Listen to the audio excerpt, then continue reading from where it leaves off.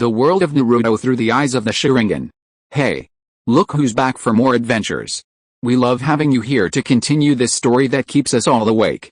Important note, all of this is pure fiction, so don't try any techniques you hear here in real life. Your neighbor might call the cops. This amazing novel and all its rights belong to the original author. We're just the ones giving it voice and drama. Are you enjoying the show? Prove it by subscribing to our YouTube channel and leaving that like that motivates us so much. And if you want VIP access to exclusive content, our Patreon is waiting with things you won't find anywhere else. Chapter 151 Naruto and Sasuke, starting from the presence of Izuna and Tobirama within them. The sky was a clear, flawless blue, like a piece of jade, reflected in Naruto's clean, bright eyes. On the bustling streets of Konoha, little Naruto ran around excitedly, looking at everything around him with boundless curiosity. That uncle over there sits leisurely, with dozens of dishes laid out in front of him. Amazing. Uncle Jiraiya is so lame. He's so busy, only bringing back a few dishes a day, and sometimes he even stays out all night, only returning the next morning smelling pungent and with a delicious breakfast. Naruto blinked, glanced back at Jiraiya following behind with a beaming smile, and sighed like a little adult in his childish voice. Swoosh! Jiraiya, who had been admiring the graceful back of a beautiful woman walking by, turned his gaze away, clicking his tongue with a hint of lingering interest. He then squatted down and picked up Naruto. Naruto, are you tired? Not tired. Naruto swung his little leg, found a comfortable position, and leaned against Jiraiya's arm, looking around with his chubby head. The various roadside vendors, the pedestrians walking by in twos and threes, the swaying lush green trees, everything was interesting to Naruto.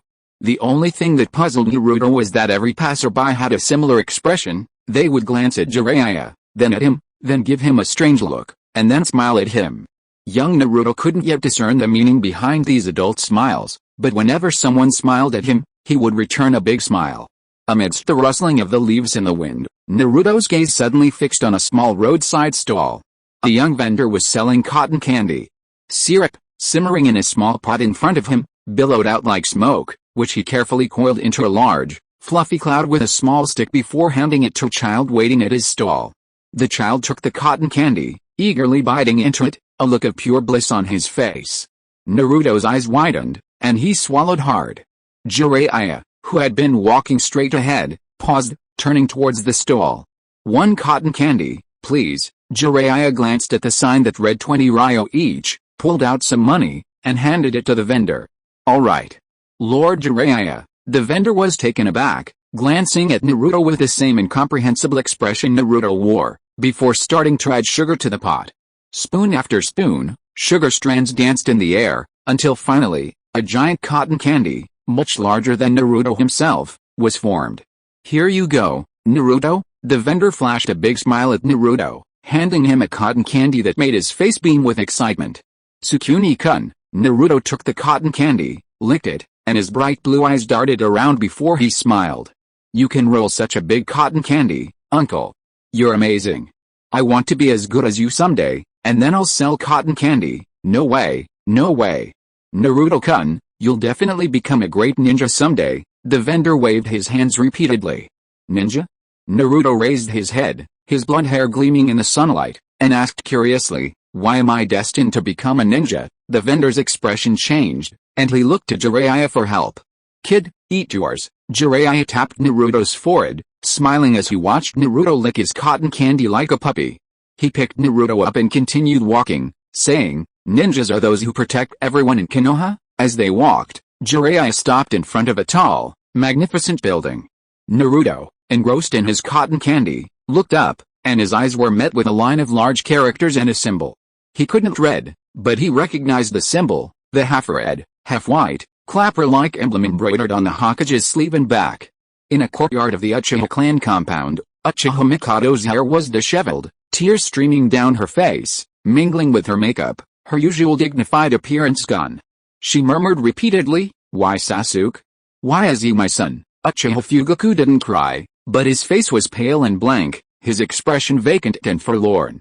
After a long silence, Fugaku suddenly activated his Sharingan, his eyes swelling and turning a deep, purplish red. "This is a conspiracy.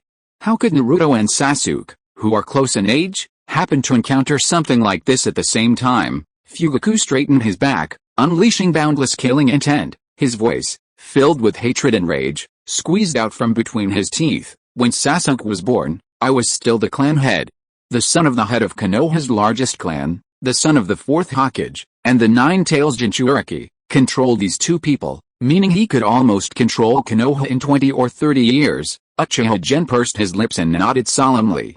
Fugaku's prediction was perfectly reasonable and airtight. Wasn't the future of Konoha, and even the entire ninja world, in Naruto's hands? Clan head. 5th Hokage, Fugaku Uchiha stared wide-eyed, veins bulging on his forehead. Sasuke is in your hands now. If it really doesn't work out, the Uchiha clan's situation was better than ever before. Compared to the 9-tails Jinchuriki, Sasuke was clearly someone who could be sacrificed, but as a father, Fugaku couldn't bring himself to say those words.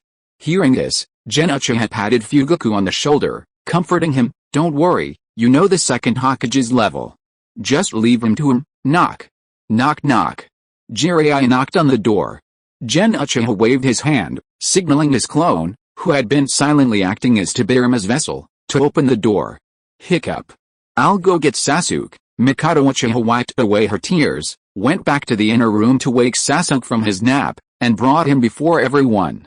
Mom, are we having guests? Still half asleep, Sasuke didn't notice his mother's strange behavior. He scratched his messy black hair and obediently followed his mother into the living room, clutching her hand tightly as they timidly entered. His father, his older brother who is the clan leader, two unfamiliar adults, and Sasuke's gaze fell on the boy holding a cotton candy, his face messy from eating it, yet he smiled carefree. Just then, Naruto turned around and their eyes met. Sasuke's dark eyes met Naruto's deep blue, glass-like eyes, and both felt a strange flutter in their hearts. That one glance felt like an eternity. Sasuke clearly remembered never having seen this blonde child before, but after a long eye contact with Naruto, he felt a strange sense of familiarity. Mikado Uchiha, her voice still slightly hoarse, introduced, Sasuke, this is Naruto. He's a little younger than you, the child of your mother's friend. Naruto seemed to possess a strange magic, deeply attracting Sasuke's gaze.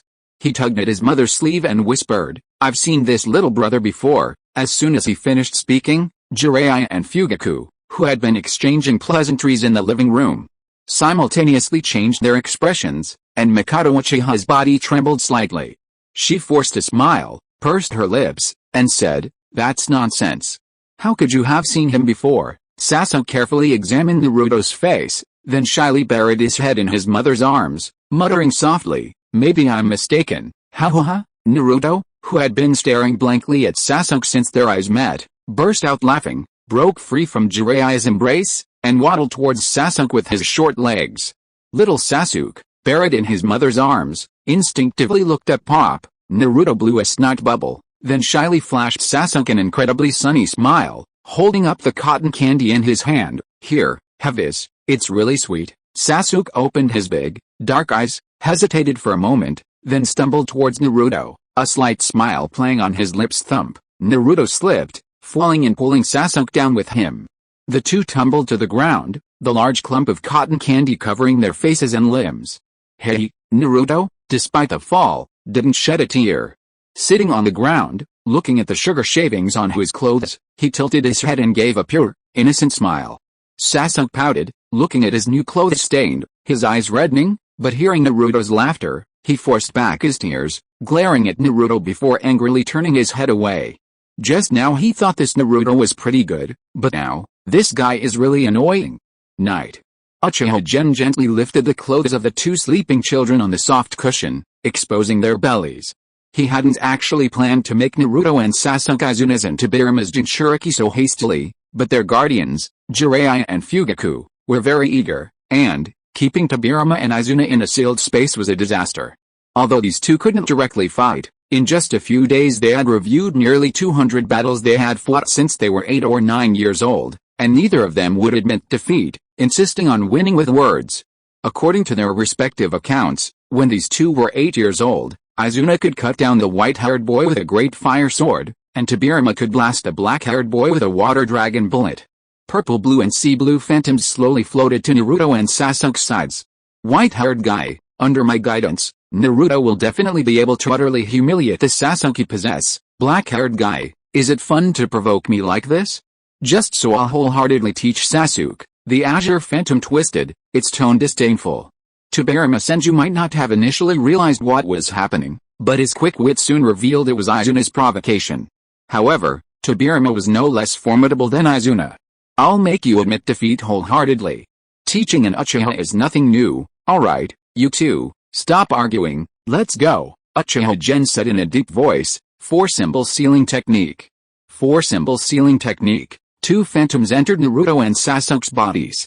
After 2 sealing techniques from Uchiha Gen, the world finally became quiet. Oh, no, it should be said, a new round of battle between Tobirama and Izuna had begun. First update, the second update will be posted before midnight when I get home tonight. Chapter 152 The Battle Between Naruto and Sasuke and Izumi Tabira, Part 1. Where am I? The sky above was endless blackness, puddles of water lay beneath his feet, and darkness enveloped him all around. Naruto rubbed his eyes, fearfully surveying his surroundings. Then, he saw what appeared to be a dark red flame in the distance, dispelling a small patch of darkness and drawing him involuntarily towards it. Going there now is too early for you, a gentle, kind voice rang out. Naruto jumped in surprise, stumbling forward a couple of steps before turning back. A purplish-blue figure stood behind him. A ghost, Naruto exclaimed in surprise, covering his face with his chubby hands. After a moment, he cautiously moved his fingers, revealing bright, gleaming eyes behind them. Seeing that the purplish-blue phantom hadn't disappeared, Naruto asked weakly, "Why haven't you disappeared yet?" "That's not how it's portrayed in the anime." Izuna gently ruffled Naruto's hair, squatted down, and smiled. "I'm not a ghost, although I have indeed been dead for a long time. I won't hurt you." Naruto's eyes lit up, and he said curtly, "Isn't being dead a ghost?" "I understand." Naruto pointed at Uchiha Izuna, full of anticipation, and said, "Are you my dad who turned into a ghost?" Although he was still young, Naruto already understood that he was different from other children. For example, Sasuke had a gentle mother and a fierce-looking father, but he had never seen his parents. This was why he called any man who was kind to him dad. He truly longed to be like other children, to have parents, and to feel their love. Uchiha Izuna looked at the expectant Naruto, and even though he had been the infamous, ruthless, and brutal Uchiha demon slayer of the late Warring States period, he didn't know how to answer for a moment. Naruto's identity was crystal clear to him: Hokage father, Uzumaki princess mother. He should have been born into a life of luxury, but the day he was born was the day his parents died, and he himself became the ominous sacrifice of the tailed beasts. "You and I am your father's friend. Look." Uchiha Izuna pointed to the Uchiha clan crest on the clothes of his manifested spirit form, affectionately ruffled Naruto's hair, and smiled. "I am a member of the Uchiha clan, but I can't be your father. Your parents went to a very far place, and before they left, they entrusted me to take care of you and raise you to be an excellent ninja." "Really?" Naruto lowered his head somewhat forlornly, murmuring, "Uncle Jiraiya never told me anything about my parents. They should be dead, right? But I still want to find them." Tap. Uchiha Izuna's index finger gently tapped Naruto's head, causing Naruto to involuntarily raise his head, looking at Uchiha Izuna with a face full of grievance. "Naruto." Izuna playfully pinched Naruto's nose, telling a white lie, "Your parents aren't really dead. Otherwise, why would they send me, their spirit, to take care of you? They could easily become spirits themselves. They just went to a very far place. One day, when you become a truly excellent ninja, you'll see them again." Izuna's words made no sense, and finding his parents and becoming an excellent ninja were completely unrelated. But Naruto was just a child, and his attention was easily diverted. Would becoming an excellent, powerful ninja really allow him to see his parents again? Uncle Jiraiya said the strongest ninja in the village was the 5th Hokage, Uchiha Genji. This Uchiha Genji shouldn't be bad either, right? Okay, it's decided. Naruto's dejection vanished instantly, his azure eyes fixed on Izuna, and he declared with unwavering determination, "I will become the strongest ninja, the Hokage of the village. Uncle Uchiha, please teach me." "What a wonderful child." Izuna sighed, a sudden weight rising on his shoulders. "Just call me Izuna." Izuna reached out and took Naruto's small hand, smiling gently. "Nice to meet you from now on, little Naruto." "Okay." As Izuna took Naruto's hand, a sudden burst of light appeared, creating a flat area and a small puppet. Naruto looked at the puppet with a puzzled expression, feeling it looked familiar, somewhat like Sasuke he'd met earlier that day, only with white hair and a less attractive appearance. Uncle Izuna. Naruto looked at Izuna, confused. Uchiha Izuna grinned wickedly. The road to greatness is destined to be full of twists and turns. Naruto, first defeat that Uchiha Sasuke, and take your first step towards becoming Hokage, okay? Naruto nodded emphatically, his enthusiasm at its peak. Izuna's smile widened. Then I'll teach you how to punch, how to beat Sasuke Black and Blue. Where am I? Uchiha Sasuke opened his eyes, finding himself surrounded by a brightly lit area. Various weapons were displayed on a weapon rack nearby, and humanoid targets with black hair stood around. It looked a bit like a training ground, Sasuke thought. Although he was terrified, as an Uchiha, he absolutely couldn't disgrace his clan. Sasuke picked up a kunai from the weapon rack, cautiously shaking his head as he surveyed his surroundings. Sasuke's ears twitched, and he held the kunai horizontally, his movements practiced and professional. Although he hadn't undergone ninja training, Itachi sometimes trained at home, and Sasuke would always stand quietly to the side and watch for an afternoon, learning a little something in the process. Host 007, hello, the puppet Tobirama is at your service. AC blue figure slowly solidified before Sasuke, transforming into a white-haired, blue-clad humanoid puppet. Sasuke froze, startled by the figure before him. He flung out a kunai, his voice trembling with a hint of tears, and cried out, "Who are you?" Tobirama Senju spoke. This puppet was created by the second Hokage, Tobirama Senju, to select and train young men with a will of fire, to cultivate them into Hokage. The second Hokage?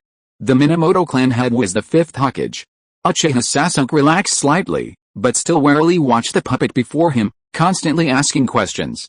After the puppet answered one question after another without any inflection, the astute Sasuke finally understood the puppet's purpose.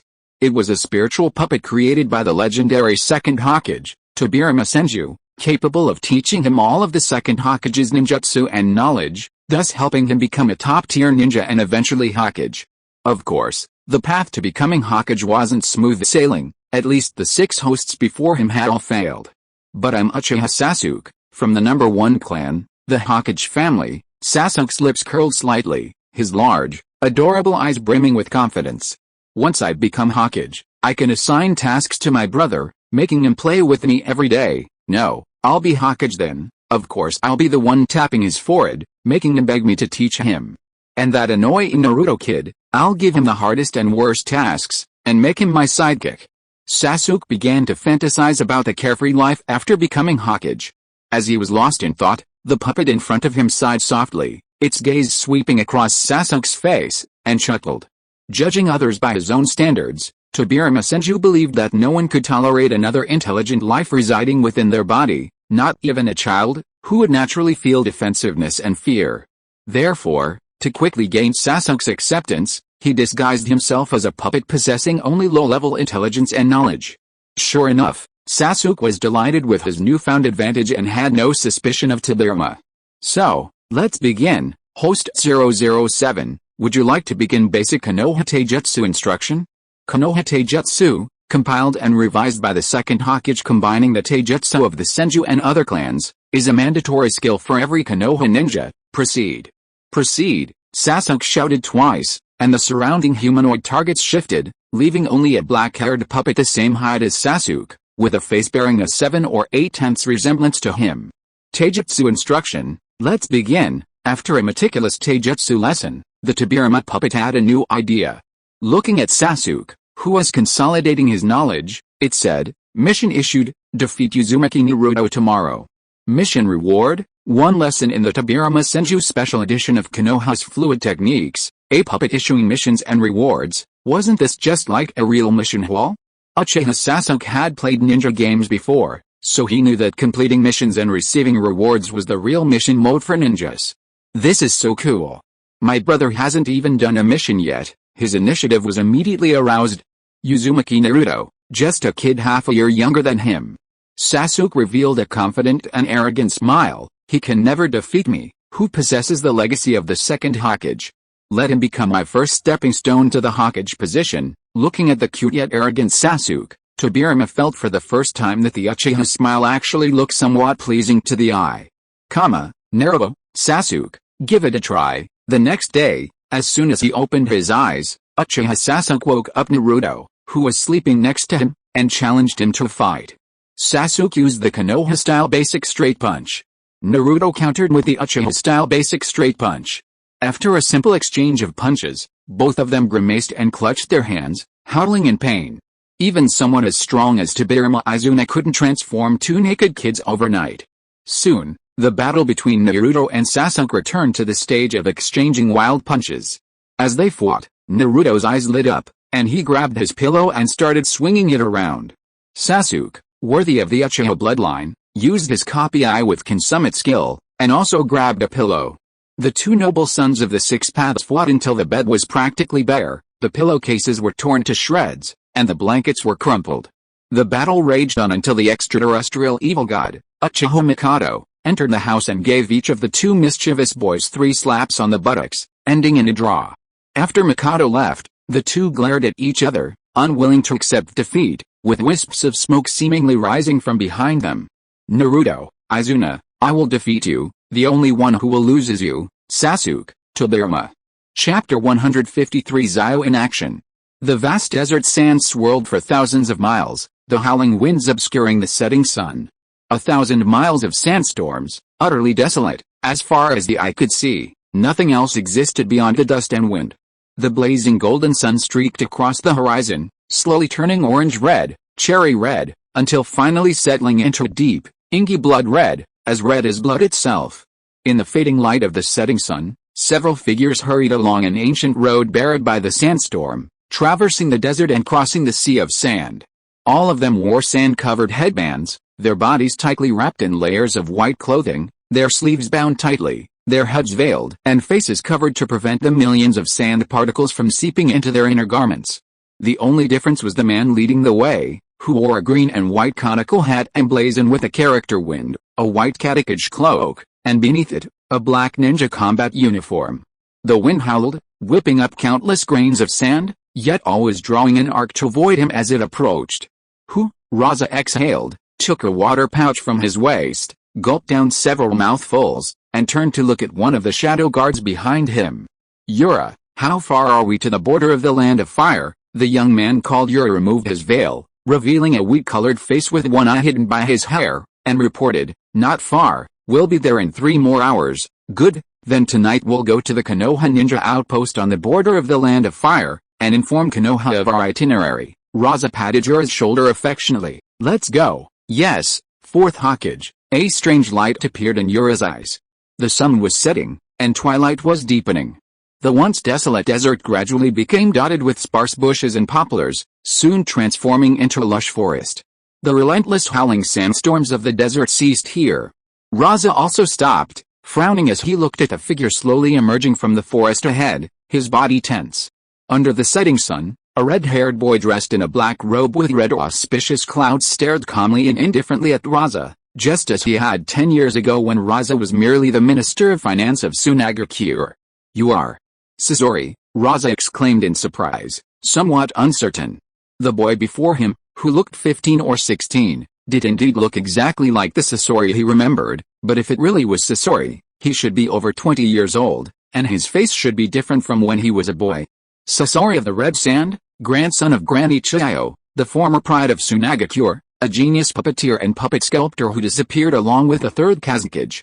That's right, it's me, but why are you still like this? Luosha frowned and said in a deep voice, since you're alive, why haven't you returned to the village all these years? And back then, teacher disappeared with you. Teacher, that guy has become a very precious treasure for me, Scorpion chuckled, and a pair of slender, white hands, unique to puppeteers, emerged from under his black robe, taking out a blue-purple scroll with the number 3 written on it. Boom, after a puff of white smoke, a human puppet appeared before Luosha. Staring at the black iron sand floating around the puppet and that incredibly familiar face, a chill ran down Luosha's spine, and a surge of anger ignited within him. A human puppet? Scorpion. Scorpion.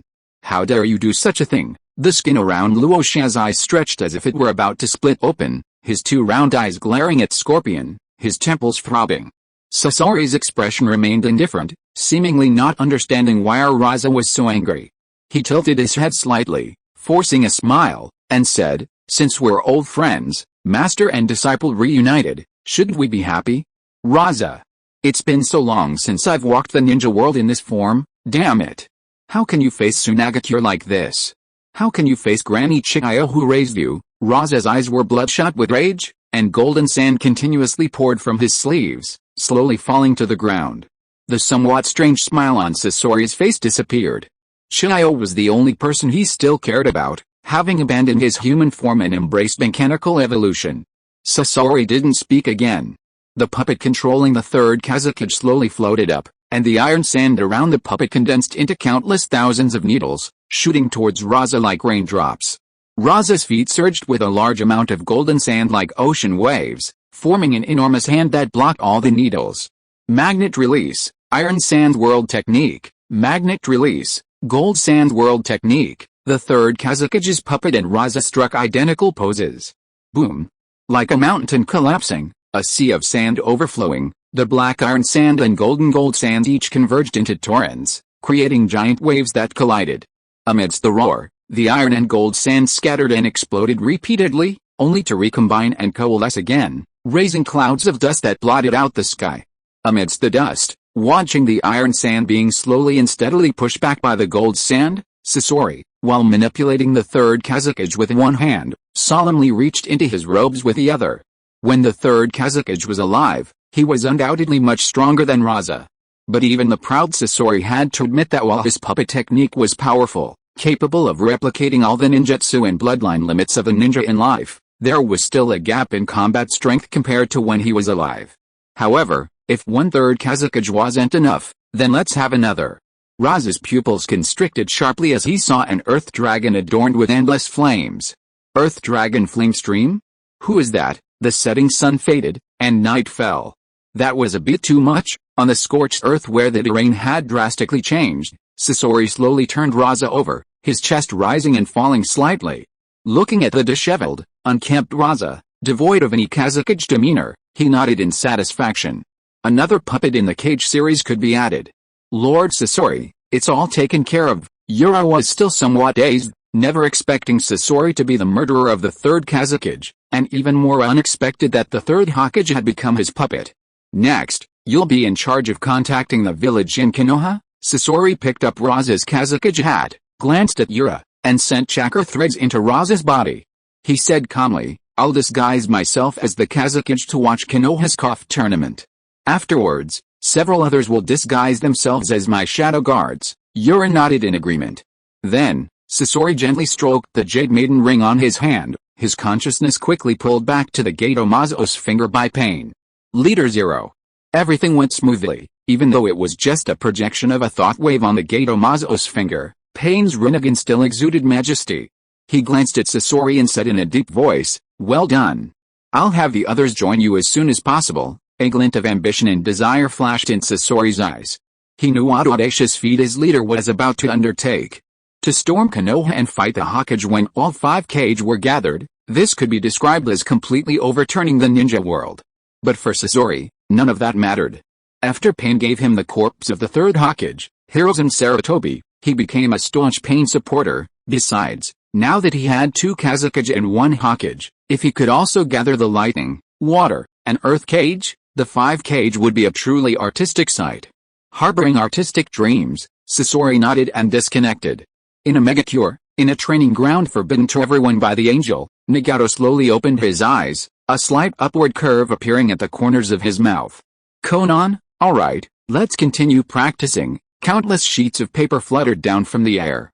Nagato's slender yet upright figure danced in the moonlight, his finger gun, hand blade, elbow hammer, knee strikes, kicks, and foot strikes raining down, destroying all the papers like a storm.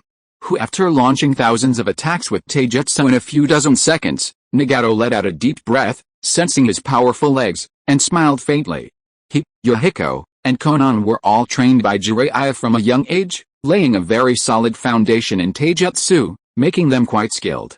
However, after recovering from a limp for several years, He also needed time for rehabilitation to restore his body to its optimal condition and allow him to regain his somewhat rusty taijutsu and learn the wood-release ninjutsu recorded in the wood-release scroll in his armor. This was the reason why he didn't immediately cause a stir in the ninja world after successfully transplanting wood-release. Even though he felt his strength had increased significantly, he still chose to play it safe against Uchiha Genji, who had once defeated him, and planned to act only after reaching his peak condition. Nagato? Konan looked at Nagato with concern, hesitatingly saying, wouldn't it be too dangerous to directly attack Konoha where the 5 kage are gathered? We could easily attack their village and collect the tailed beasts while the other 4 kage are in Konoha? That's possible, but unnecessary. Nagato nodded, then shook his head, a confident smile on his face. Previously crippled, he could only hope that the Gato Mazo, which housed the 9-tailed beasts, could unleash a tailed beast ball with the power to destroy a nation, thus inflicting pain on the world. But now, Nagato clenched his fists, a hint of dark purple gleaming in his eyes. If it weren't for Uchiha Gen, he could have easily crushed the entire ninja world himself, causing it immense suffering. Why would he need the power of the Gato Mazo? Continue, Konan? Okay. Konan lowered her eyes. Since Nagato had made his decision, she wouldn't stop him, only silently support him. She raised her hand and scattered the pieces of white paper around the training ground. In the silent night, the red-haired Nagato transformed into a cloud of red mist under the moonlight, dancing gracefully amidst the dense, whistling sounds of air being torn apart. The bright moon disappeared, and the dawn broke. The gentle morning breeze brushed against Nagato's face, stirring the sweat on his forehead.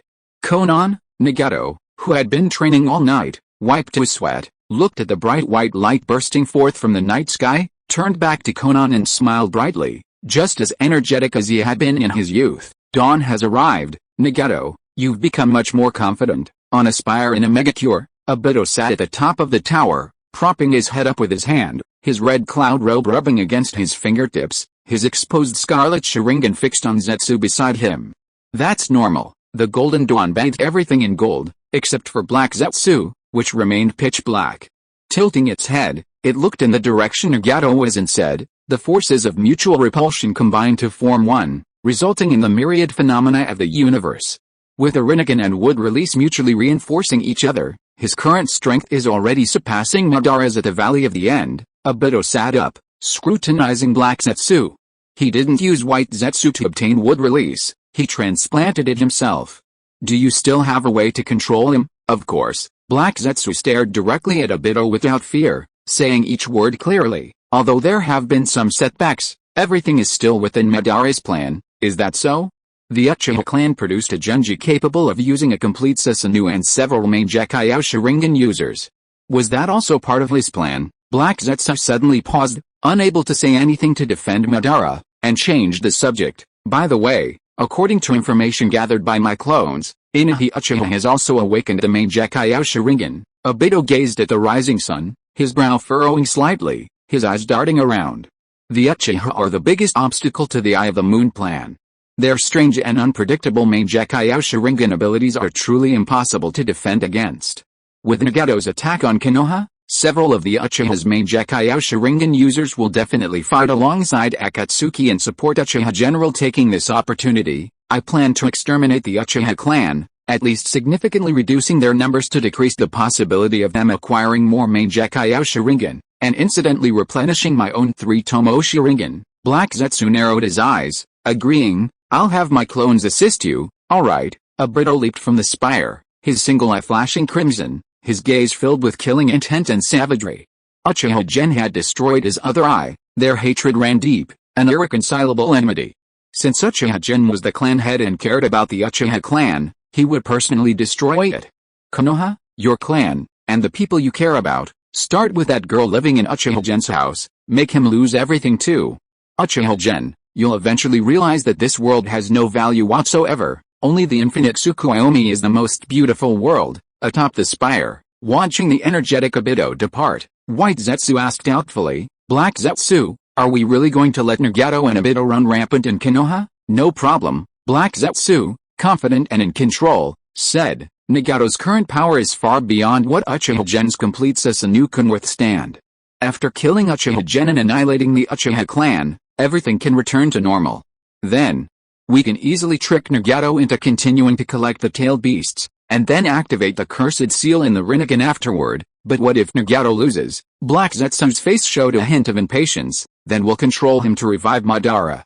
With his wood release enhanced, Nagato will definitely be able to unleash the Ryan rebirth technique. As the true master of the Rinnegan, Madara can unleash its full power and will never lose. But what if? White Zetsu trailed off, stopping abruptly. Black Zetsu, however, felt unimpressed and confidently declared, if Uchiha Genji wins, will he be willing to destroy the Rinnegan? Every Uchiha is born with a thirst for greater power. This is the nature Indra left to all his descendants. If he wins, then I'll relinquish the identity of Madara's will, appear under a different identity, and guide him to become the Ten Tails Jinchuriki. Is there any other Uchiha who would give up the opportunity to become the Ten Tails Jinchuriki, to become the second Six Paths? Question: what did Naruto see when he first opened his eyes at birth? Answer: the limited time 3-minute trial card for Minato Namikaze and Kushina Uzumaki has expired. Chapter 154 Cough Opening. With the arrival of the cage from the other 4 major ninja villages and the daimyo of the Land of Fire, the unprecedented Cough tournament in the ninja world finally began. Nobles and tourists from all over flocked to the village, eager to witness the battles of the 5 Kage and Jonin, resulting in a surge of tens of thousands of visitors in a short period. This made the somewhat empty, expanded Konoha even more bustling with life. Early in the morning, the road to the Bird's Nest Arena in the south of the village was already crowded with people and vehicles. Itachi, hold your little brother tight, follow me, this way. In the crowd, Uchiha Mikado held Naruto, who was looking around anxiously, while Itachi, following behind, held Sasuke's legs, letting Sasuke ride on her shoulders. Fugaku and Jiraiya, as the faces of the village, each had their own tasks during this momentous occasion, so Uchiha Mikado simply took care of the 2 troublemakers, Naruto and Sasuke. Itachi, carrying Sasuke, struggled through the crowd. He had never seen so many people crowding the street, and even his usually composed face showed a hint of unease. Suddenly, Sasuke, who was wrapped around Itachi's neck, brightened up and pointed to the roadside, saying, "Brother, 3 colored dumplings." 3 colored dumplings were Itachi's favorite. 2 minutes later, Itachi, carrying 2 boxes of 3 colored dumplings, weaved through the passers-by and caught up with Mikado, who was leading Naruto and Sasuke slowly along the roadside.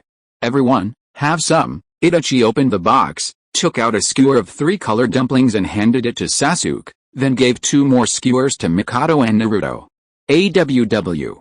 Brother is the best. Sasuke happily took the dumplings, gently biting into the white dumpling at the top. His mouth was filled with the fragrance and sweetness of the glutinous rice, his eyes curving into crescents, and a smile even sweeter than the dumplings on his lips. However, Sasuke's cheerful smile vanished quickly, his lips pursed slightly, and sparks flew in his eyes as he stared at Naruto, who was wolfing down his food. Sasuke had only taken a small bite, while Naruto had already swallowed 2 large skewers of meatballs, his cheeks bulging as if inflated. Seeing Sasuke looking at him, Naruto flashed a bright smile and said haltingly, "I eat faster than you, idiot. Who wants to compete with you in this kind of thing?" Sasuke, like a cat whose tail had been stepped on, tilted his head dismissively, but his swallowing speed increased considerably.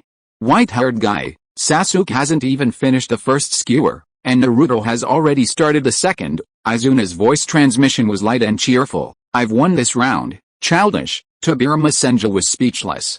Uchiha Izuna said seriously, "Food intake represents the ability to absorb and convert energy, which is related to ninja's aptitude. It seems Sasuke's aptitude is far inferior to Naruto's." Senju Tobirama. After a moment of silence, a standard yet somewhat rigid baritone voice suddenly rang in Sasuke's mind. "Ling. Host 007, a new mission has been issued. Please check the relevant information. Mission: Genius will prevail over mediocrity. Food intake chapter. Food intake represents the absorption of energy. Surpass Uzumaki Naruto in the speed and quantity of eating dumplings to receive a reward. Please act quickly." "Huh?" Sasuke turned his head in surprise. After staring blankly at Naruto for 2 seconds, the sparks hidden in his eyes burst into flames of fighting spirit, and he imitated Naruto, stuffing 2 dumplings into his mouth in one go. Ugh, ugh, cough cough. After forcibly chewing and swallowing the 2 dumplings, Sasuke grabbed a string of dumplings with each of his soft little hands and began to wolf them down. However, Tobirama in the spiritual space frowned. Compared to Naruto's Uzumaki physique, Sasuke's appetite was probably no match for his, a consequence of his innate constitution. Moreover, such a small body eating too much would actually harm Sasuke's health. As expected, that despicable, shameless, and treacherous Uchiha black-haired fellow, Tobirama clasped his hands together, and the chakra within his spiritual body slowly seeped into Sasuke's body through the gaps left by the four-symbol seal, activating a basic secret technique used by the Akimichi clan to stimulate appetite, aid digestion, and compost. With Tobirama's intelligence, he had only seen his disciple Akimichi Toki use it a few times before naturally learning this technique, and even improved it to make it more effective and efficient in terms of energy utilization. With this technique's assistance, Sasuke's eating speed immediately increased significantly, closely catching up with Naruto. As expected, that despicable, shameless, and treacherous Senju white-haired fellow. He's actually using a cheat. Uchiha Izuna also released his chakra from the seal, and Naruto's eyes flashed red as his chakra began to circulate in the same way as Sasuke's secret technique. The two children devoured the 2 boxes of dumplings in a whirlwind, still glaring at each other with unwavering determination, shouting, "I can eat another box." Uchiha Mikado twisted the 2 children's ears, saying sternly, "It's not good for children to eat so many sweets. Let's go inside, okay?" X2 The 2 children still had some respect for Mikado and nodded hastily. Uchiha Itachi stared dumbfounded at his somewhat unfamiliar younger brother, completely unable to understand why Sasuke could eat so much. He suddenly looked down at the 2 empty boxes, his face falling. He only ate 2 skewers. Led by Mikado, the 4 continued walking towards the venue. "That their eating looks delicious." Hinata, held in her nanny's arms, pointed at the 4 figures' backs, her 2 index fingers touching, and said weakly, "I want some too." A branch family guard standing nearby asked, "Lady Hinata, how much would you like?" "I'll go buy it right now." Hinata thought for a moment, blinked her big eyes, and hesitated. "I just had lunch, I'm not too hungry yet, so I'll just buy 5 boxes." At the Bird's Nest Stadium, with over 80,000 seats, almost all of them were occupied an hour before the match officially began. Soon after, the 5 Kage and the daimyo of the Land of Fire appeared in their finest attire, entering the VIP stands with the best views. With the 5 Kage and the daimyo taking their seats, the team competition of the KOF tournament officially began. The 4 giant screens hanging from the ceiling of the Bird's Nest Stadium lit up simultaneously, displaying the figures of the 6 most powerful figures in the ninja world, appearing before tens of thousands of eyes. Whoosh! With a whooshing sound, Shisui, carrying a small, opaque black box, landed in front of the 6 people. As the chief referee for this competition, he read out the rules of today's team tournament. The 8 teams would draw lots to determine the 4 winning teams, who would then draw lots again for the individual elimination tournament. After reading out the numerous rules and restrictions, Shisui, amidst a thunderous roar of cheers, knelt on one knee before Uchiha Gen. "Hokage-sama, the balls representing the 8 teams are in this box. Please draw one." Uchiha Gen raised his hand to lift the veil from the Hokage's hat, turned to the Fire Country daimyo beside him, and said with a smile, "Daimyo, you are a guest from afar. Please go first." "Ha ha ha. Then I won't stand on ceremony." The daimyo waved his feather fan, half covering his face, reached into the box, rummaged around for a moment, and took out a small ball marked with lightning. Uchiha Gen nodded to the daimyo, and without further ado, pulled out a rain, signifying that the first match would be between the Cloud Village team and the Rain Village team. The 4th Raikage, dressed in charcoal black, smirked, clearly very satisfied with the result. Then, Shisui, carrying a box, had the other Kage draw lots one by one. The final results were: first match, Cloud Village vs Rain Village. Second match, Konoha Uchiha Inaheim vs Iwagakure. Third match, 3 Karigakure members vs 2 Hashigakure members. Fourth match, Konoha's Tekamanka team vs Sunagakure. Whoosh! After the draw, Shisui didn't waste any more words, immediately creating a shadow clone and using a body flicker technique to appear in the center of the arena, announcing the start of the matches. At the 4 corners of the arena, 4 Konoha Jonin activated barrier techniques, creating a transparent barrier to protect the spectators from accidental injury. As the Cloud Village and Rain Village teams entered the arena, deafening cheers erupted. The stands echoed with shouts and cheers, and with even the 5 Kage watching, a rare serious look appeared on Daru's face as he stared intently at his 3 opponents. Shisui's shadow clone glanced at both sides, then announced, The match begins, before vanishing in a puff of smoke, leaving the arena to the 6 combatants. Haruko, disguised as a Rain Village ninja, looked at Daru with a strange gaze and asked, "You're a storm release ninja, aren't you?" "That's right," Daru stretched, unconcerned about revealing his abilities. His mastery of storm release wasn't a secret, his trump card was the black lightning inherited from the 3rd Raikage. What a pity, Haruko sighed softly, adding Daru to his list of bloodline candidates, but he made no attempt to reveal his own abilities. He was waiting for Pain, the one with the Rinnegan, to make his move. That would be the time for him to hunt down a bloodline limit and realize his dream of becoming the perfect ninja. With Haruko concealing his true strength, Daru easily defeated a Mangekyō with a dazzling wave of storm release. Soon, after the cheers subsided, the 3 Iwagakure members entered the arena, but their opponents were empty. Off the stage, Uchiha Inahi put away the pretentious style manual that Uchiha Gen had specially given him, took a deep breath. The competition is a stage to showcase Konoha ninjas, so not only must we win, but we must win spectacularly and beautifully, showing off for the prosperity of Konoha. Whoosh, a kune was nailed to the center of the arena. The 3 Iwagakure members and all the spectators' eyes fell on the kune. Swish, a shower of cherry blossoms erupted on the arena, petals dancing in the wind and falling in a flurry.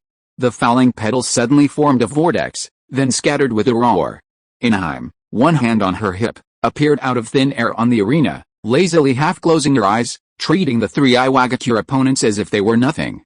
Instantly, all eyes were fixed on Inaheim, and deafening cheers erupted from the surrounding stands. So cool, on a vantage point, Uchiha Sasuke, his dark eyes reflecting Inaheim's image, gasped in astonishment. He felt, this entrance was exactly how he dreamed of his own entrance. First update, one more tonight. Chapter 155 Team Competition ends.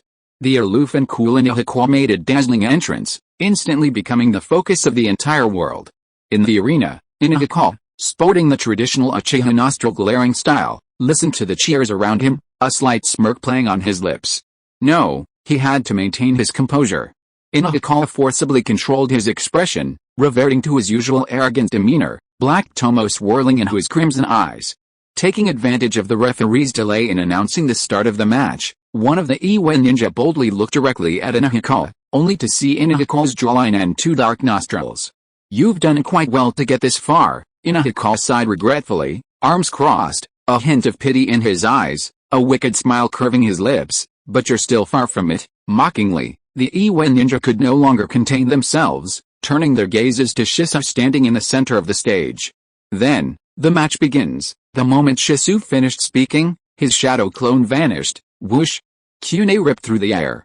Suddenly, more than 10 kune shot towards Inaheim, who stood on the other side of the arena, while 2 Iwe ninjas hurtled towards him amidst the sharp whooshing sound. In an instant, the two were close.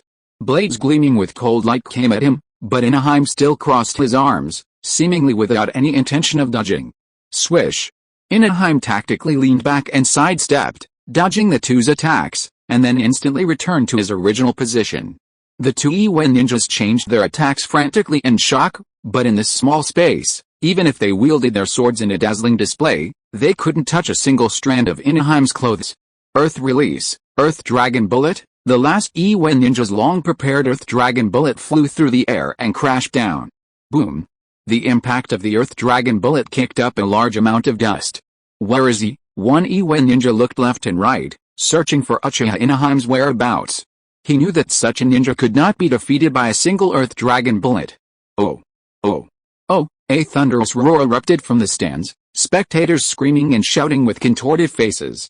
Suddenly, an Iwe ninja felt a weight on his head, a sense of foreboding washing over him. "I told you, you're not bad, but that's all you're good for." In the fierce wind, the Uchiha clan robe fluttered, and Uchiha Inaheim stood with his arms crossed, his toes barely touching the top of the Iwe ninja's head.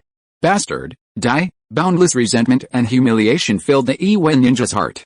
The Iwe ninja whose head was being trampled tensed, his ninja sword suddenly thrusting towards Inaheim's lower body. Inaheim smiled coldly, adjusted his posture, and spun and leaped to dodge the Iwe ninja's attack, landing back on his head. Whoosh! Whoosh! Dozens of earth spears shot out from the hands of 2 other Iwe ninja, raining down on Inaheim, forcing him to leap off the Iwe ninja's head. The memorable scene is there, but what's missing is a truly spectacular and grand spectacle, recalling the guide to Earth Release, Earth Fist. Inayasa, who had landed back on the ground, grinned maliciously. He swayed, pulled out a scroll, and took out 2 giant shuriken. He held one upright beside him and fired the other at the Iwe ninja. Earth Release, Earth Fist, and Iwe ninja, his hand wrapped in a layer of Earth-style chakra forming a yellowish-brown rock. Punched the shuriken. But just as the giant shuriken was about to collide with a rock fist, Inayasa's lips curled into a smile. He bit down on several extremely thin threads, leaned back tactically, and his fingers snapped crack. The giant shuriken disintegrated the moment it reached the Iwe ninja, turning him into countless shards that impaled him like a hedgehog. First one, the shards continued to scatter, covering most of the arena. Each shard was attached to a thin, almost imperceptible, yet incredibly strong steel wire, severely restricting the movements of the remaining 2 Iwe ninja. Only in this way could he have time to use a technique that Uchiha Gen had placed in the clan treasury after becoming clan leader.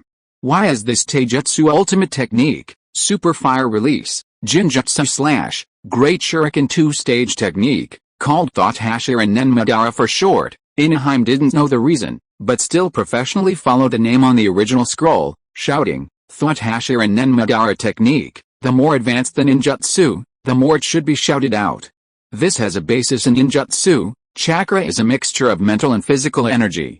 Shouting out the name of a ninjutsu can improve the ninja's attention and mental focus, thereby making mental energy more active and the ninjutsu release more successful. So Inaheim shouted loudly, and many spectators in the stands heard it clearly. With a loud shout, Inaheim threw the shuriken beside him. The rapidly spinning shuriken lit up with a flame like a blazing sun. This flame was bewitching and eerie, instantly causing the 2 remaining Iwe ninja to freeze in their tracks. Once they realized they were under a genjutsu and broke free, flames burst forth like fireworks, countless sparks flying, accompanied by shards of red-hot blades, presenting the spectators with a magnificent spectacle of carnage. Amidst the proudly blooming fireworks, Inaheim turned abruptly, bowing ostentatiously at a 45-degree angle to the audience, without glancing at the 2 Iwe ninja again. In the stands, Anoki's large, red nose wrinkled repeatedly, clearly furious that the Iwe ninja had been reduced to mere background figures for Inaheim.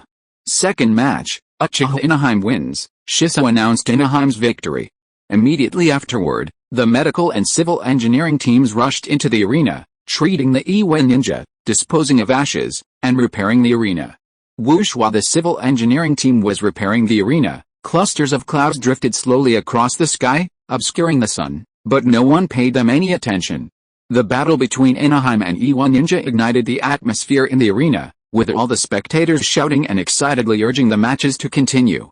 However, the 2 team battles that followed were somewhat lackluster.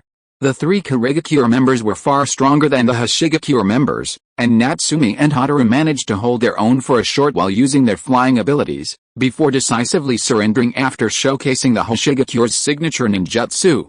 Next, the Tetsuka team faced Tsunagakure, and Uchiha Gen deliberately had his clones in Tetsuka display some flashy Uchiha techniques, but the response was lukewarm. However, this did not dampen the audience's enthusiasm. The cheers in the arena continued unabated, because what followed was the more intense and exciting individual battles. The 10 examinees participating in the individual battles walked shoulder to shoulder to the center of the arena, receiving enthusiastic cheers from the audience, with Inaheim receiving the loudest cheers. At this moment, Hidai from Kumagakure raised her hand, indicating that she wanted to forfeit. Although his combat ability wasn't bad, he was more of a sensory ninja and a medical ninja. He figured he couldn't beat any of the remaining 9 in a one-on-one fight, so he simply forfeited. At the same time, Yuan also raised his hand. Yuan, are you crazy? Taiho frowned, tugging at his teammate whom he hadn't known for long, puzzled. Uchiha Gen smiled and resolutely chose to withdraw. Uchiha Gen had originally sent this clone to secure Konoha's first place, but now that Uchiha Inayasa had awakened her Mangekyō Sharingan, her strength far surpassed the others, so there was no need for the clone to continue.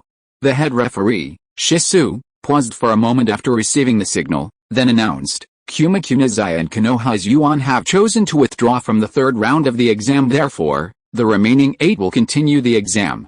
Now, let's proceed with the draw. A light drizzle fell, the clouds gathering in the sky, and a thin mist, like a veil, enveloped most of Konoha. In the VIP stands, the Kazakage Raza, who had remained unmoved even when his own village's ninjas were eliminated by Konoha, suddenly spoke up, saying meaningfully, "This rain won't be light.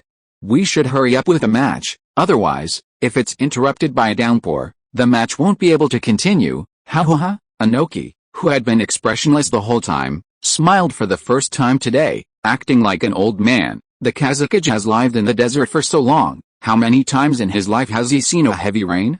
If you really want to know if it will rain, you should ask the Mizukage. Anoki raised an eyebrow at Yagura, who had a decent impression of the Mizukage, because this Mizukage, like him, was a dwarf. Yagura smiled gently. "Even if it rains, we can just blow it away with wind release later." "I'm afraid that's difficult." Raza gave a stiff smile, saying nothing more, but his gaze swept over the other cage, and he pursed his lips. Would this Raza dare to recklessly pull off some Konoha crush plan at this point? Gen Uchiha glanced at Raza with suspicion, hesitated for a moment, but still didn't try to sense the gold miner. "Then let's speed things up." In the misty drizzle, Gen Uchiha summoned an Anbu member and instructed him to instruct Shisui to accelerate the pace of the matches. Shisui, as the referee, immediately began grouping the matches. After a round of drawing lots that omitted many unnecessary steps, the match order for the 8 singles players was quickly determined. Daru of Kumagakure vs Ringo Amiri of Kirigakure. Inahi Uchiha vs Samu of Kumagakure. Taka Uchiha vs Kisame of Kirigakure. Zabuza of Kirigakure vs Guy. After the quarterfinals, the semifinals proceeded in order, with the final 2 winners facing off in the final battle. "It's such a shame we weren't grouped together." Daru and Ringo Amiri had already taken the stage, and the others were returning to the rest area when Uchiha Inahi put his hand on Teka's shoulder.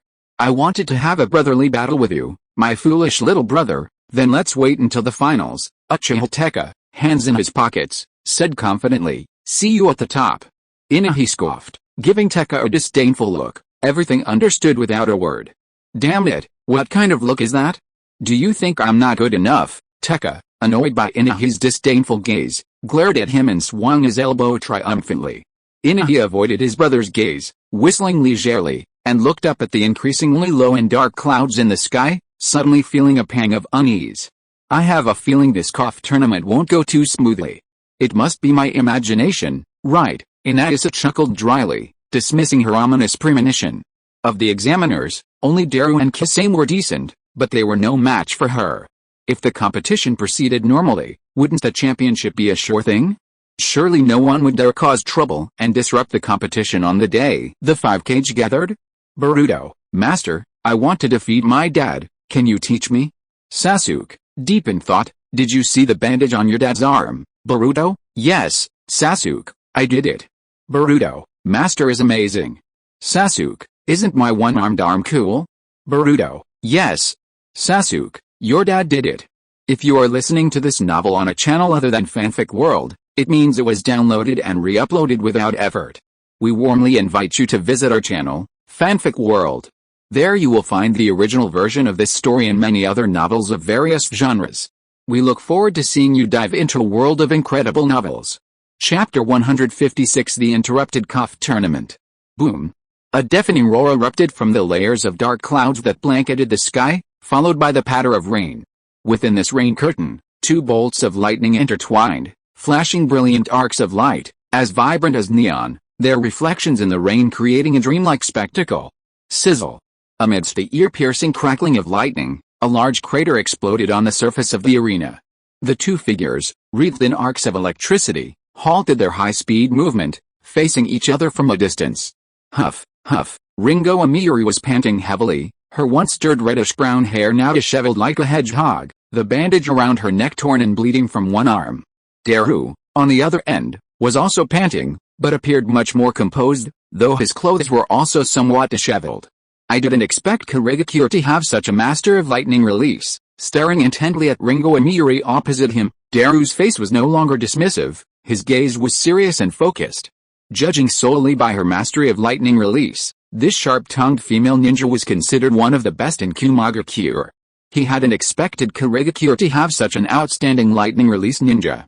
However, it was a pity that such a lightning release genius was born in Kirigakure. "Aren't you going to surrender?" Daru clenched his fist, looking at the girl who was already at her limit, and advised, "You have no chance of winning. Such a high-intensity lightning release body revitalization technique, you can't hold on for long. Continuing to fight will only cause serious long-term damage to your body." Ringo Amiri spat out a mouthful of blood, stubbornly shaking her head, her body gradually brightening with lightning. Daru sighed, and electricity once again coursed through his body. Lightning release body revitalization technique was widely known in the ninja world, but the revitalization technique Ringo Amiri used was inferior to Kakashi's Chidori-style revitalization technique, let alone the foundation of Kumagakure, lightning release chakra mode. This translates into combat as most lightning release ninjas being assassin type 3-second wonders, activating their bodies for a short period before needing rest and recovery to use lightning release again. However, ninjas proficient in lightning release chakra mode can easily maintain this for 1 or 2 hours. The Raikage of the past could even maintain lightning release chakra mode for days and nights, possessing an endurance far beyond that of ordinary lightning release ninjas. So, if this drags on, I'll undoubtedly lose. Ringo Amiri knew this all too well. She looked solemnly at the dark clouds in the sky, a sudden glint of madness in her eyes. Kirigakure, as one of the 5 great ninja villages, also possessed its own unique lightning release technique.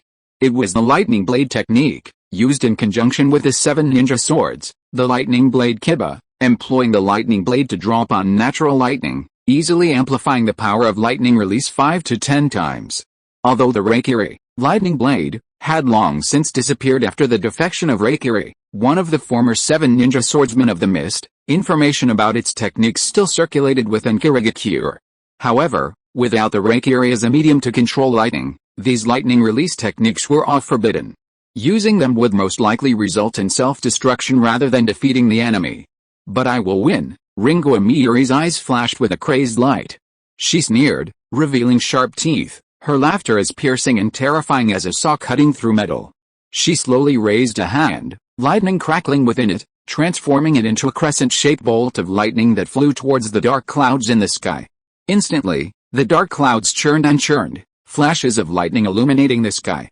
Within the churning clouds, countless bolts of lightning converged directly above the arena, forming a condensed ball of lightning 2 to 3 meters high, which slowly descended under Amiri's control. Ringo Amiri looked up at the ball of lightning in the sky with a puzzled expression, a hint of surprise on her face. It was too easy. Lightning in nature should be incredibly violent and untamable, yet she had drawn the lightning from the clouds with almost no effort, as if the clouds were fake. Could it be that she really was a genius? Outside Konoha village, a red-haired man suddenly paused, tugged at his black robe with red clouds, glanced at the bird's nest that was already faintly visible, and quickened his pace.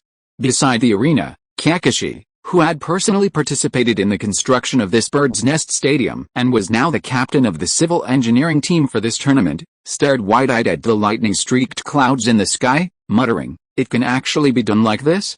Using the power of nature, one can easily unleash a lightning-style ninjutsu with immense power. It's just that the conditions for using it are too demanding. We could easily use fire and water styles to create such a natural environment. Lightning ball-style attacks are too slow. We could incorporate shape transformations." Although he no longer had his Sharingan, his eagerness to learn led him to quickly analyze the lightning-style ninjutsu, preparing to copy it using his own understanding of lightning techniques. Suddenly, Kakashi, deep in thought, looked at Daru, his entire body stiffening as if struck by lightning, his eyes filled with disbelief and astonishment. Black lightning. The lightning flashing around Daru wasn't the usual blue-white lightning, but a black lightning that Kakashi had never seen before, radiating a strange aura. This was definitely not a single lightning style. Storm style? The manifestation of storm release, which is not a combination of lightning and water, is not like this. Kakashi stared blankly at the black lightning erupting from Daru's body, which coalesced into a lifelike Black Panther, finally realizing the mystery. A beast form created through normal transformation would never have eyes as lively as the black lightning panther Daru conjured. Kakashi, what kind of ninjutsu is this? His subordinate, clearly surprised, instinctively asked Kakashi, whose mastery of lightning release was exceptional. Kakashi replied uncertainly, "It's somewhat like a form imbued with life. Perhaps it's a combination of lightning release and yang release." The ninja was bewildered. Yin-yang release can actually be combined with other ninjutsu. It should be possible. Kakashi, still intently watching the two on the platform, casually remarked, "For example, the black flames used by the Uchiha clan leader when facing the demonic beast Goku were likely a combination of fire release and yin release." He paused, lost in thought. The combination of yang release and lightning release resulted in black lightning. What about yin release? He wasn't skilled in yang release, but having once possessed the Sharingan, he had some experience in genjutsu and yin release. Perhaps he could give it a try? On the arena, another change occurred. Kakashi kept this thought to himself and looked towards the ring. The pattering rain mingled with the sweat on Daru's forehead, slowly trickling down his face. The lightning sphere hovering above Ringo Amiri's head exerted too much pressure on him, forcing him to prematurely reveal his trump card, Black Lightning. No longer daring to hold back, he continuously channeled Black Lightning into his Black Panther, causing it to grow larger and larger. Roar! The enormous Black Panther formed from Black Lightning roared to the sky, letting out a thunderous roar as it pounced on Ringo Amiri. Lightning release, Black Spot, Lightning release, Lightning Ball. Ringo Amiri fully controlled and guided the lightning sphere, colliding it with a Black Panther-shaped lightning. Not good. The four purple flame formation, the four Jonin who set up the barrier exchanged glances, simultaneously forming hand seals, transforming the originally transparent, exposed barrier into a fully enclosed, more defensive four purple flame formation. In an instant, an incredibly blinding light shone forth, and a massive impact ripped apart large sections of the ground. Violent lightning, accompanied by deafening roars, carried mud, rocks, and air currents, surging and spreading like a flood. Rumble. The square four purple flame formation, like kneaded dough, twisted and deformed under the impact and thunder, but ultimately, thanks to the four Jonin's desperate efforts, the storm didn't reach the stands. Even so, the four purple flame formation couldn't withstand the aftershocks. Huge cracks spread along the ground, extending all the way to the bottom of the stands. The people of the ninja world are known for their composure. The spectators in the stands were initially panicked, but after realizing the aftershocks hadn't damaged the stands, they erupted in thunderous cheers. Wow, seeing such a clash of masters is definitely worth the ticket price. Ouch! Daru pushed aside half a floorboard, his face and arms covered in black scabs from lightning burns. He gritted his teeth, got up, and shook his head at the heavily injured and unconscious Ringo Amiri. Why bother? His black spot technique wasn't as powerful as Amiri's lightning ball, which drew upon the power of nature, but the explosion and thunderstorm resulting from their collision were indiscriminate attacks, showing no distinction between enemies. In this situation, the victor would naturally be Daru, who had trained in lightning release body tempering technique and had more resilient health. The four purple flames formation isolating the arena gradually faded amidst the cheers of the audience. Shisui, the head referee, used the body flicker technique to return to the now ruined arena and announced, "The winner of this match is Daru of Kumagakure." Afterwards, the medical team took Ringo Amiri away, and Kakashi led the civil engineering team to easily rebuild the arena. Soon, Shisui announced the pairings for the second match, Konoha's Uchiha Inaheim against Kumagakure's Samu. Uchiha Inaheim lightly leaped onto the arena and beckoned towards Kumagakure's rest area. Faced with Inaheim's provocation, Samu was about to enter the arena when she suddenly frowned and looked up at the sky above the arena. "Big-breasted girl, what are you looking at? Are you going to concede?" Inaheim raised an eyebrow at Samu, then, seeing everyone seemingly looking at the sky above her, she also subconsciously looked up. In the sky, Nagato, dressed in a black robe with red clouds, looked down at the 5 and daimyo in the VIP seats, his bewitching purple Rinnegan eyes filled with killing intent. "Uchiha Gen, I've come to kill you." Uchiha Gen was stunned, staring at Nagato in the sky, not expecting Nagato to dare to come to Konoha at this time. And, his leg had recovered? A shadow suddenly fell over Uchiha Gen's heart. He stood up, made a tactical hand gesture to signal the Anbu to disperse the crowd, removed the Hokage hat from his head, and stared directly into those incomparably dazzling purple ripple eyes. The atmosphere in the entire venue instantly became oppressive. "Nagato, you're still alive? What are you going to do? Where are Yahiko and Konan?" Jiraiya, with his white hair flowing down, landed at the edge of the stands, looking at Nagato in the sky with excitement. He hadn't expected that his disciple, whom he thought was dead, was still alive in this world. This joy even made him ignore Nagato's words for a moment, and ignore the hostility he showed towards Konoha. "Nagato," hearing his teacher's familiar address after more than a decade, Nagato paused, Then said calmly, "Nagato died long ago. Yohiko died too. Jiraiya-sensei, they've been dead for many, many years." In Nagato's heart, those two boys with unrealistic dreams were already dead, leaving behind only a body named Pain and a ghost inheriting Yohiko's will. Together, they were a god who would stop at nothing to bring peace to the ninja world. Nagato clasped his hands together. Thud! An orange-haired man appeared beside him, his eyes filled with the same Rinnegan, fixed on Jiraiya, cold and ruthless like a god from the heavens. "We are now called Pain. Does Pain suffer?" Jiraiya's face darkened. Recalling Nagato's earlier words about killing Genji, he swallowed hard and looked solemnly at Pain in the sky, saying, "Nagato, what exactly are you trying to do?" "Jiraiya-sensei, you said I would be the prophesied child who brings peace to the ninja world. Now, I am merely bringing peace to the ninja world." Nagato looked down at Jiraiya, his expression indifferent, and said, "After experiencing endless suffering, I have ascended from human to true god. I will rebuild the order of the ninja world. I will redefine right and wrong, sin and punishment, and I will create a peaceful world without war." The orange-haired Pain pointed two fingers at Uchiha Genji in the stands and continued, "5 Kage, and the 5 great ninja villages, you, as the strong, bully the weak, waged war for your own greed, plunging the entire ninja world into flames of war. Now it is time for you to pay your debt. I will kill you here and rebuild the ninja world, Yohiko," Jiraiya shouted excitedly, looking at the orange-haired Pain. "Killing the 5 Kage? You are also children who have experienced war. You are instigating war, causing more people to suffer the pain of war, and creating more orphans in the ninja world. Ha, ha ha ha." High in the sky, Nagato chuckled coldly. As if he had heard a good joke, when your teacher decided to place the battlefield in the Land of Rain, when the Konoha ninja slaughtered the civilians of the Land of Rain, did you ask him this question? Is it justified for the 5 great ninja villages to wage war, and we should accept this injustice in your slaughter? Is any resistance or revenge a crime?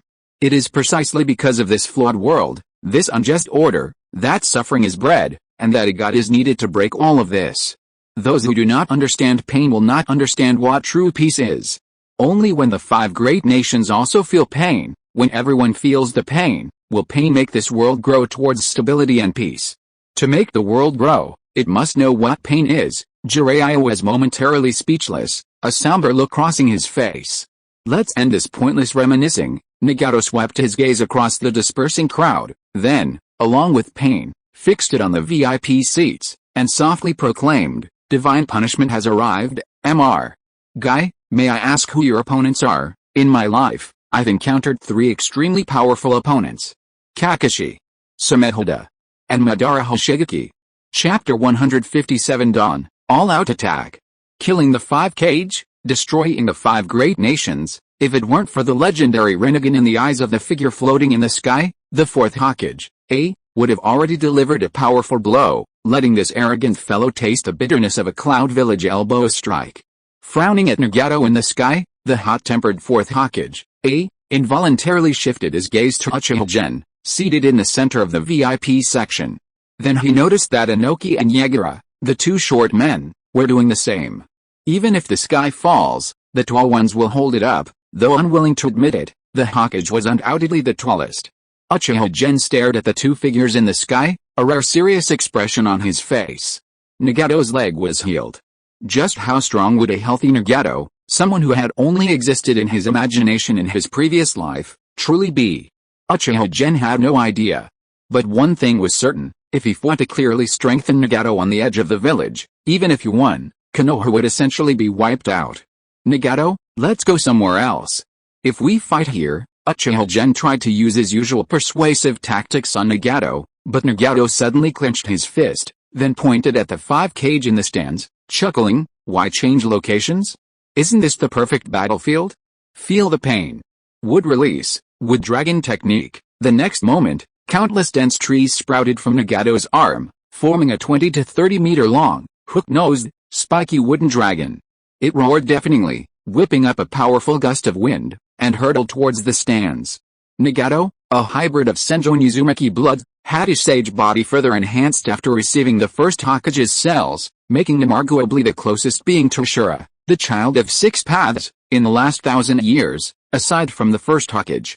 Even compared to the 1st Hokage, his sage body was more orthodox, The first Hokage didn't have the Uzumaki bloodline, instead possessing some characteristics of the divine tree, possibly making him stronger than Nagato's physique, but in terms of similarity to Shura, Nagato was closer. At this moment, with a simple gesture, Nagato truly displayed some of the first Hokage's peak prowess, able to withstand the tail beast's wood dragon technique without hand seals. Wood release. Although there had been rumors of wood release appearing in the ninja world recently, the cage in the stands were still astonished to see a wood dragon rising with such immense power, like a divine dragon. Inoki formed a triangle with his hands, and the fourth Hokage, was also crackling with lightning. Kamui, with a soft shout from Uchiha Gen, several distorted vortexes in space instantly blocked the rapidly approaching wood dragon, stopping Nagato's casual attack. A glint flashed in Uchiha Gen's scarlet, eerie eyes, and a solemn expression appeared on his face. In the sky, Nagato, who hadn't expected this move to succeed, raised his right hand along with pain. Shinra, Uchiha Gen's eyes widened, and he spoke first. Konan. Nagato took a deep breath, the terrifying chakra aura emanating from his body surging, and his gaze returned to Uchiha Gen's face. That blue-haired woman, Konan, is she someone you care about? Uchiha Gen stared directly at Nagato, his eyes flashing crimson light, filled with murderous intent. If you destroy what I cherish, then I will kill the person you care about. You know, you can't stop me. Just as I couldn't stop you from destroying Konoha.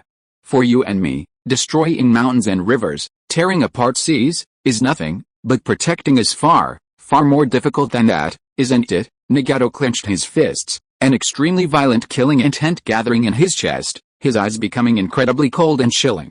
The terrifying killing intent was so intense it felt almost tangible. The sharp chill even made the usually fearless Uchiha Inahika freeze for a moment, his hair standing on end. Damn it, next if. Inahika stared intently at Nagato, biting his lower lip until it bled, only recovering from the sensation of blood. He knew that this feeling of encountering a natural enemy meant that, despite having awakened the Mangekyō Sharingan and become a top-tier ninja, there was still a vast difference in power between him and Nagato in the sky. General, Inahika, his hair standing on end, turned to look towards the high platform, feeling a mixture of frustration and worry. Ignoring Nagato's killing intent, Uchiha Gen paused before continuing. It doesn't matter anyway, does it? If you defeat me, the other cage and the 5 great villages won't be able to stop your progress. If you can't defeat me, I will definitely win. Gods never lose. Nagato's eyes darkened as he stared intently at Uchiha Gen, remaining silent, but clearly agreeing to Uchiha Gen's conditions. Uchiha Gen secretly breathed a sigh of relief, his face expressionless, his eyes slightly narrowed. After a moment of contemplation, he said, then let's do it at the Valley of the End, the place of beginning and end. Upon hearing Uchiha Gen's words, almost everyone present momentarily lost their focus, recalling the legends that had circulated in the ninja world for decades, and the 2 people who had given this place its special significance.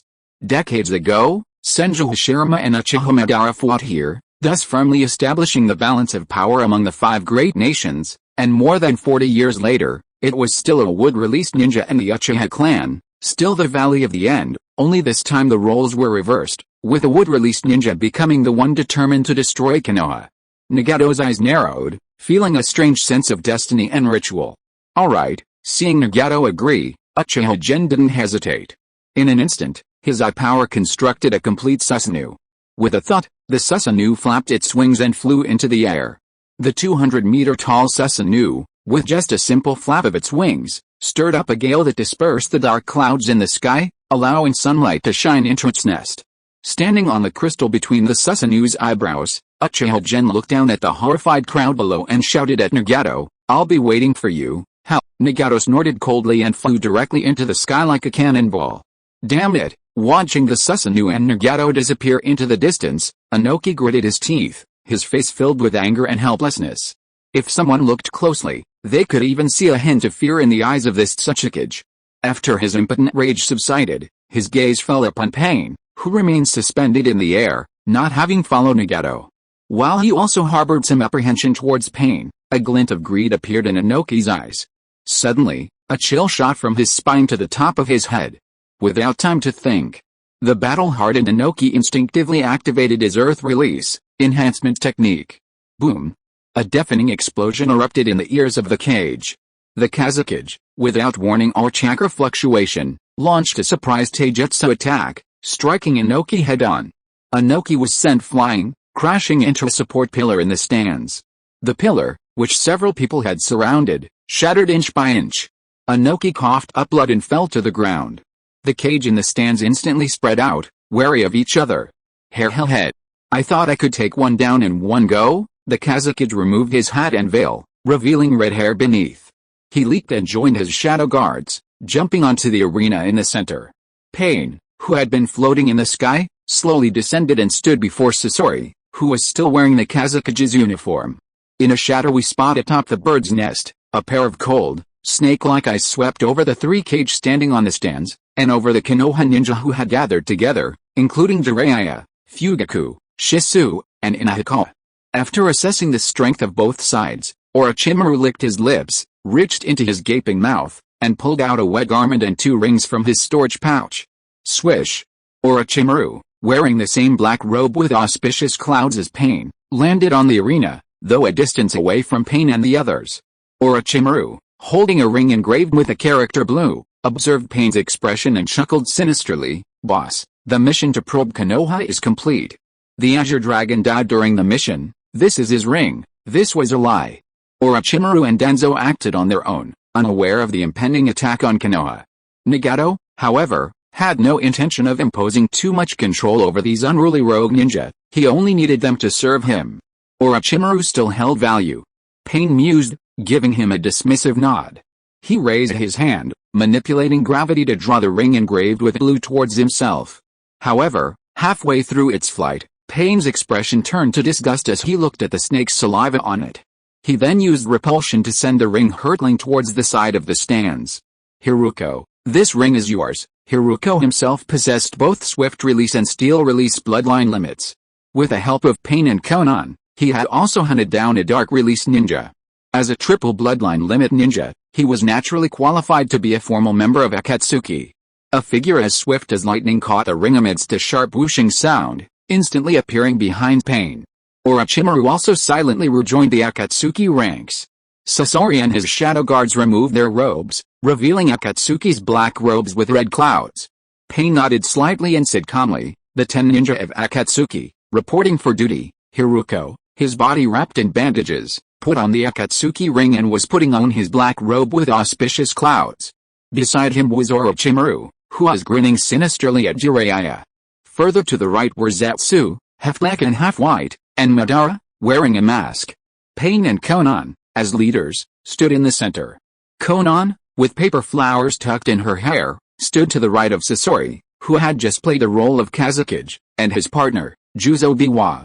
Further to the right were Kokuzu, arms crossed, muttering about calculating the bounty on the opposite side, and Hazuki Mangetsu, casually blowing bubbles. The 10 Akatsuki members stood or squatted, each striking a pose, some laughing, some acting crazy, some showing contempt, some indifferent, showing no fear of the 3 cage and numerous powerful fighters before them. Jiraiya scanned the 10 Akatsuki members, who all looked formidable, and then took a deep look at the guy he had been longing for. His eyelids twitched involuntarily. In the past 10 years, the ninja world has been constantly at war, and rogue ninjas have emerged frequently, Fugaku Uchiha said coldly, his expression grave. The 5 great villages have neither the time, energy, nor ability to hunt down those powerful rogue ninjas, but someone hasn't forgotten them and has even gathered them together. Inaheim curled his lip, looking at Hazuki Mangetsu with provocation. He still vividly remembered being utterly defeated by him and naturally wanted revenge. By this time, the ninjas from the smaller villages had already fled, sensing the danger. The ninjas from the various villages participating in the competition had also reunited with their respective cage and high-ranking members, leaving only a few sand village ninjas standing alone in the players' rest area beside the stands. Maki was somewhat bewildered. How could his village's Kazakage and Shadow Guard have inexplicably become members of Akatsuki? Where was Raza? Despite his growing sense of unease, he mustered his courage and took a few steps forward, questioning under the watchful eyes of the many skilled ninjas. Sasori, how could it be you? Where is the Kazakage? The Kazakage? Sasori's tone was icy, but a strange smile played on his lips as he produced 2 scrolls marked with 3 and 4. Bang! Are you talking about the Kazakage who uses iron sand, or the Kazakage who uses gold sand? A collective gasp rippled through the nearly evacuated bird's nest. Maki stared blankly at the two puppets connected to Sasori's chakra threads, staggering back 2 steps before slumping against a handrail to keep from collapsing. Looking at the 2 Kazakage now puppets, the 3 cage on the stands wore grim expressions, a sense of shared fate creeping in. Kisame, prepare for battle. Will help Konoha? Yagura, arms crossed, turned to Inoki and the 4th A, his voice cold yet firm. Gentlemen, you've heard Pain's words. He's a madman intent on overthrowing the ninja world. Join forces. Inoki and Aya hesitated, their eyes flickering. At that moment, Pain, striking a pose, spread his arms and roared, Shinra Tensei. Instantly, an incredibly powerful repulsive force erupted from Pain, spreading out in a 180-degree arc, engulfing the 3 cage and the Konoha ninja. Boom.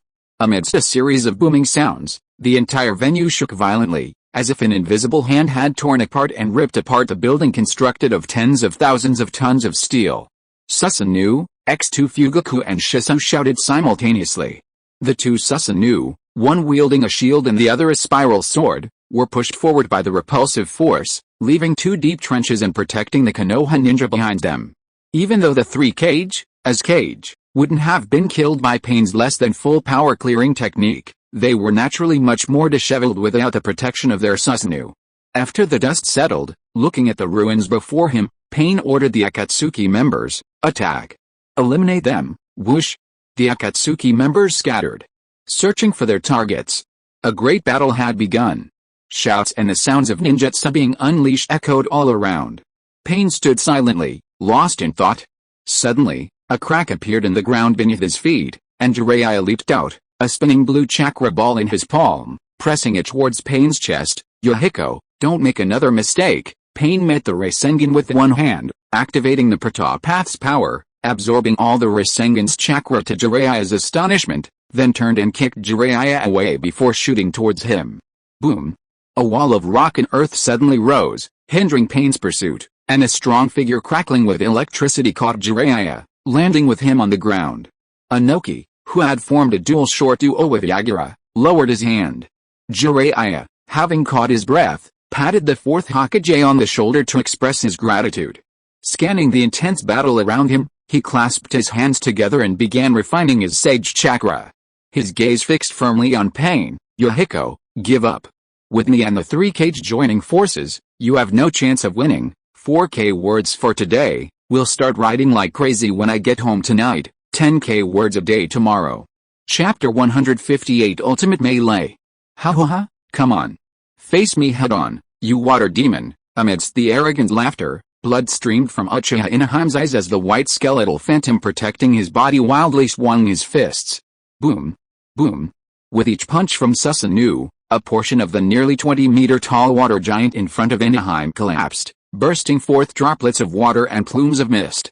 In an instant, these droplets and mists coalesced and solidified again, filling the gaps in the water giant under the effect of Hazuki Mangetsu's shield Iboshi hat technique. The first stage of Susanoo, while not particularly damaging to Hazuki Mangetsu, who is immune to physical attacks and had a 99% energy reduction rate, except for lightning release, was extremely humiliating. I can't take this beating anymore. Hazuki Mangetsu's expression changed drastically, his body tensed, and he clenched his teeth. His pride as a genius wouldn't allow him to be a punching bag, especially not as a punching bag for someone he had just defeated a few months ago. Like a torrent merging into the giant water monster, Hazuki Mangetsu emerged halfway from the monster's chest, his hands forming a pistol shape. He lightly touched his lips and mimicked a sound. Bang! Instantly, a torrent of bullet-like, spiked liquid shot from his index fingers, pouring fiercely towards Inahime. Water release, water gun technique, sweep. Swish. Swish. Hazuki Mangetsu's dual-wielded submachine gun unleashed a rain of water, each drop accompanied by a piercing shriek, capable of piercing steel and splitting stone. But watching the cannonballs that struck Susanoo in the blink of an eye, Inahime's lips curled into a mocking smile. A futile struggle, in his scarlet eyes, radiating killing intent. These densely packed, incredibly powerful water cannons only left some dents in Susanoo's skeletal arms, which were completely healed within seconds. The next moment, to Hazuki Mangetsu's astonishment, the 2 enormous fists of the skull Susanoo, as large as millstones, relentlessly bombarded the water monster with an incredibly sharp whistling sound. Boom!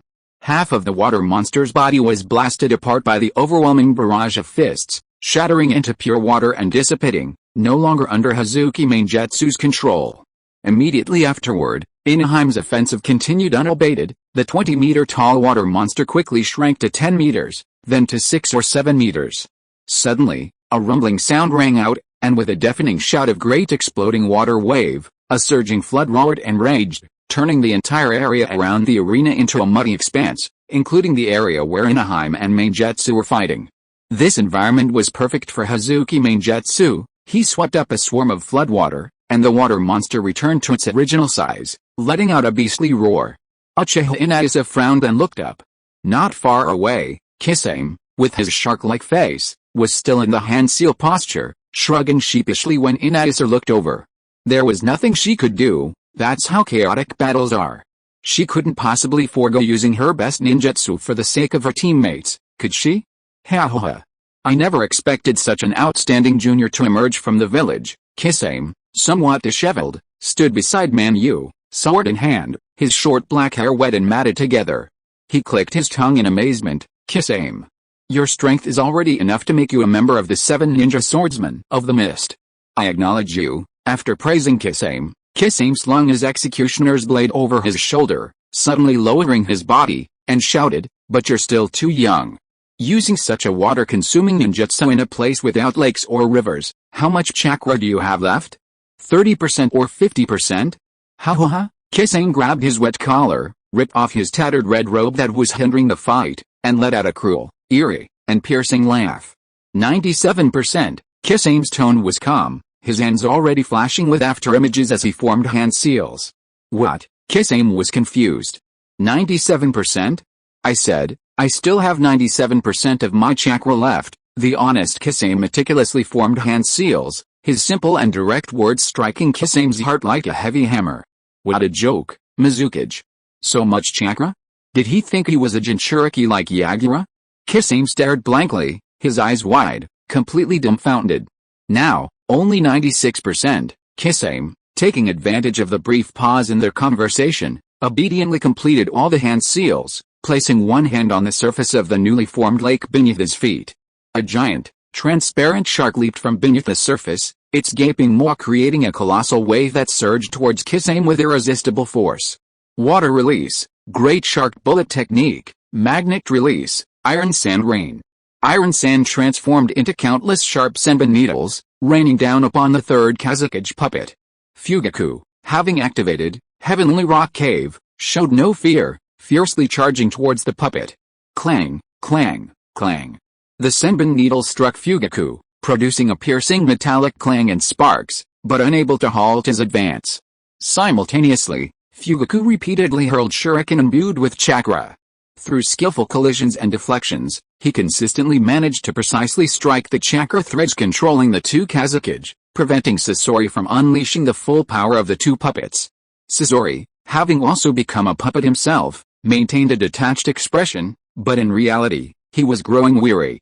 Tsunagakure puppeteers rely on chakra threads to control their puppets, an ironclad rule, and even Sasori, who had transformed himself into a puppet, was no exception. He had merely broken free from the original constraint of 10 fingers and 10 chakra threads, creating a regeneration core capable of releasing dozens, even hundreds, of chakra threads simultaneously. However, no matter how well hidden the chakra threads are, they cannot escape the eyes of a puppeteer. They can disrupt the chakra threads to prevent the puppeteer from unleashing its full power. It can be said that puppeteers are the natural enemy of puppeteers.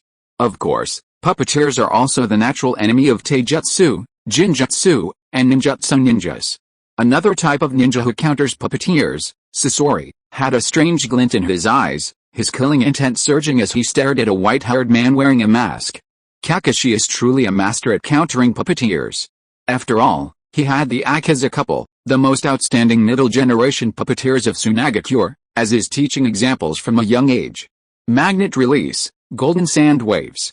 Golden sand billowed up, descending from the sky, surging towards Kakashi who was rushing towards Sasori. Fugaku's eyes flashed fiercely. Summoning Susanoo to disperse the golden sand. As soon as the golden sand dispersed, Kakashi disappeared, only to suddenly emerge from the ground more than 20 meters behind Sasori a few seconds later. A sharp, piercing sound, like the cry of 1,000 birds, rang out. Bathed in flashing lightning, Kakashi launched a surprise attack, his hand plunging straight into Sasori's chest. Sasori's eyes turned cold as he tried to control two puppets to come back and save the day, but Fugaku held him back. Silence the world, listen to the sound of 1,000 birds piercing your heart. Thud.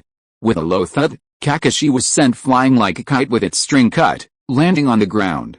Ignoring his injuries, he cried out in sorrow and surprise. The third Hokage, the familiar age spots, the familiar face, there was no mistake. The one who blocked Kakashi's Chidori was none other than the third Hokage, Hiruzen Sarutobi, or rather, the puppet, the third Hokage. The third Hokage, Fugaku Uchiha also exclaimed in surprise, but he showed no sorrow. After a brief moment of surprise, his eyes lit up, and he clenched his fist tightly. Water release, water wall. The soaring flames mingled with the abruptly rising water wall, creating billowing mist that drastically reduced visibility. Within the white mist, a figure moved silently, the small katana in his hand emitting a faint hum, piercing the mist with deadly precision, aiming for the back of the slender man within. Shisu-kun, are you really that ruthless? The man, his back to Shisu, twisted his neck 540 degrees, his voice hoarse and magnetic, his snake-like golden vertical pupils showing excitement mixed with a hint of fear. Orochimaru raised his hand, using his Kusanagi sword to block Shisu's katana, then licked his upper lip with his long tongue. With a flick of his wrist, over a dozen long, blood-red snakes shot out from his wide sleeves, hidden shadow snake hands, one of Orochimaru's snake-style ninjutsu, combining summoning and sealing techniques, a hand seal-free ninjutsu that could be performed effortlessly. Whoosh, countless jet-black crow feathers fluttered and danced in the wind.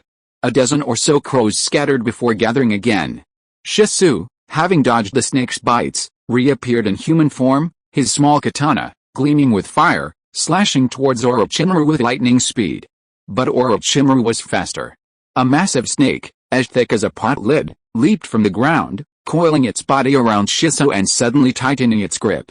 The instant the snake wrapped around him, Shisu vanished like a phantom bubble. The next second, blood splattered. The vertical slash of the katana pierced Orochimaru's blue-green magatama near his ear. The severed head and spraying blood were reflected in Shisu's crimson pupils, but his face showed no joy at killing his enemy. Instead, he instantly used body flicker technique to retreat. The decapitated Orochimaru transformed into a series of winding, venomous snakes, each covered with several explosive tags. Boom! The aftershocks of the explosion stirred up dust, and Shisu's crimson Sharingan darted around, searching for Orochimaru's whereabouts. Snake clone technique? Where is the real Orochimaru? Just as Shisu was still searching for Orochimaru's true form, one of the dozen or so snakes that had been scattered by the snake clone suddenly slithered towards him.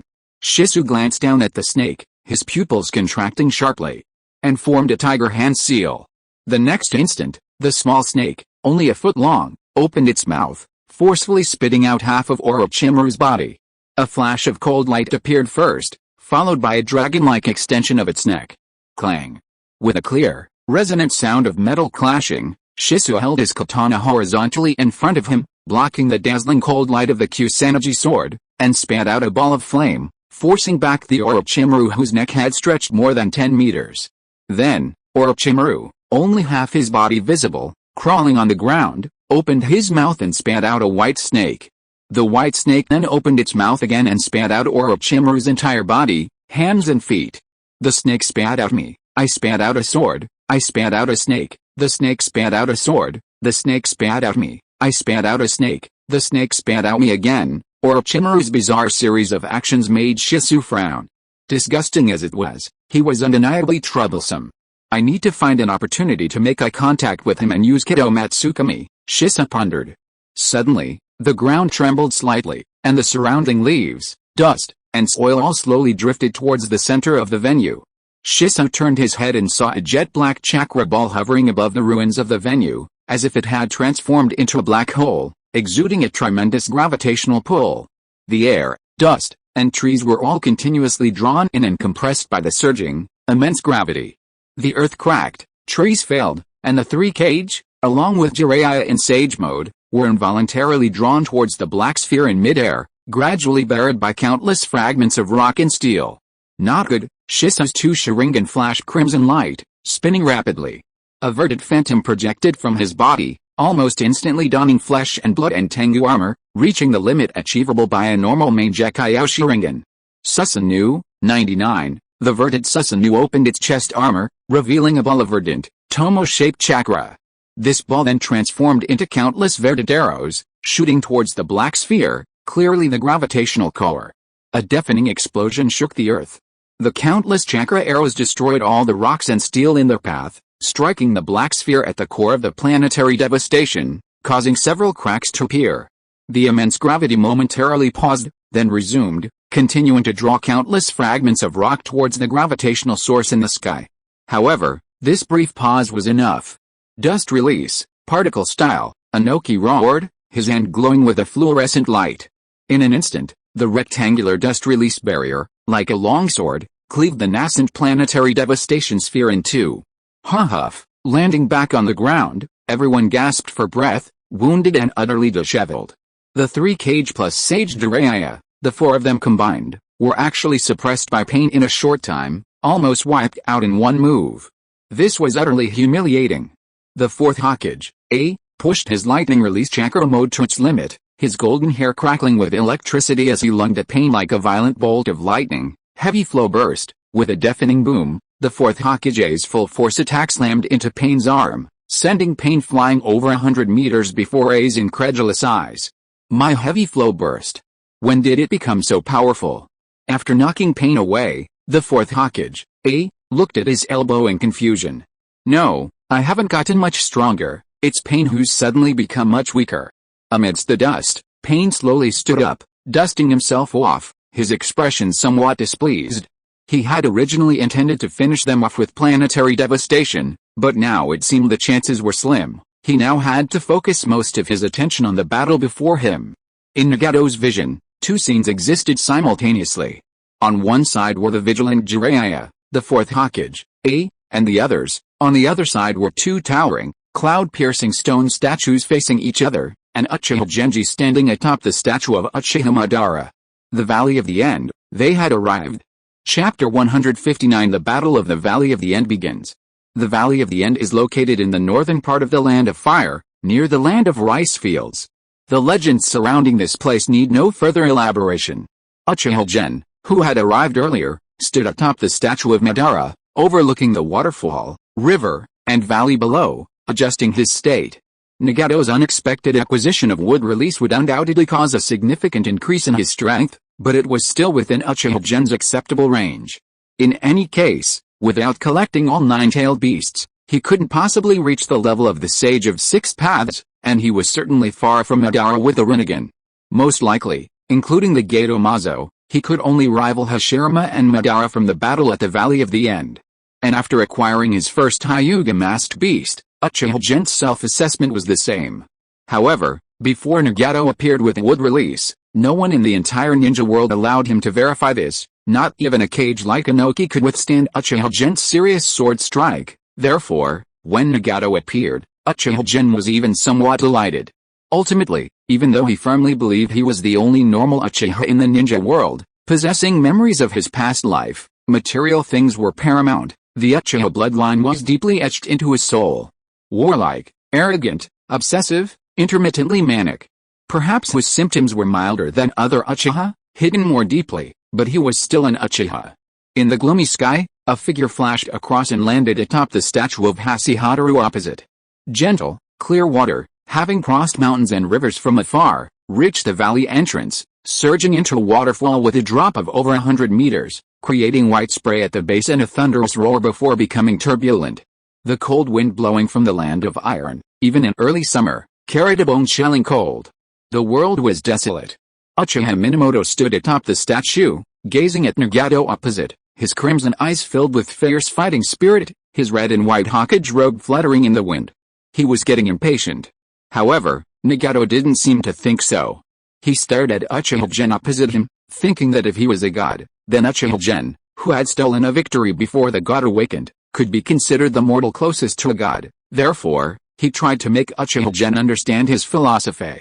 Humans are foolish creatures who can never understand each other, and that's why they need the guidance and help of God. Nagato's vibrant red hair fluttered in the wind, his face radiating confidence and arrogance as he spoke with an air of superiority. I will bring an end to this war-torn world. This is God's mission, my innate duty. How can war between nations be stopped quickly? Simply let everyone feel pain and terror. When hundreds of thousands, even millions, of people die instantly, then people, nations, the whole world will know pain.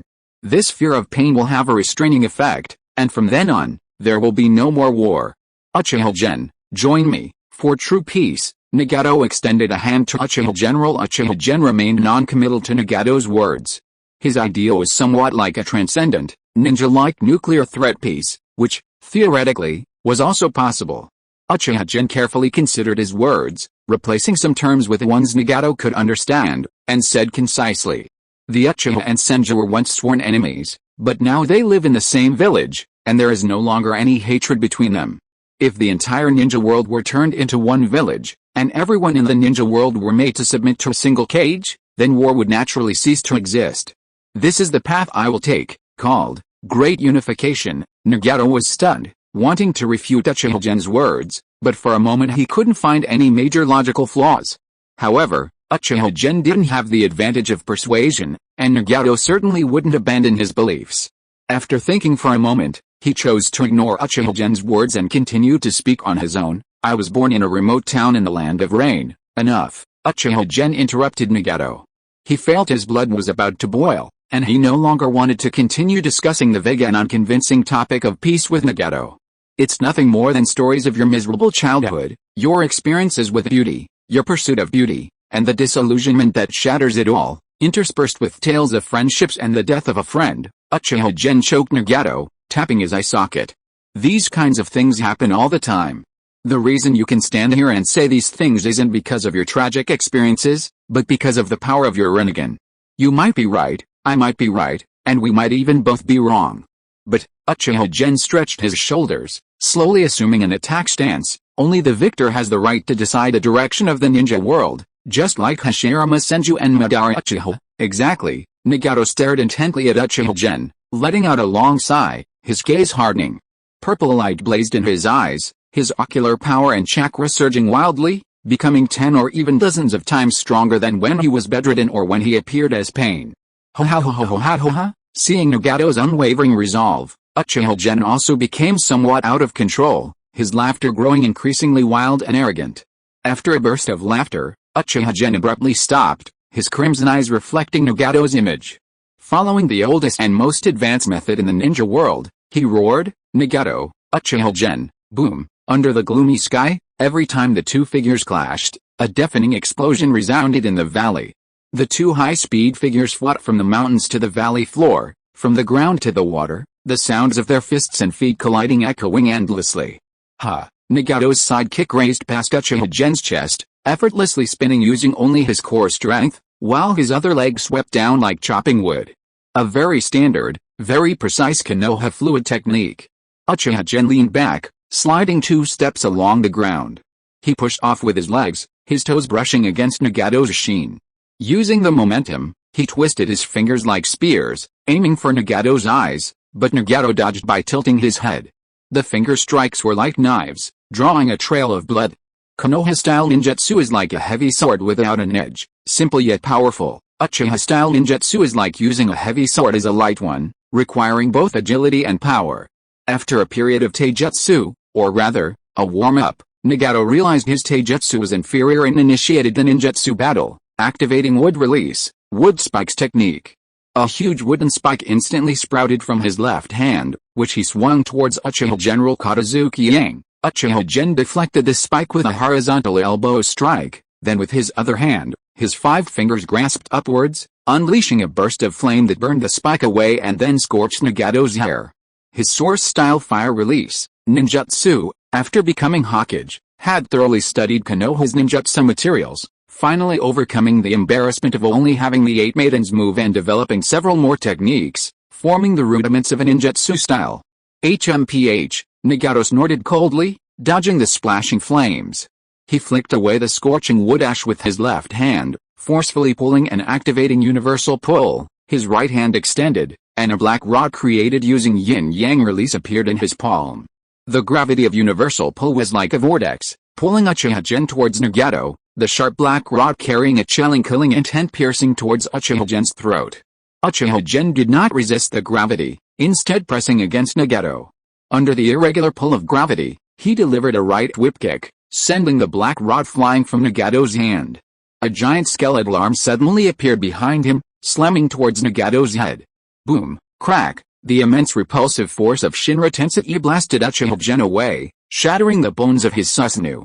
However, Uchiha Gen instantly entered the second stage, unleashing 3 intertwined chakra balls Yasuka Magatama. Facing an attack comparable to a tailed beast ball, Nagato remained unfazed. He activated the Path Sealing technique, Absorption Seal, absorbing all the chakra before retaliating with the Azure Path Missile. The missile, trailing a trail of flames, split into countless thumb-sized miniature missiles the moment it reached Uchiha Gen, accompanied by bright flashes and loud explosions. A weak attack, so weak, Nagato, Uchiha Gen, controlling his Susanoo, created 2 carbon black Kamui Shuriken in his palms and hurled them at Nagato. Almost the instant Nagato saw the Kamui Shuriken, he vanished from his spot, leaving behind only a cavity about 10 meters in diameter, as if a higher dimensional being had erased all matter within it. The battle had escalated. Wood release, descent of the flower tree world, rumble. Instantly, the earth trembled violently, and thick trees rose from the ground, growing wildly amidst the tremors. How, inside Susanoo, Uchiha Gen watched the wildly growing, budding tree world and whispered, Amaterasu. Kagutsuchi, whoosh, the black flames that suddenly ignited, under the effect of Kagutsuchi, instantly spread throughout the entire tree world, burning the entire valley of the end to ashes. Even the flowing rivers were evaporated, revealing their dry riverbeds. After a simple exchange of AoE skills, Uchiha Gen and Nagato were unharmed, not even having caught a breath, but the aftershocks had cleared everything within several miles, leaving probably not even a mosquito alive. Within the entire Valley of the End, only 2 bear statues bearing opposing hand seals stood silently, proving that this was indeed the Valley of the End. However, this was only the beginning. Wood release, wood human technique, Nagato roared, veins bulging on his forehead. The wood human technique was Hashirama Senju's highest level wood release ninjutsu for direct combat. Second only to the true several thousand hands. Even the smallest form was over 30 meters tall, but Nagato's level was clearly far beyond that.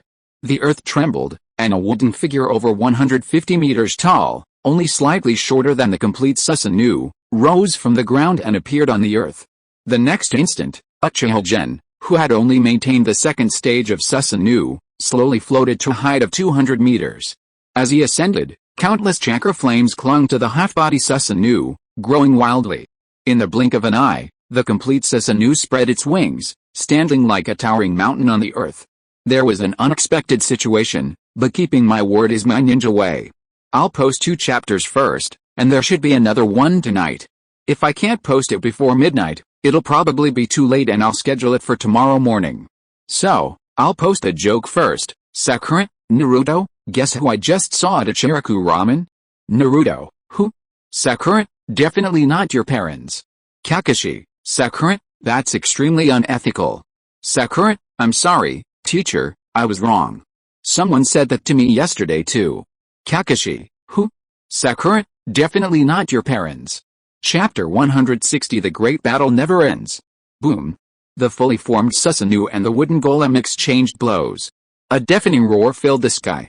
A massive, invisible shockwave, generated the instant the fists of these 2 monsters, seemingly straight out of mythology, clashed, transforming into a raging hurricane that swept away the remaining clouds in the sky, causing the boundless winds and clouds to swirl and disperse like a vortex centered on the Valley of the End.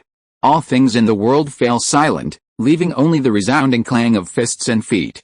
Each punch and kick was a violent, incandescent flash, like a nuclear explosion, a deafening blast. From the Valley of the End at its core, the earth began to crumble and crack inch by inch amidst groans, the howling winds and shockwaves from the battle spreading for dozens of miles. After exchanging over 100 blows, the Susanoo soared into the air, unleashing countless Yasuka Magatama from the sky to bombard the wooden golem. Then, it clasped its hands together, slowly separating them, revealing a 40-meter-long sword constructed from Susanoo chakra between its palms. Black flames, symbols of destruction and death, surged and slowly coiled around the blade. The menacing black flames, like clouds, enveloped the longsword, making Susanoo appear to wield a mountain. Susanoo spread its wings, gripped the blade with both hands, and slashed down with the force of the mountain cleaving through the air, creating a crescent-shaped, chilling blade of light. Evil King's flame-killing sword, a dark purple light pierced the heavens and earth, the sudden burst of flames even more dazzling and profound than the sun in the sky. Aha! Shinra Tensei, Nagato, standing atop the wooden golem, and the golem simultaneously extended their arms. Dense trees sprouted from the golem's arms, forming two enormous wooden dragons that met the longsword wreathed in black flames. An invisible repulsive force erupted, distorting the air and causing it to shimmer with an eerie halo. The sudden burst of Amaterasu flames incinerated the onrushing wooden dragon. The immensely powerful Susanoo sword, amidst trembling sounds, broke through the repulsive force, finally being stopped by the wooden golem's mountain-like, unbreakable hands. In an instant, black flames surged, wood chips flew everywhere, and the two colossal figures locked in a stalemate. Nagato, you've really become much stronger. Uchiha Gen's gaze was solemn as he looked down at the red-haired youth who was only slightly panting. Back during the war in the Land of Snow, even when Nagato used the Gato Mazo, he was still suppressed and brutally beaten by the perfect Susanoo. But now, without the Gato Mazo or burning his life force, he could handle the perfect Susanoo. His progress was enormous. Uchiha Gen. My belief must surpass yours. Nagato's face twisted, his aura reaching its peak, and he suddenly straightened his arms. Shinra Tensei. An invisible repulsive force compressed the air, creating a bizarre distortion visible to the naked eye, and slammed into the blade of Susanoo, blasting half of the tip away. Susanoo staggered back several steps. The entire world seemed to be torn apart. Between the wooden golem and Susanoo, the earth was ripped open, forming a deep, unseen canyon. The blasted blade tip embedded itself in a distant mountain peak. Without Uchiha Gen's control and restraint, the highly condensed chakra that formed the blade instantly became chaotic and collapsed, shattering half of the mountain with a deafening roar. After facing Uchiha Gen for so long, Nagato had finally gained the upper hand in one move. Overjoyed, Nagato immediately clasped his hands together and suddenly unleashed a massive amount of chakra. Planetary devastation. A small, jet black sphere shot out from his palm, transforming into a black hole with infinite gravity. Rocks, trees, air, clouds, and even light were continuously compressed and condensed by the surging, immense gravity.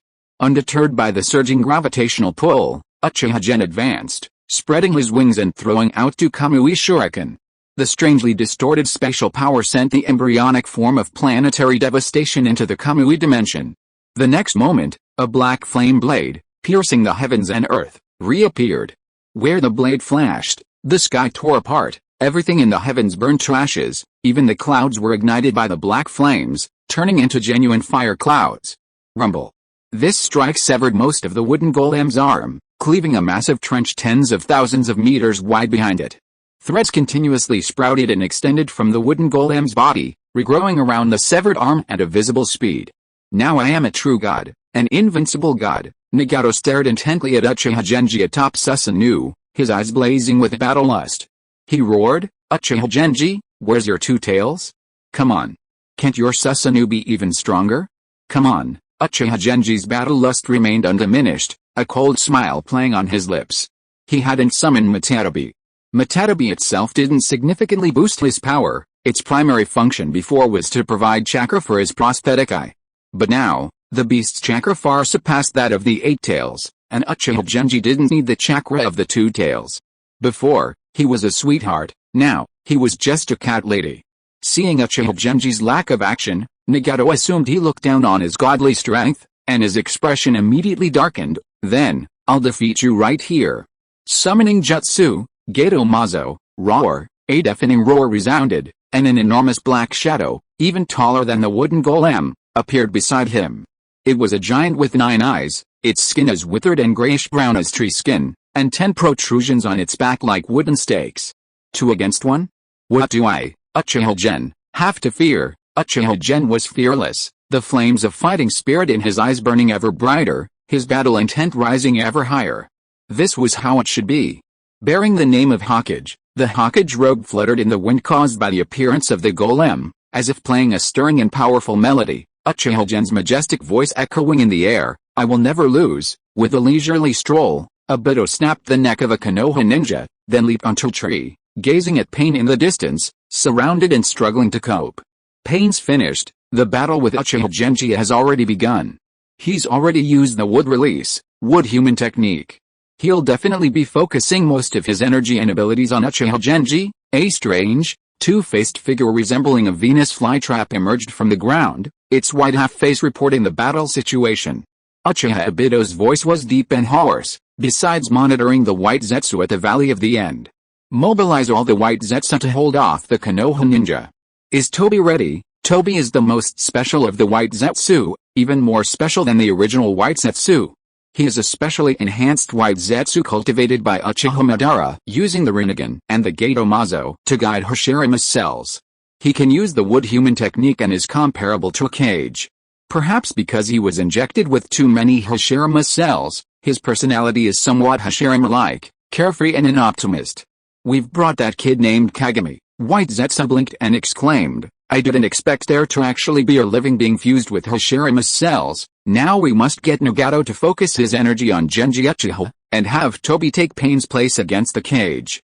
At least until we have a result at the Valley of the End, we can't afford to lose. Obito Uchiha gritted his teeth, his icy gaze piercing through the only hole in his mask. Now, it's time for the final battle. So, Obito, why don't you go deal with Jiraiya, and let Toby deal with the three cage? Black Zetsu opened his mouth, his brows furrowing slightly, and said, Toby might not be able to handle it alone. It's alright, the Uchiha elites have already come to support this place and maintain order in the village. The remaining people in the clan territory are bound to be just the old, weak, and disabled. Obito Uchiha waved his hand confidently. I'll be right back. The Venus flytrap swayed as the earth trembled. Black Zetsu took a deep look at the departing Obito and let out a helpless sigh. You wiped out the Uchiha. If you're going to wipe them out, you should have just wiped them all out. Now you're taking advantage of their absence to raid their base. Aren't you afraid that those three Tomo cultivators will get angrier and angrier and unleash a few Mangekyō Sharingan powers? Black Zetsu sighed, his body slowly sinking and merging into the earth, disappearing from sight. Who told Madara to choose a slightly stupid Uchiha as his successor? Black Zetsu, after much deliberation, chose the stupidest one. It made its own choice, and it could only continue to assist Obito with tears in its eyes. Never mind, everything will be alright after Nagato defeats the Uchiha Genji. Yohiko, I will personally correct your mistakes. Yagura's coral palm and Inoki's earth release restrained Pain for a moment. Jiraiya leaped forward, and with a shout, an enormous Rasengan appeared in his hand. Sage Art, Supergiant Rasengan. A period of combat was enough for these battle-hardened warriors to understand most of Pain's information. For example, while its ability to absorb ninjutsu was capable of even absorbing the indestructible dust release, it had extremely difficulty absorbing Sage Jutsu. Whoosh! Suddenly, vines appeared and wrapped around Jiraiya's feet, allowing Pain to escape. The massive Rasengan, infused with Sage Jutsu chakra, instantly shrank considerably, causing Jiraiya to stumble as the Rasengan crashed into the ground, creating a huge crater. Fugaku, the sage on Jiraiya's shoulder, frowned and spat out a sharp water blade, severing the vines and halting the loss of Sage Jutsu chakra within Jiraiya. Sage Jutsu chakra feels so strange. It's like taking a dump. Amidst laughter, a strange figure with a swirling, pale face slowly emerged from the ground. The fourth Hokage, and the other's eyes narrowed. This strange figure, capable of using wood release, was wearing Akatsuki's uniform. Pain was uncertain, looking at the pale face before him, and said, Zetsu, boss, I'm different from the other white Zetsu. I have my own name. Call me Toby. You focus all your efforts on dealing with Uchiha Gen, and leave the rest to me. Toby grinned and nodded at Pain. Pain frowned. Zetsu is Akatsuki's intelligence agent. In his memory, even his physical strength was only at the level of a renowned Jonin. His main strength lay in his intelligence abilities. How could he handle so many powerful opponents? Toby ignored Pain's doubts, turning to Jiraiya and the others, still flippant. With this little sage chakra, you can't do anything. White-haired guy, are you constipated? Jiraiya was completely bewildered, not understanding what Toby was talking about. Seeing no response, Toby, feeling bored, suddenly unleashed a powerful burst of chakra, clasping his hands together. Wood release, wood human technique, thousand-arm bodhisattva. Chapter 161 Wood release, demonic statue and ice release, Susanoo Indra. First, there was a seated bodhisattva with hands clasped, nearly 100 times larger than a human. The bodhisattva's ears reached to its shoulders, eyes were closed, a mole was between its brows, and 5 bodhisattva faces were carved in succession on a wooden band around its forehead. Then, wooden roots and vines rapidly spread from behind the bodhisattva, forming a nirvana halo like a round mirror, decorated with scrolling grass and cloud patterns, exuding a majestic and awe-inspiring presence. Finally, countless wooden arms click-clack extended outwards from the edges of the nirvana halo, forming a thousand-armed form. If ordinary wooden puppet techniques were like a majestic and wrathful arhat, and sage art, wood release, true several thousand hands, top transformation Buddha was like a majestic and solemn Buddha, then the wooden puppet bodhisattva used by Toby was a bodhisattva somewhere in between. This wood release is fucking strong. The fourth A looked up at the giant wooden puppet before him, which, including its arms and halo, was 300 meters tall, completely dumbfounded. Pain sneered. Although he was also shocked, he maintained a nonchalant expression, saying disdainfully, "What's so great about this power? It's far inferior to the first Hokage's true several thousand hands." With that, he leaped up the wooden golem's body and landed atop the bodhisattva's head, standing shoulder to shoulder with Toby. Looking down at them, he declared, "Master Jiraiya, I'm going to destroy Konoha and the 5 great nations. Even Uchiha Gen couldn't stop me, let alone you, Yahiko." Jiraiya wanted to say something, but his mouth was filled with bitterness. He knew that no matter what he said, his disciples wouldn't change their minds. Atop the wooden golem, the 5 bodhisattva heads opened their mouths, took a deep breath, and lightning, flames, gales, mud, and water jets erupted, unleashing 5 different chakra nature techniques that bombarded Jiraiya and the others below. Sage Art, Gomen, Jiraiya and the 2-toed sages on his shoulders activated the Sage Art together. A raging sea of fire surged forth, blocking the flames and the howling wind. Yagura, the 4th Hokage, and Inoki used ninjutsu to block the water, lightning, and earth elements, respectively. After blocking the attack of the 5 elemental jutsu, the Kage and Jiraiya exchanged glances, seeing determination in each other's eyes. If they lost to Akatsuki here today, the world might truly fall into Pain's hands, something they absolutely could not accept. "I'll send you up," Inoki, his red nose gleaming, his eyes resolute, placed his hands on the waists of the 4th Hokage and Jiraiya, and finally on Yagura's shoulders.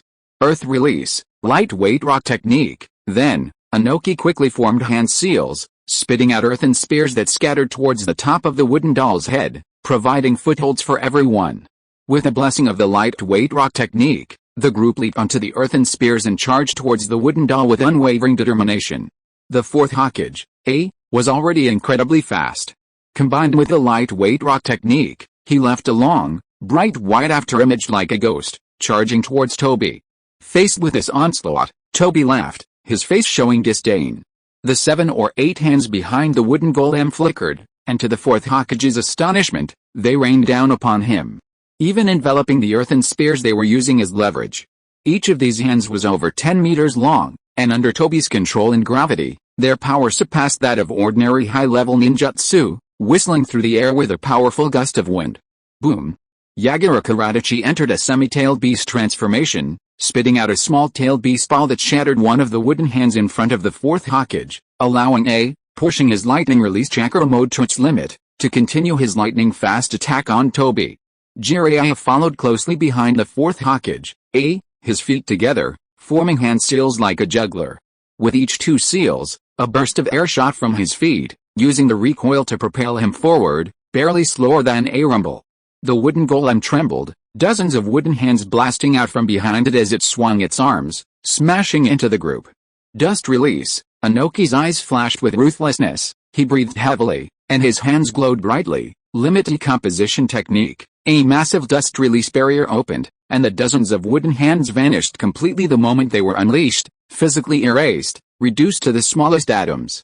The wooden golem had no time to prepare for a third wave of wooden hand attacks, as and Jiraiya had already leaped onto its shoulders, only a few dozen meters away from Toby and Jiraiya above. Pain slowly raised his hand, but was stopped by Toby. "Watch me." I'm already got something in my belly, time to poop it out, Toby chuckled, clearly not taking the approaching too seriously. His expression hardened, he clasped his hands together, and shouted, Sage Art, Wood Release, Descent of the Sea of Trees. His previous use of wood release to absorb Jiraiya's sage chakra was far from sufficient for more advanced wood release ninjutsu. He could only unleash a watered-down version of the tree world. In the blink of an eye, thick trees sprouted from the wooden golem's shoulders, rising from the ground and instantly forming a dense forest. It seemed alive, weaving together into an impenetrable net, swaying wildly as it frantically coiled towards the fourth Hokage, and Jiraiya. Lightning strike, thousand generations dance. Facing the unavoidable vines and branches, the fourth Hokage, swung his hand into a sword, gathering lightning-release chakra in his hand, intending to cut them down. Crack! The fourth Hokage's powerful strike only penetrated less than half a meter into the tree trunk before getting stuck. The wound he had cleaved in the tree surged wildly, writhing and twisting, almost healing in an instant. At the same time, the moment he touched the tree trunk, his chakra began to drain away like a burst dam. In the nick of time, the fourth Hokage forcefully pulled his hand back, using lightning instantaneous body to dodge the branches that were wrapping around him, his eyes filled with horror. Only now did he realize that the wood release technique Toby was using this time was completely different from the previous wood golem technique.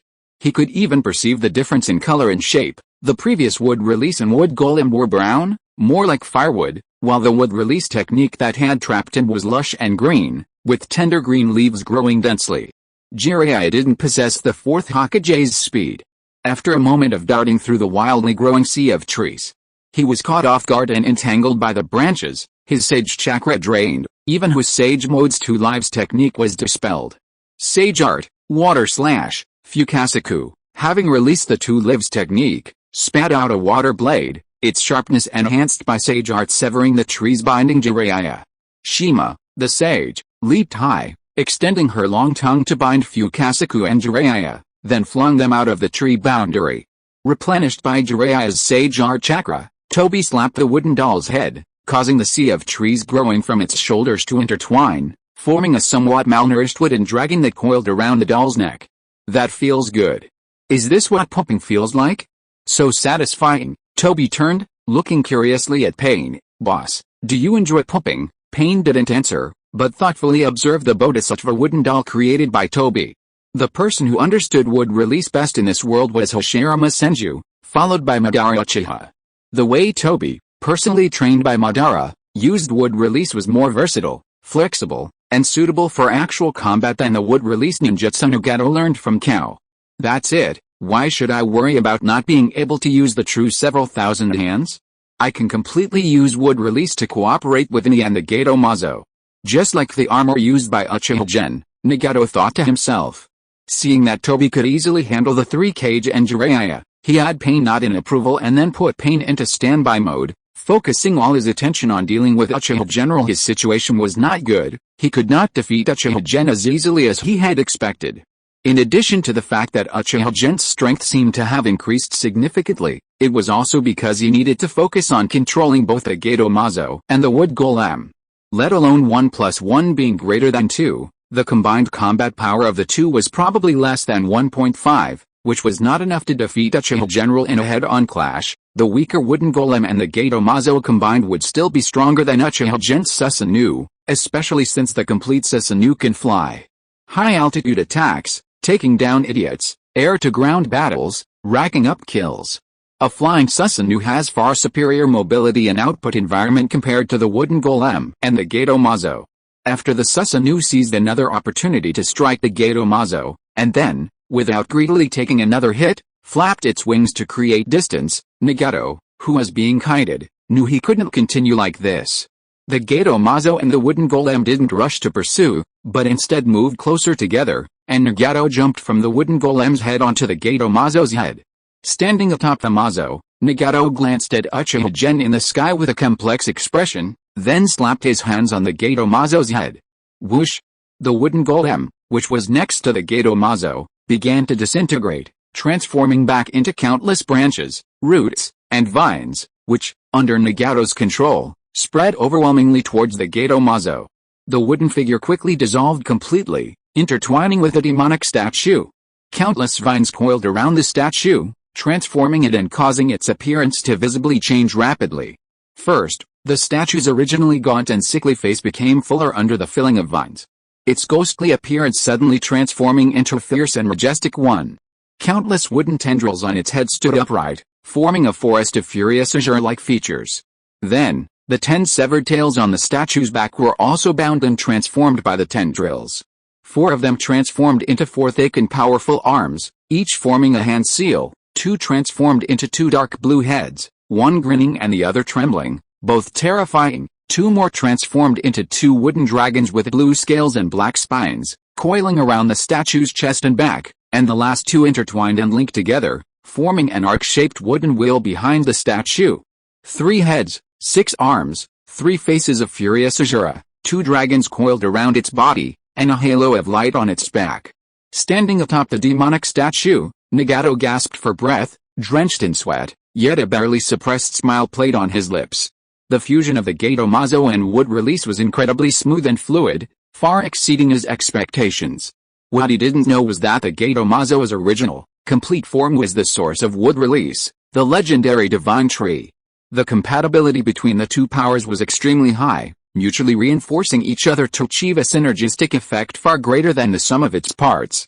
However, he knew that this power far surpassed Uchiha Gen's complete Susanoo.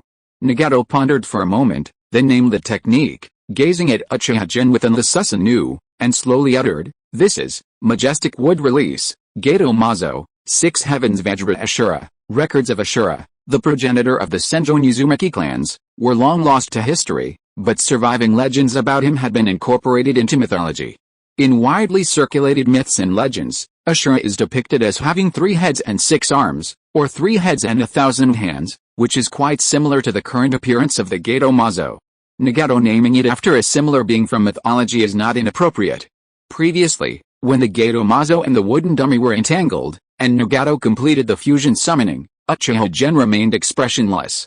But now, hearing the name Nagato chose, Uchiha Gen could no longer contain himself, his shoulders and body trembled uncontrollably, and the corners of his mouth curled up wider and wider. Ashura? Uchiha Gen's laughter was like a torrent, unstoppable, wave after wave, laughing so hard he was doubled over, tears welling in his eyes. Ashura. 2 generations of Ashura reincarnations, 2 battles at the Valley of the End, not a single move had anything to do with him, yet Nagato, a descendant who wasn't a reincarnation, had used a technique named after him. And coincidentally, his opponent was also a descendant of Indra who wasn't a reincarnation of Indra. Using wood release to encase the Gato Mazo, Nagato's got some ideas. Ashura, huh? If it's just Ashura and not Indra, that's too boring. Uchiha Gen formed hand seals and used the summoning jutsu to summon a wooden coffin engraved with the character, Zhuan. He opened the coffin, placed one hand on the face of the masked beast inside, and absorbed it into his body. After absorbing the masked beast, Uchiha Gen's eyes shone brightly, and his body emitted an endless, chilling aura of chakra, causing the temperature in the Valley of the End to drop several degrees. He abruptly cancelled Susanoo, laughing wildly as he formed a strange cursed wheel seal. Instantly, endless ice and snow manifested around him, enveloping Uchiha Gen. The ice and snow condensed into huge, transparent hexagonal ice crystals, which then rapidly grew around him. With the infusion of Uchiha Gen's massive amount of chakra, bones, meridians, and flesh slowly emerged.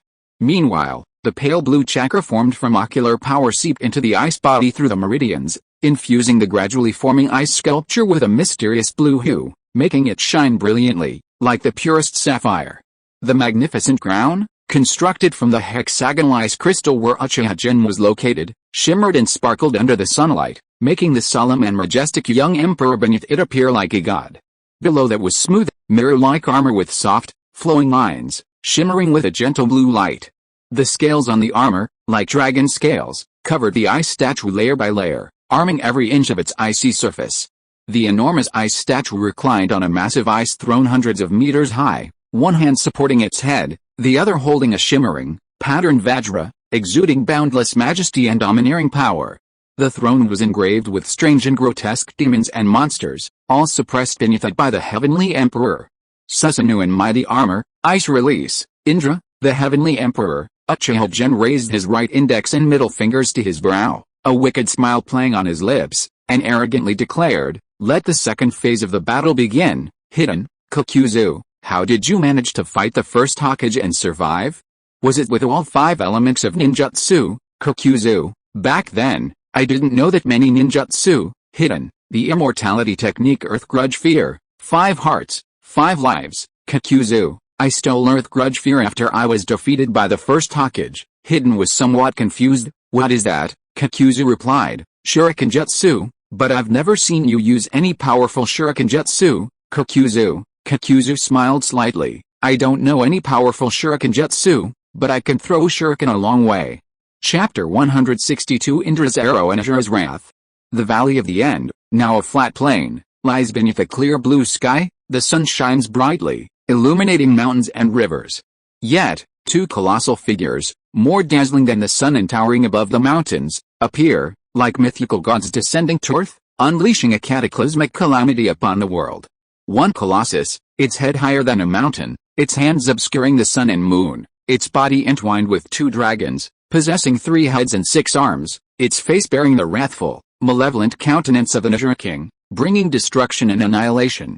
The other colossus, clad in divine armor, wearing a jeweled crown and adorned with necklaces, holds a Vajra and sits enthroned, like the celestial emperor Indra. The demonic statue of the outer path, Susanoo. Wood release, ice release. Asura, Indra. The 2 strongest ninjas of the present day have transformed into Asura and Indra, these 2 mortal enemies from mythology. The 2 colossal figures, nearly 500 meters tall, were merely facing off, yet their chakra aura and killing intent had already transformed into a raging storm, howling and ravaging the heavens and earth. Atop the 6-armed Asura, Nagato's gaze was incredibly solemn. He had thought that his Asura, combined with the golem's wood release, would easily defeat Uchiha Gen's complete Susanoo, but he hadn't expected Uchiha Gen to have such a trump card. His Kagura mind's eye could clearly sense that Uchiha Gen's Indra, combining Ice Release and Susanoo, was in no way inferior to his own Asura, shattering his hopes of overwhelmingly defeating Uchiha Gen once again. Nagato stretched out his hand, and the 2 wooden dragons tightly wrapped around the golem's wood release bared their fangs and roared to the sky. Water, flames, air currents, lightning, and earth surged from their horns, whiskers, mouths, and claws, converging and merging before their mouths. Nagato, possessing the Rinnegan, mastered the nature and form transformations of all 7 elemental chakra natures.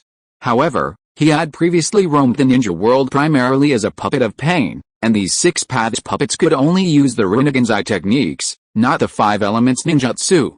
Just as Tobi's wood release, wood human technique could be used to perform the 5 elements ninjutsu, Nagato could too, in principle. This was no different from the Uchiha clan's use of Susanoo to amplify their ninjutsu.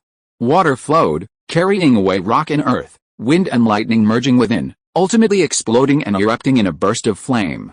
The next moment, 2 crimson suns suddenly appeared in the sky, the 5 elements condensed to their ultimate state, transforming into 2 chakra beams imbued with annihilation power, piercing the heavens and earth, shooting directly towards Uchiha General. At that moment, Uchiha Gen also moved. Ice Release, Time Capsule, Ice Release. Susanoo slammed his hand on the ground, and a bone-chilling cold instantly spread towards the golem, covering half of the Valley of the End. Crystal-clear ice crystals formed an ice wall, freezing and disrupting the first 5 elements chakra bullet. Then, Ice Release. Susanoo swung his diamond-like Vajra, drawing out a dazzling flash of cold light, deflecting the second chakra bullet.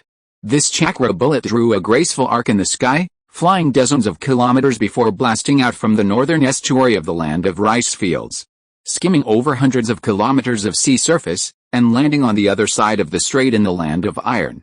Boom! A flash of fire, and a massive mushroom cloud rose from the coastline of the land of iron, the earth trembling violently. "You've reached the other side, Uchiha Gen." Above the 6-armed Asura, Nagato, controlling the Asura beneath him, spoke, his voice booming like a great bell. "Do you think those who died from this 5 elements bullet should be credited to you or me?" Uchiha Gen's face was grim. He didn't answer, but his Ice Release. Susanoo clasped its hands together and softly chanted, "Ice Release, Mahapadma." Mahapadma is the 8th level of the 8 cold hells in Buddhist legend, the Great Lotus Hell, symbolizing absolute zero, the extreme cold and suffering.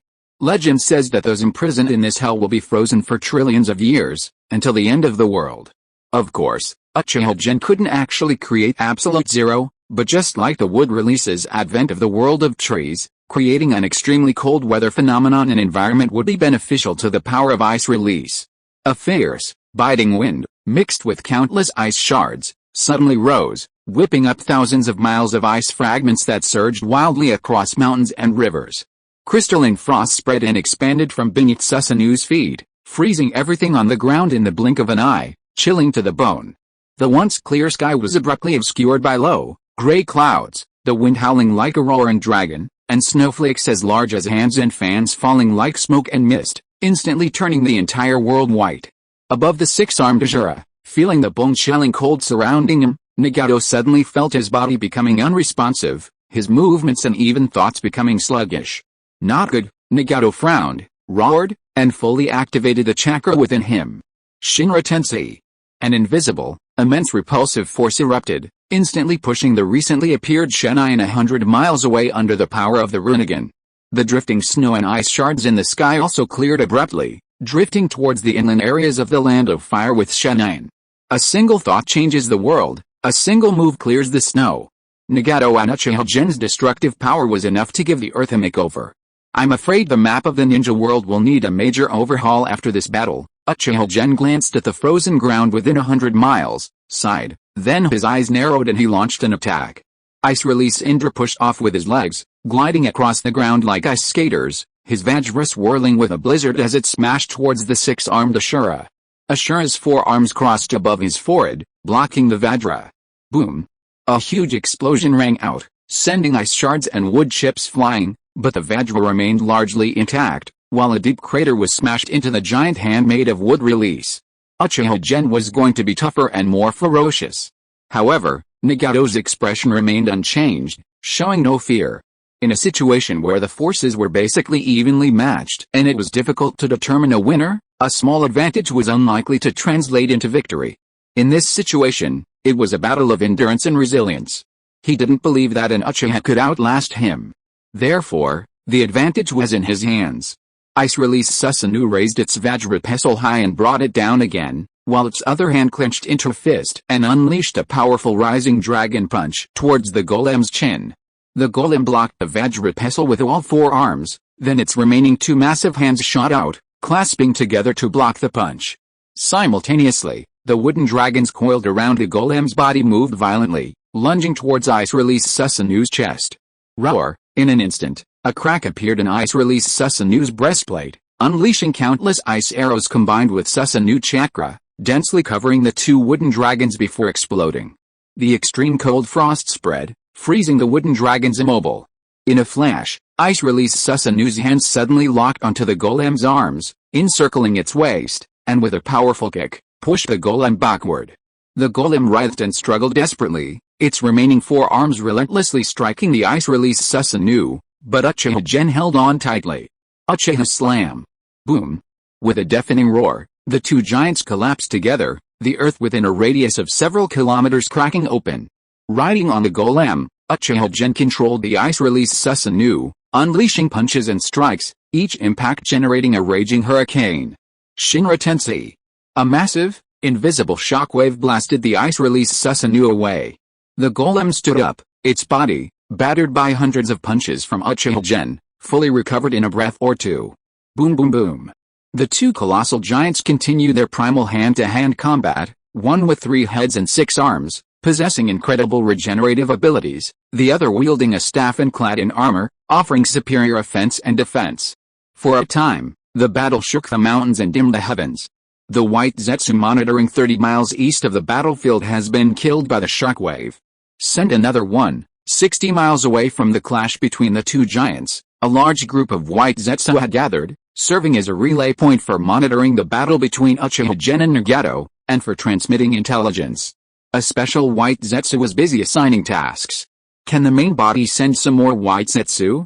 We're losing too many too quickly, a White Zetsu clone asked. They initially had nearly 200 White Zetsu, but now nearly 100 had been killed by the aftershocks of the battle, even though they were all distributed between 10 and 50 miles from the center of the battlefield. They're fighting Konoha ninjas over there, so they can't spare any white zetsu, the special white zetsu said. Suddenly, the earth shook violently, and a huge wooden pillar, 20 or 30 meters tall, fell from the sky, landing near the white zetsu's stronghold, causing the white zetsu to stagger. The special white zetsu looked at the wooden figure's finger, pondered for a moment, and although it was a white zetsu without emotions or personality, a strange feeling still welled up in its heart. Soon, it had its clones adjust their surveillance locations to between 30 and 50 miles from the center of the battlefield, while its stronghold was moved directly to a location 100 miles away. There was no other way. If they didn't retreat, they would all perish in the aftershocks, and how could they complete their surveillance mission? Boom. Boom. Boom. After another collision, Uchiha Gen suffered a minor loss. His ice-release Susanoo retreating several thousand meters before stopping. Inside the Susanoo, Uchiha Gen's eyes blazed with bloodlust. After a brutal, hand-to-hand combat, he felt every cell in his body cheering, every strand of hair swaying. They were shouting fight, shouting dance. Yes, it was time to dance.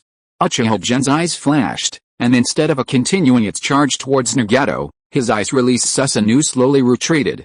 He gazed at Nagato atop the wooden doll in the distance, a smirk playing on his lips, and laughed wildly, ha ha ha. Nagato, I'm about to dance. Can you keep up? Nagato frowned in confusion, offering no reply. Seeing this, Uchiha Gen, atop Susanoo, clasped his hands together, his surging eye power and chakra flooding into the ice-release Susanoo. The ice-release Susanoo raised its arms high, the melting ice flowing and reshaping itself. Its arms transformed into a large, cloud-patterned bow, radiating a chilling aura. The vajra it held also changed shape, becoming an ice crystal arrow radiating a sharp, cold light. Then, Uchiha Gen took a deep breath, and the bowstring formed from Susanoo chakra slowly drew back. The heavens and earth trembled. The light of the ice crystal arrow grew brighter and brighter, the setting sun in the sky suddenly dimming, as if all the light and heat of the world had been absorbed by the ice crystal arrow. Countless swirling ice storms erupted around the ice crystal arrow, howling and raging like a mountain collapsing and a dam bursting. Within the storms, distorted spaces swirled and shifted endlessly. The arrow was knocked, its movement automatic. Strands of churning black flame spread across the surface of the ice crystal arrow, the inextinguishable flames symbolizing destruction and eternal calamity now burning silently as if frozen in ice. Instead, the ice crystals within the arrow emitted a strange, slowly flowing light. In an instant, the world turned frigid, as if only this arrow possessed light and heat, but this light and heat was not comforting. Instead, it contained boundless destructive power. Kamui, Amaterasu, Ice Release, Susanoo, Uchiha Gen poured all his abilities and power into this arrow without reservation. Above the golem's head, Nagato felt a chill run down his spine, making him feel cold all over. The chakra and power gathered on the arrow terrified him even more. But I am a god. I am the savior destined to save the ninja world from the flames of war. After the initial fear, Nagato was overcome with an uncontrollable rage and fighting spirit. He was furious at his own fear and refused to allow himself to be defeated by Uchiha Gen again. Come on, Uchiha Gen, Nagato roared, his face contorted with rage, his once vibrant red hair turning dull and dry. Planetary devastation, Nagato clapped his hands together, his purple eyes instantly becoming bloodshot, clearly having exhausted all his strength and that of his Rinnegan. He raised his hand and fired 3 black balls containing strange power, not towards Uchiha Gen, but instead floating on the shoulders and chest of the Golem Ashura. The Golem Ashura's 6 arms combined in pairs, and the 6 arms and the 2 dragons at his waist spewed out the 5 elemental powers of fire, lightning, water, hurricane, and rock, which were attracted, mixed, and compressed by planetary devastation. Finally, 3 eerie black energy spheres, shimmering with light, coalesced on the left, right, and chest of the golem, creating a visual effect of multicolored black. Then, the golem raised 2 more black energy spheres aloft on its back, while the Gato-Mazo's original 2 hands formed a calyx shape, resting at its waist. At this moment, Uchiha Gen's bowstring was also drawn to its limit, completing its charge. Even with a complete Susanoo combined with Kamui, Amaterasu, and Ice Release, his arrow would likely still be far inferior to Sasuke's ultimate attack imbued with the power of the 9-tailed beasts. However, life needs ritual, and so does battle. This move is called the Crimson Sharingan, and the Purple Rinnegan gazed at each other from several kilometers away. Uchiha Gen curled his lips into a slight smile and uttered a soft shout, Indra's arrow. Nagato was taken aback. He hadn't named this move, which he had forcibly condensed under Uchiha Gen's pressure. Mine is. Nagato pursed his lips, unwilling to lose in terms of momentum, and mimicked Uchiha Gen's style, saying, Ashura's wrath. The next instant, ice release, Susanoo released the bowstring, and the golem wood golem's 6 hands hurled it with all its might. A dazzling crystalline light pierced the heavens and earth, radiating endless brilliance. 3 eerie black spheres intertwined and spun, like black holes that annihilated all things. Team 7 consisted of 6 people, Naruto, Sasuke, Sakura, Kakashi, Yamato, and Sai. One day, they gathered together. Sakura, do you know what I envy most about you 5, Kakashi? Because we're all guys, we're stronger, right? No, Naruto, me, Sasuke, and Kakashi all have power-ups. Yamato and Sai have bloodline limits and secret techniques, and you have nothing. No, that's not it either. Sasuke, Sai, Yamato, then what is it? Sakura sighed, somewhat resentfully, you have no idea how annoying and nagging my parents are. I also want to be like you, with no one to control me, able to do whatever I want. If you are listening to this novel on a channel other than Fanfic World, it means it was downloaded and re-uploaded without effort. We warmly invite you to visit our channel, Fanfic World. There you will find the original version of this story and many other novels of various genres. We look forward to seeing you dive into a world of incredible novels. Chapter 163 Obito, I'm doing something. A dazzling arrow pierced the heavens and earth, colliding with 3 intertwined black stars. Instead of an instant explosion, it mutually destroyed, annihilated, and compressed each other. The 2 energies compressed and condensed into a shimmering sphere of light, flashing with strange colors visible to the naked eye. A bizarre distortion occurred around it, as if the program called the world had malfunctioned. A few seconds later, the world seemed to finally discover this bug. After rapidly expanding and shrinking several times, the sphere began to deform and collapse, and a bright white pillar of light, hundreds of meters wide, shot into the sky, piercing through the troposphere, stratosphere, mesosphere, and even the ionosphere tens of kilometers above. In an instant, all things fell silent. The entire world was plunged into silence, with only the dazzling light piercing the heavens and earth shining brightly. There was no explosion, no rumble, yet the entire world seemed to be torn apart by this pillar of light. Centered on the pillar, the earth collapsed in pieces, turning into bottomless abysses. The shockwave, like a raging flood, swept up everything in its path and cascaded outwards. Wherever the shockwave passed, forests, rocks, mountains, and rivers were erased in large swaths, like an unsatisfactory pencil drawing by the creator, leaving only a few deep, scarred ravines. Then the pillar of light dimmed, and streams of air, carrying black flames, lightning, ice, and other colorful creations, rapidly swirled into vortexes, forming an enormous, dazzling, multicolored tornado that stretched across the heavens and earth, blocking out sunlight and ravaging the land. Cough. Cough cough. Nagato knelt on one knee atop the Gato Mazo, his mouth and chin stained with crimson blood, his once vibrant red hair now a dull, dark red, his chest heaving violently. The wood release portion of the Ashura beneath him was also swept away, leaving only the emaciated Gato Mazo screaming in agony. God? Gods bleed too, a contemptuous voice rang out, and Nagato's pale face darkened even further. He spat out a mouthful of blood, forced himself to sit up, and looked up to see a massive figure passing through the colorful tornado in the sky. It was Uchiha Gen, arms crossed, residing within the crystal between the eyebrows of his Susanoo. His robes were intact, except for the ice release portion that had been integrated with the Susanoo, which was completely destroyed. The two were evenly matched in this attack. Indra's arrow and Ashura's wrath were nearly equal in power, so the intertwined energy ball wasn't pushed towards either of them, but rather detonated precisely between them. However, Uchiha Gen, residing within the ice release Susanoo's eye, was more composed in dealing with the shockwave than Nagato, who was only protected by wood release. In truth, Uchiha Gen's eye power and chakra were completely depleted. He was constantly pushing his body and using his beast form to extract chakra, and even his legs were a little weak. However, pretending was the most primal instinct etched deep within the bloodline of every Uchiha. No matter how hard or tiring it was, he had to maintain his composure. Haha.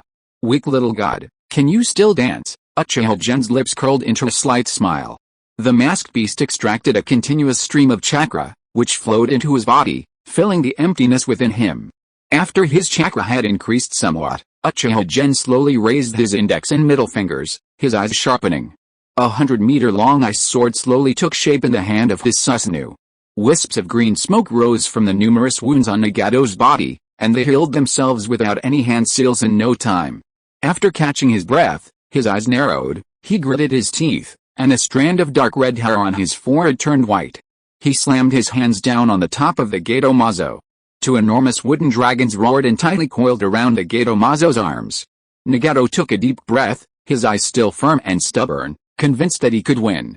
Nagato had blocked Uchiha Gen's strongest attacks.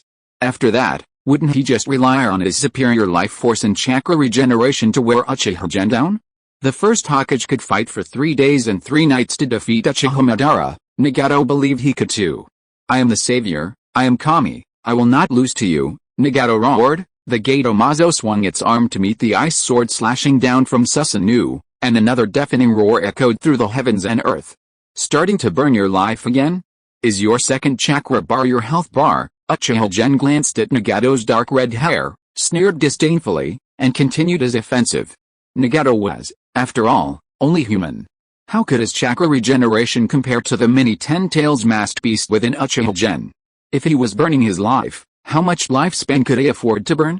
Uchiha Gen wasn't Madara, he wouldn't have his 9-tails chakra absorbed by Hashirame's wood release, or even have his connection with the 9-tails severed by the contract seal. A battle of endurance played right into Nagato's hands.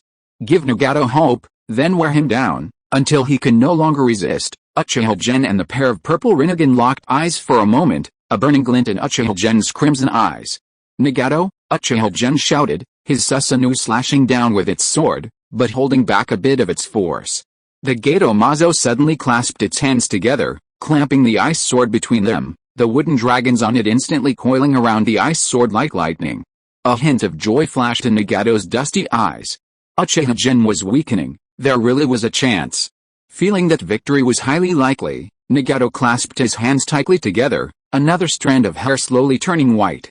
The Gato Mazo exerted its strength, slowly lifting the ice sword, and Nagato roared with a ferocious, twisted expression. Uchiha Gen, beneath the massive, colorful tornado, amidst the deafening roar, the battle continued relentlessly. Rumble. The earth trembled violently. Shisui subconsciously glanced at the battlefield where Jiraiya and the others were fighting the wood release monster, only to find that although the battle was still fierce, no one was using any earth-shattering ninjutsu. Whoosh, a gust of wind swept in, and a dozen brown venomous snakes flicked their tongues, biting at Shisui's body. The next second, blood splattered as Shisui's swift blade severed all the snake heads and tossed them away, then used his body flicker technique to avoid the splattered blood. What's wrong, Shisui-kun? Distracted while fighting me? Isn't that a bit too much of an underestimation? Orochimaru smiled, looking at the blood-stainless Shisui, a hint of annoyance in his golden snake eyes. He was, after all, Orochimaru, the leader of the legendary Sannin. These Uchiha, relying on their Mangekyō Sharingan, were already using him as stepping stones, but now they dared to be distracted while fighting him? That was incredibly rude. Uchiha Shisui didn't answer. His crimson eyes narrowed sharply as he stared in astonishment at the sky diagonally behind Orochimaru. Orochimaru remained unmoved, opening his mouth again to perform his trick of spitting out snakes and swords. This time, however, Shisui didn't dodge. Instead, a verdant phantom projected from his body, blocking the sword thrust, while he continued gazing at the distant horizon. At that moment, another violent tremor shook the ground. Orochimaru frowned, turning to look behind him, and instinctively prepared his snake substitution jutsu, unconcerned that Shisui was playing a trick. Orochimaru's pupils contracted, and his mouth, wide open as he spat out the snake, couldn't close completely, instead showing signs of expanding. Even from nearly 1,000 kilometers away, the beam of light reaching the heavens and earth was clearly visible, illuminating the vast expanse. The tremors on the ground intensified, the surrounding trees swayed slightly, and the leaves rustled. That's the direction of the Valley of the End, Shisui murmured, his face filled with disbelief. Orochimaru froze for a moment, his mouth agape as he swallowed. The power to shatter the heavens and earth. Just over a year ago, he had actually considered using Uchiha Gen as his vessel? After the initial shock, Orochimaru and Shisui resumed their battle, both with furrowed brows and cold expressions, each harboring their own thoughts and worries. Meanwhile, almost all the powerful figures engaged in the chaotic battle noticed the pillar of light. Everyone realized one thing: in this war that would determine the fate and future of the ninja world, the true deciding factor was the outcome of the battle between Nagato and Uchiha General. If Uchiha Gen won, the order of the 5 great shinobi villages might be maintained depending on his mood. If Nagato won, it would be the end for the 5 great shinobi villages.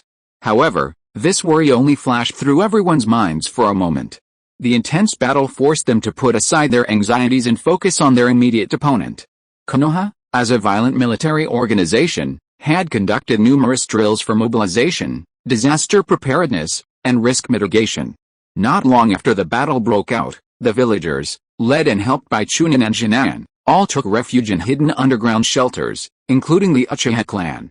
But even with constant vigilance, it's hard to guard against a traitor within one's own ranks. How could the Uchiha's refuge escape the notice of Obito, also an Uchiha? In the deserted Uchiha clan compound, Obito strolled leisurely towards the entrance of the shelter. He could have been much faster, but after entering Konoha, his feet involuntarily led him to the memorial stone. A bouquet of flowers inexplicably appeared in his hand, and he stood there in a daze before Rin-Nahora's memorial stone for half an hour. Of course, half an hour was far from his limit. It was Black Zetsu's limit of endurance. Black Zetsu merged into the earth, revealing only his half-white, half-black yin-yang head, earnestly advising, Obito, you should do something serious. If the infinite Tsukuyomi plan succeeds, you will definitely be able to reunite with Rin and live happily ever after. I know, I'm doing my job. I don't need you to teach me. Obito waved his hand somewhat angrily and casually asked, the earthquake and pillar of light just now were from the Valley of the End, right? Did Nagato win? No. White Zetsu frowned slightly and reported the information he had just obtained from his clone. Uchiha Gen has somehow learned ice release and fought Nagato for a while.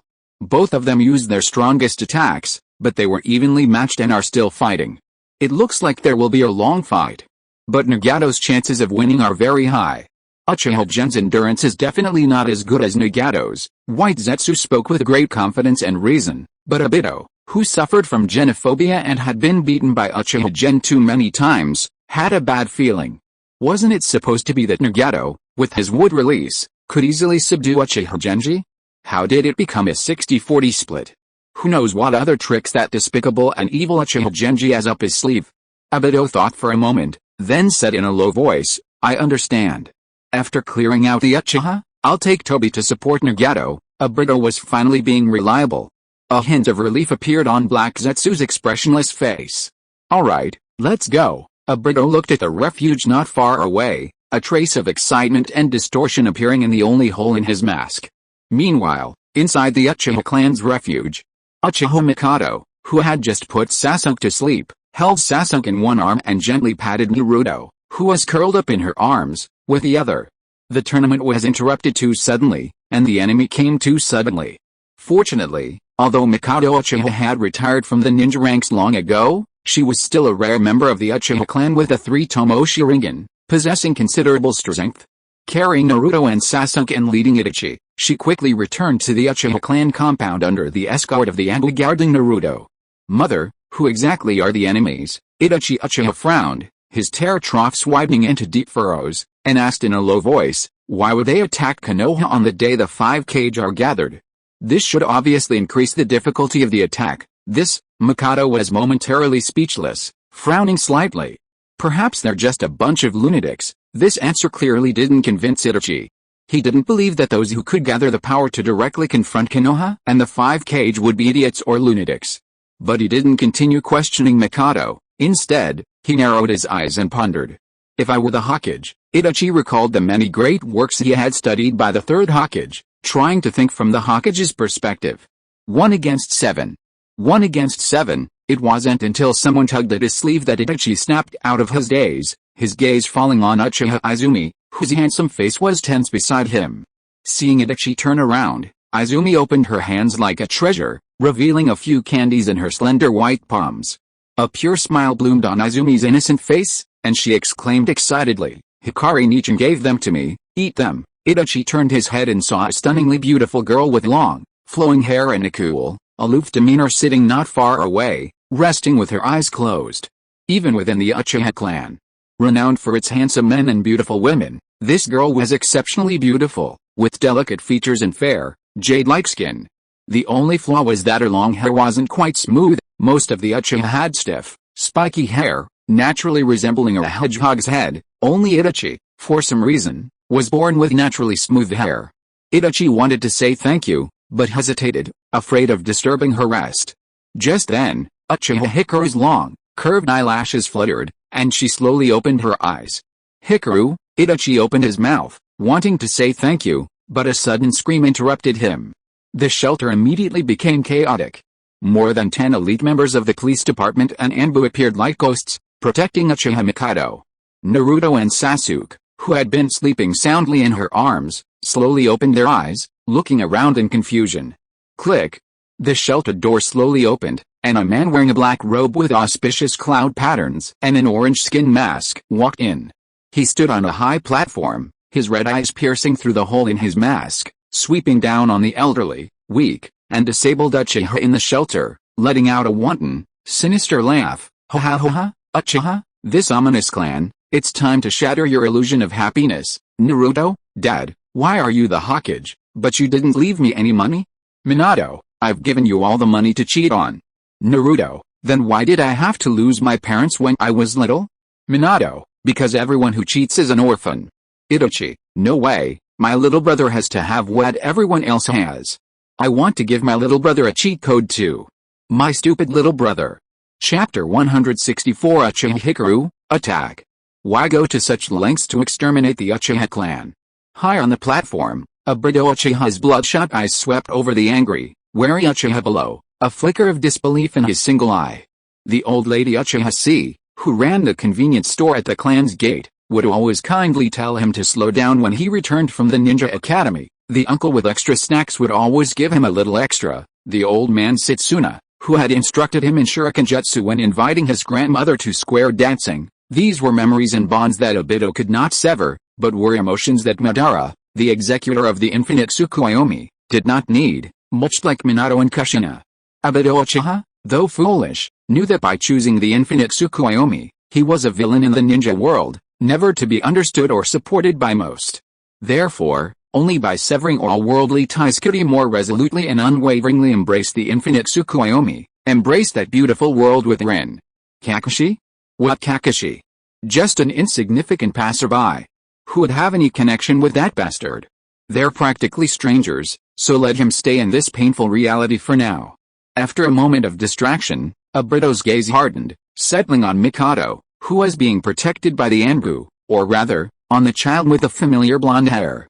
After all, the protection of over a dozen Anbu members from 3 teams was too obvious. Even if Mikado were the former clan head's wife, or even the Hokage's wife, she shouldn't have such a strong protective force. There were only 2 people in the entire Hidden Leaf village qualified for this. One was Uchiha Gen, who didn't actually need Anbu protection, and the other was naturally the Hidden Leaf village's ultimate weapon, the Nine-Tails Jinchuriki. 9 Tails. We meet again. Uchiha Obito smiled coldly, unexpectedly encountering such a pleasant surprise. He stared at Naruto with his Mangekyō Sharingan and said quietly, "Let's have one more fight." Swish. With graying temples, Uchiha Susanoo, sword in hand, stood in front of Obito. 3 elderly Uchiha men, including Uchiha Ryoji, appeared behind him, their 4-3 Tomo Sharingan eyes blazing with murderous intent as they stared at Obito. Susanoo gripped his sword tightly, his eyes bloodshot and sharp as knives, and demanded, "You came here for Naruto." The Uchiha's refuge naturally had its defenses, even with all their elite troops deployed to protect the village. A few experienced Uchiha elders would normally be more than capable of handling an ordinary top-tier fighter. But Susanoo frowned, his hand gripping the sword trembling slightly. He hadn't expected it. It had to be that guy with a Mangekyō Sharingan and would release. If we're talking about a purpose, Obito stretched his limbs, speaking casually. It was both a spur-of-the-moment decision and a long-planned scheme. It was for the 9 Tails, and also for the complete annihilation of the Uchiha clan. Obito raised his eyes, his crimson Sharingan reflecting Susanoo's bluish-black, furious face.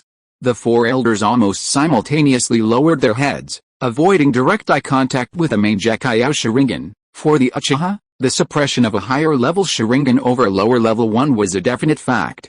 Susanoo could break the Mangekyō Sharingan's genjutsu with only 3 tomo because he was the reincarnation of Indra. Most 3 tomo Uchiha would be severely weakened by the Mangekyō Sharingan. But there was still Izanagi. The old comrades exchanged glances, their eyes burning with determination, without the slightest hesitation. 4 people, 12 lives, they had a chance, at least they could hold them off. Uchiha Setsuna gripped his sword tightly, his eyes wide, feeling his blood boil for the first time in a long time. For the Uchiha, for Konoha, for the will of fire. Evil experimental subject, I'll kill you with my own hands. The Uchiha's elderly F-4 suddenly erupted with chakra flames, while Obito Uchiha sneered disdainfully, a chain slowly emerging from his wide sleeve as he took a step forward. A great battle was about to break out. Wait, a clear, melodious female voice, like the sound of a gentle stream, suddenly rang out. The tense atmosphere, previously oppressive like dark clouds looming over a city, a storm about to break, abruptly paused. Under normal circumstances, no one would pause or be distracted on the eve of such a tense and intense battle. A qualified ninja should seize the enemy's weakness and launch a sneak attack. But this group was almost entirely composed of Uchiha. He said he would wait, and he really did. Obito glanced sideways in the direction of the voice and saw a girl dressed in traditional Uchiha blue clothing, her face calm, her 3 tomo jade pendants shining on her head, staring directly at him without fear. This must be Uchiha Gen's mistress named Hikari. 3 tomo, she's qualified to say her last words. Obito withdrew his foot, waiting for Uchiha Hikari to speak. Hikari Nichan, Uchiha Izumi looked at Uchiha Hikari with some worry, but felt that this quiet and aloof older sister was somewhat unfamiliar now, with a hint of fright in her eyes. You're also from the Uchiha clan, aren't you? Uchiha Hikari stared at Obito's mask, her indifferent voice slightly fluctuating. What grievances did you suffer that made you want to slaughter your entire clan to vent your anger? Because of her experience of being treated as a weapon by her clan, she had no sense of belonging to the clan, and only cared about a few Uchiha clan members like Uchiha Gen and Izumi. In fact, even if Obito hadn't said extermination of the clan, even if he had killed Setsuna and the others and taken Naruto, Uchiha Hikari might not have stood up. And her question was very neutral, asking Obito what grievances did you suffer. After all, in her view, she had been imprisoned and used as a weapon of war by her clan for many years. At most, she had only thought about escaping to a place where her clan couldn't find her. Perhaps the masked man had suffered 10 or 20 times more torture than she had? But Obito found this question somewhat inexplicable. It was a pity that the Uchiha clan had treated him fairly well. After all, the Uchiha clan wasn't short of money to raise a child, and he received resources such as ninjutsu scrolls and kunai weapons during festivals. The Mangekyō Sharingan of the ninja world is enough for me alone. Obito clapped his hands, and several white zetsu slowly emerged from the dome wall, blocking Mikoto and the Anbu who wanted to take Naruto away. He turned to Uchiha Hikari and chuckled, the Uchiha clan is an obstacle to my ambitions. I'm just going to crush that obstacle, no grudges, no hatred, nothing more. Uchiha Hikari frowned slightly, her pretty face filled with murderous intent. Her 3 tomo Sharingan shot out 2 cold, bone-chilling beams of light as she stared intently at Uchiha Obito. So, you didn't suffer any injustice, only for your own ambition. I suffered so much injustice, endured so much harm from my clan. I didn't even wipe out the Uchiha clan. What right do you have to do so? Your capacity is insufficient. Uchiha Hikari took a few steps towards Obito, shielding the Uchiha clan behind her. Her gaze was as cold as unchanging ice, and her tone was hard as she said, your suffering is far less than mine. Yes, this was the bizarre thought process of the Uchiha. They didn't oppose you because you wanted to exterminate the clan, but because your suffering and capacity were insufficient. You didn't have the right to exterminate the clan, so they opposed your idea and actions of exterminating the clan. Uchiha Hikari's scarlet 3 tomo eyes were like lightning, staring directly at Obito. Her dark blue robe and waist-length hair fluttered and danced without wind. Uchiha Obito gripped the iron chain in his hand, his eyes darkening. He didn't understand how suffering and capacity had been inexplicably connected. What was this mad woman doing? On the Uchiha stage, whoever was mad was stronger. Obito, a mere madman, wasn't mad enough. He was clearly not up to the Uchiha's great-grandmother's way of thinking. How dare you, a mere 3 tomo Sharingan, look me in the eye. Obito Uchiha abruptly turned his head, a red light flashing in his single eye, the 3-side ring pattern of his Kamui Sharingan slowly rotating. Obito's single eye met the light directly, a slight smirk playing on his lips, his surging ocular power coalescing and erupting as he activated the illusionary shackles technique. Let's take one down first. What an innocent brat, so well protected by Gen Uchiha. He's already a 3-tomo Sharingan, and he doesn't even know you can't look directly at someone with a Mangekyō Sharingan. Then, the smirk on Obito's lips froze. One after another, illusory metal wedges pierced his body, causing him to stiffen. It was mirror reflection. Only another Mangekyō Sharingan could deflect a Mangekyō Sharingan genjutsu. Obito's body twisted and trembled violently, unleashing all his chakra to shatter the deflected genjutsu. Then, he was confronted by a pair of 3-hooked Mangekyō Sharingan, the Mangekyō pattern in the left eye constantly rotating. Uchiha Hikaru looked at Obito with disdain and disgust, murmuring the name of the technique, Tsukuyomi. The next second, the world changed. A red moon slowly rose, its moonlight spreading a blood-red haze, softly bathing Obito, who was bound to the cross swoosh. A knife pierced Obito's chest, causing him to grit his teeth and let out a roar. The left eye's eye technique is Tsukuyomi? Not too difficult. Tsukuyomi was a relatively common awaken eye technique among the Uchiha, recorded in Madara's records. Obito knew that Tsukuyomi alone was not enough to destroy his spirit, so he gritted his teeth, lowered his head, and silently endured the torture. This pain was nothing compared to losing Rin. Nothing at all. After enduring the torture, countless blood vessels appeared in the whites of Obito's eyes, but his expression became increasingly crazed. The instant he returned to reality, he avoided Uchiha Hikaru's gaze, preventing a second Tsukuyomi attack, while his Sharingan eye spun rapidly. Fire release, explosive storm dance. Kamui distorted the surrounding space, unleashing a vortex-like storm. Then, Obito spat out spinning fire snakes, forming a massive swirling flame that surged directly towards the most densely packed group in the shelter. I told you, you have no right. Seeing Obito still stubbornly obstinate, Uchiha Hikaru's eyes sharpened, activating flame release, Kagotsuchi. I won't allow it, how dare you. The raging fire snakes condensed and compressed together, transforming into a rapidly spinning firestorm that surged back towards Obito on the platform. A second Dojutsu, Kagotsuchi. Both are very common Dojutsu, Obito remarked, entering a holographic state.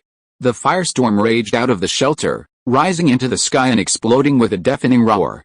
Staring at the arrogant Uchiha Hikaru, a flicker of greed suddenly flashed in Obito's eyes. A teenage female ninja, 2-eye techniques that posed little threat to him, he should have an extra pair of Mangekyō Sharingan. Obito, chain in hand, charged towards Hikari, who simultaneously drew a kunai and stabbed at him with lightning speed. Clang.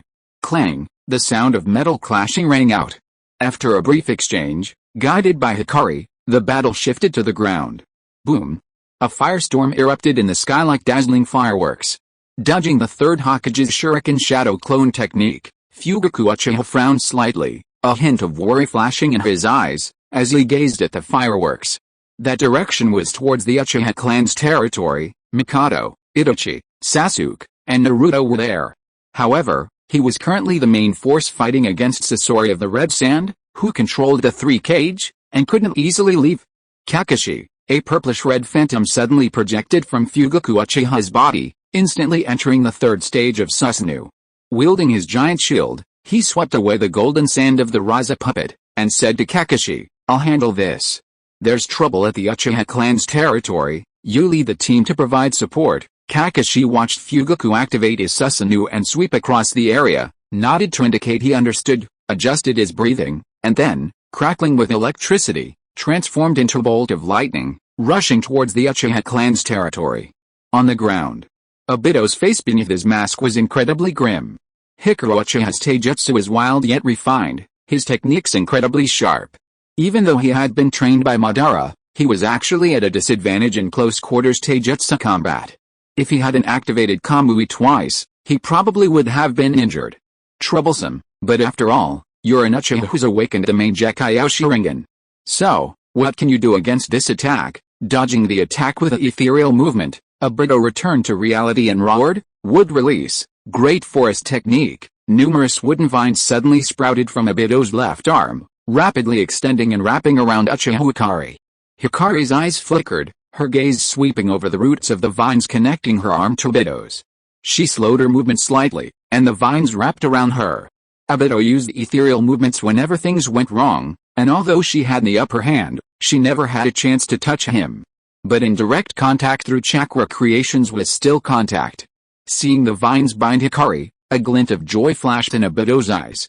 Wood release could restrict an enemy's movements and also absorb their chakra. Once entangled, it would only become increasingly difficult to escape.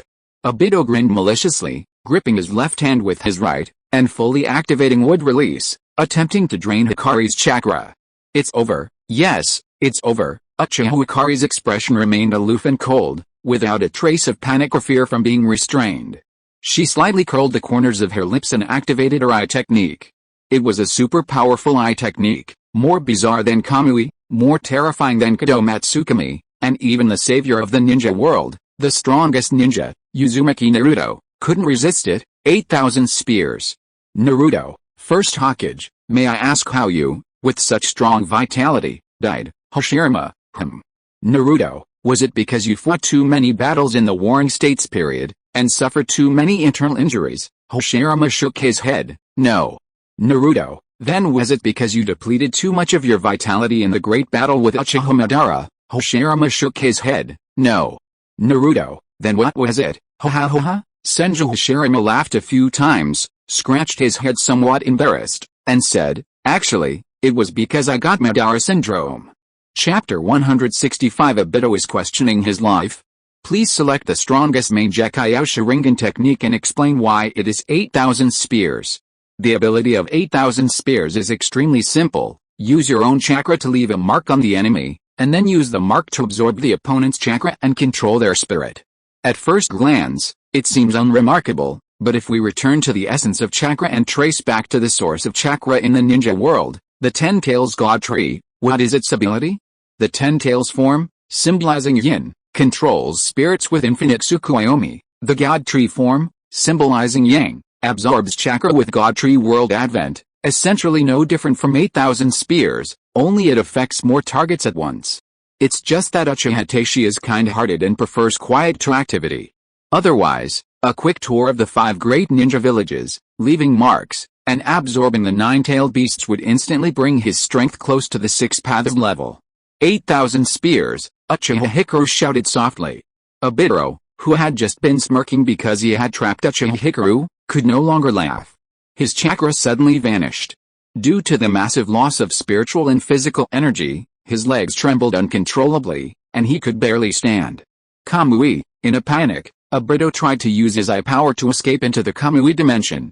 But instead of activating his eye power, it was as if his own eye power was being released, flooding into his left hand and disappearing instantly. Thump. Obito Uchiha, the mastermind behind the 9 Tails chaos, Madara Uchiha's proxy, and the major villain who disrupted the order of the ninja world, suddenly collapsed to the ground, landing face first in the mud. Is this the mark? Lying on the ground, Obito struggled to turn his head, looking at the red Mangekyō Sharingan pattern on his left hand, his eyes filled with confusion. He convulsed, still unwilling to give up, desperately trying to extract chakra to activate Ai's energy with his left eye's 3-tomo Sharingan. However, activating Ai's energy also requires chakra. Every bit of chakra he extracted was plundered by the red pattern, making it impossible to even activate Ai's energy. After absorbing Obito's chakra, Uchiha Hikari's Sharingan did not show the bleeding symptoms that occur when using eye techniques with a normal Mangekyō Sharingan. Instead, the red light intensified. This was precisely why she was considered the strongest weapon of the Uchiha clan during the Warring States period. As long as the Senjo and Uzumaki clans were not extinct, she could absorb the yang-released chakra of these 2 clans with her 8,000 spears, and even with only Mangekyō Sharingan, she could use eye techniques and Susanoo at will, just like with the eternal Mangekyō Sharingan.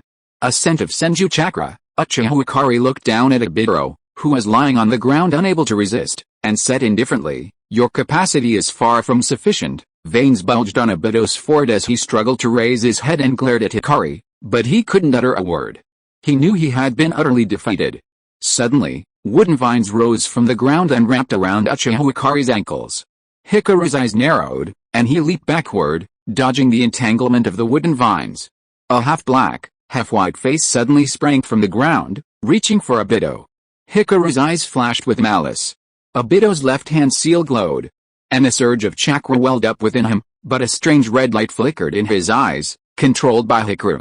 The chains in his hands tore through the air, wrapping around the neck of Zetsu, who had come to his rescue. Crack. Zetsu's neck was twisted by the chains, but the black Zetsu, possessing the white Zetsu's body, turned into a puddle of black mud, splattering onto Obito and instantly merging into his body. Half of Obito's pale body was stained black, and the half face of his Zenning, ferocious hideous, expression beneath the orange peel mask transformed into the appearance of black Zetsu. How could she still be alive? Black Zetsu also had many questions in its mind. For 1,000 years, it had secretly monitored and guided the Uchiha clan, but it wasn't omniscient.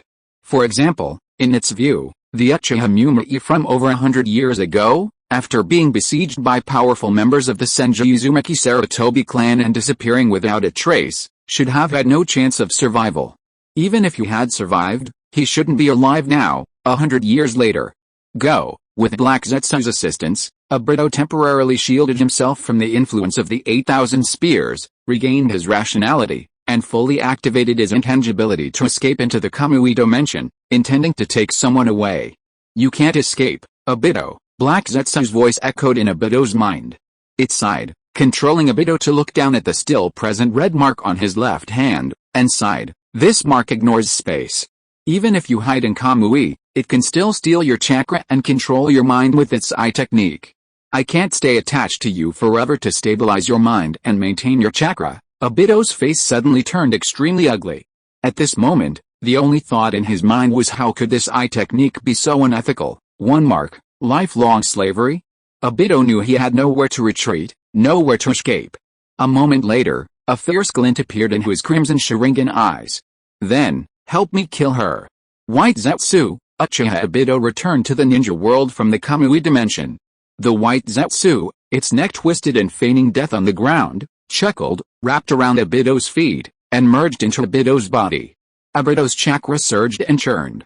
Shine, Obito clasped his hands together, and with the assistance of the white Zetsu within him, a chilling killing intent flashed in his single eye. Wood release, wood human technique. A wooden figure rose from the ground behind Obito, dragging him upwards for 70 or 80 meters. A wooden dragon with a hooked nose and covered in wooden spikes roared, hissing as it coiled around the wooden figure's neck. Uchiha Hikaru stared at the murderous Obito, calmly raising one hand, his long, slender, white fingers clenching together, and said softly, "Still want to dance? Then I'll break your legs." The next instant, deep crimson chakra flames shot into the sky, the chakra radiance leaping and dancing like flames, instantly weaving into deep crimson half-giant clad in Tengu armor, wielding a large katana in one hand. However, looking at the over 30-meter tall half-giant, a hint of dissatisfaction appeared in Uchiha Hikaru's eyes. Then, meridians and flesh continued to grow along the Susanoo's waist. Uchiha Hikaru's long hair moved without wind, and his entire body slowly floated up, lifted by the Susanoo chakra and placed into the crystal between the Susanoo's eyebrows. In the blink of an eye, the 100-meter-tall deep crimson giant cast a massive shadow, enveloping the wooden figure. Susanoo, fourth stage, complete. Could it be that she possesses the eternal Mangekyō Sharingan? But the pattern in her eyes is indeed only one type. Obito was bewildered. Black Zetsu stared intently at Uchiha Hikaru's brow between Susanoo's eyebrows, his brows furrowing slightly. For thousands of years, every 20 or 30 years, or even 50 or 60 years, the Uchiha clan would always manage to roll out a Mangekyō Sharingan, and with good luck, even multiple Mangekyō Sharingans would appear simultaneously. Even excluding the currently prosperous Uchiha clan, before the Izanagi rebellion in the late Warring States period, the Uchiha clan had a glorious period where 5 or 6 Mangekyō Sharingans existed simultaneously, including Uchiha's Hili, Uchiha Rai, and Uchiha Naka. But even having seen so many Mangekyō Sharingans, and so many strange and bizarre eye techniques such as making someone pregnant with a single glare, the 8,000 spears eye technique was the most abnormal one it had ever seen. She just absorbed almost all of your eye power and chakra.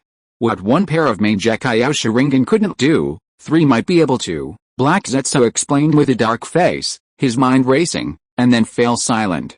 It already had a bad feeling. Although it possessed the power of Kaguya's blood-stained net within it, which could easily break the seal, it couldn't possibly use such precious power on Obito. It was already prepared to abandon Obito. Anyway, as long as it could drag things out until Nagato defeated Uchiha Gen, everything would be alright.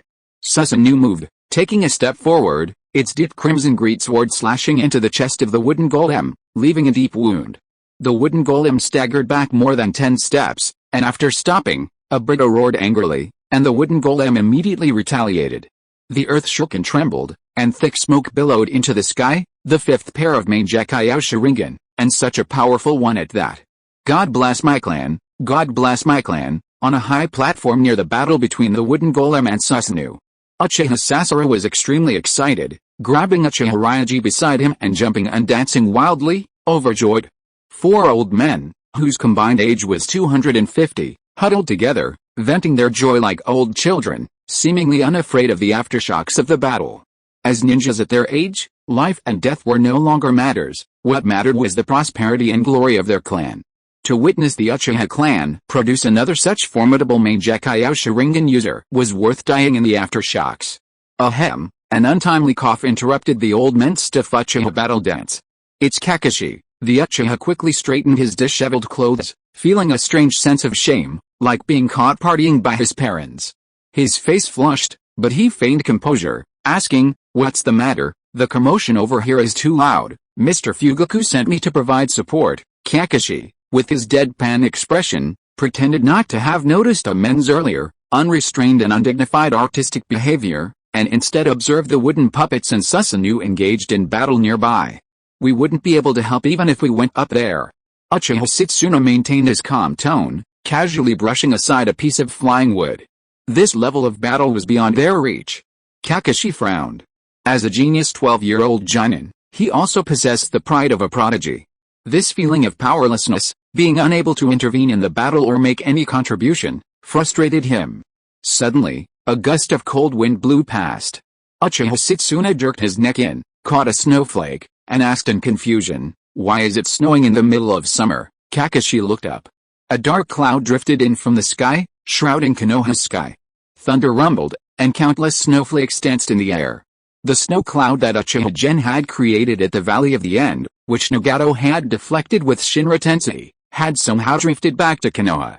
Kakashi didn't know the origin of the cloud, but his eyes lit up. He had an idea to intervene in the battle.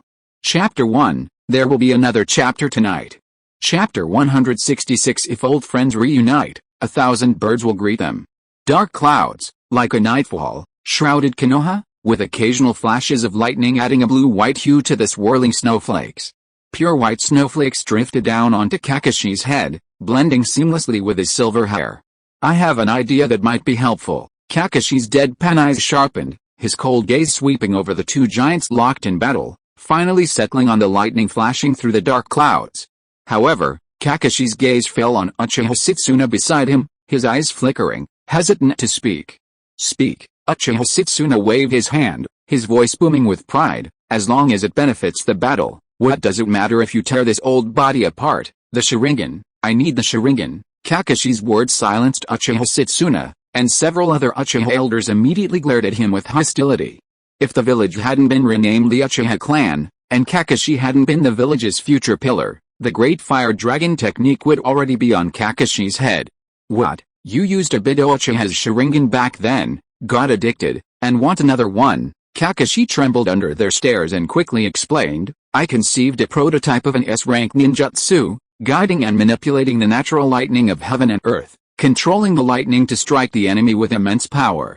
But the biggest difficulty with this ninjutsu right now is that my perception isn't enough to see the speed and direction of the lightning. By copying Ringo Amiri's lightning blade technique and adding his own understanding of Chidori lightning release, if he had the Sharingan, Kakashi would be 4 or 5 out of 10 confident he could turn this idea into reality." Uchiha Setsuna's expression improved somewhat.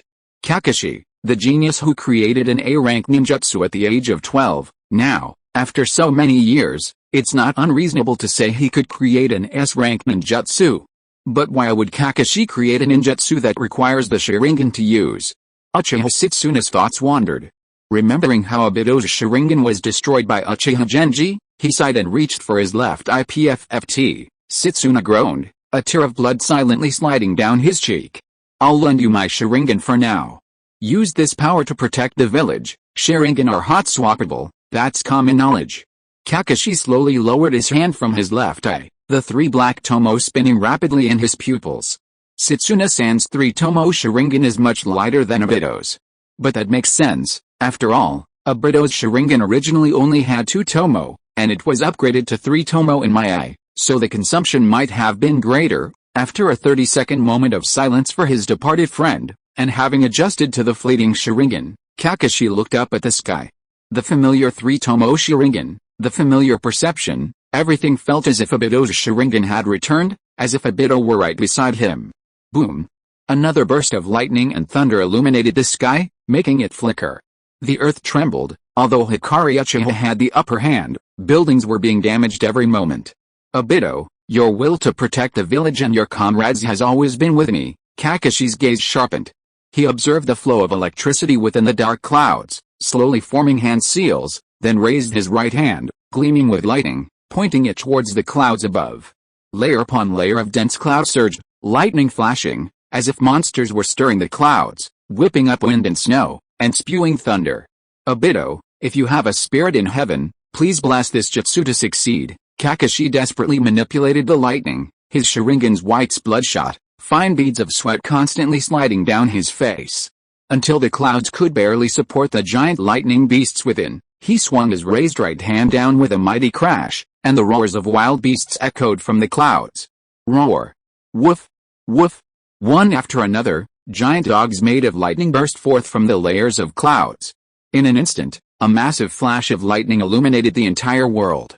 Lightning release, 8 dogs, with Kakashi's roar, 8 giant lightning dogs modeled after his 8 most familiar ninja dogs crashed down, bombarding and tearing at the giant wooden doll.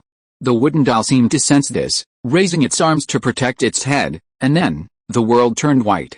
A heart-wrenching scream pierced the heavens. An opportunity. Having once survived as a weapon, Uchiha Hikaru's combat instincts were exceptional. He perfectly seized the opportunity, raising the great sword in his Susanoo halfway even before the lightning struck. The Mangekyō Sharingan in Hikaru's eyes spun, and a hint of excitement finally appeared on his usually expressionless face. He sneered, "It's time to end this." The Susanoo raised the great sword high with both hands, Amaterasu's black flames climbing the blade and gathering together with a deep red Susanoo chakra, churning the surrounding air like a storm and forming a violent vortex above the Susanoo. In an instant, the vortex, carrying layers of clouds in the sky, quickly formed a colorful tornado, converging on the blade of the greatsword. Slash! The deep crimson greatsword cleaved through the sky, striking the wooden dummy that had just been paralyzed by Kakashi's lightning release. With a deafening roar, the giant wooden figure shattered and vanished amidst the sky-piercing sword light, turning into dust. The shockwave, mixed with snowflakes, surged outwards like a storm, scattering countless buildings. From the sky, it looked like a pebble thrown into the pond of Konoha, causing the vast leaf to sway violently, like ripples spreading outwards. On the battlefield, Obito, his body emitting blue smoke, trembled as he tore off his tattered black robe with auspicious cloud patterns and stood up from the deep crater. Cough cough, Obito coughed violently, while the half of his face occupied by black zetsu remained unaffected. He had dodged Uchiha Hikaru's sword strike with Kamui, but his injuries were mainly from the lightning release attack. He hadn't expected the lightning release to be so powerful, able to penetrate the insulated wooden figure and strike him. By the time he tried to escape with Kamui, it was too late. After spitting out a mouthful of blood, Obito looked up. Hundreds of meters away, Uchiha Hikari calmly watched Obito, her dark blue robe spotless, her breathing not even slightly hurried. Uchiha Hikari paused. She had very little experience fighting among her own clansmen, and had no intention of killing Obito. For a moment, she didn't know what to say. Recalling the sparring matches between clan members during the Warring States period, Uchiha Hikari applied this to her own situation, speaking in a condescending tone. "So, what did you learn from it?" Clearly, her choice of words was somewhat inappropriate. This tone and phrasing of an elder instructing a junior, this condescending attitude as if looking at a child, almost instantly shattered Obito's already dwindling rationality. Why? Again and again, again and again, thump, thump, thump. Obito slammed his fists into the ground, creating craters, his fists becoming bloody and mangled. His eyes were almost entirely bloodshot as he glared at Uchiha Hikari, his voice hoarse as he demanded, Why can't you just give up and fight back? First Uchiha Gen, then you. I'm going to send you, and everyone in the entire ninja world, to blissful dreamland. What's wrong with the genjutsu world? This world is full of ashes, devoid of hope, only widening the emptiness in our hearts. Why do you insist on stopping me? Uchiha Hikari wrinkled her delicate nose, her eyes filled with confusion. She didn't understand what Obito meant by dreamland, but it's not generally stopping you, nor is it anyone else stopping you, it's you stopping yourself. Hikari's voice remained cold, yet carried a hint of pride. She remembered something Uchiha Gen had once said.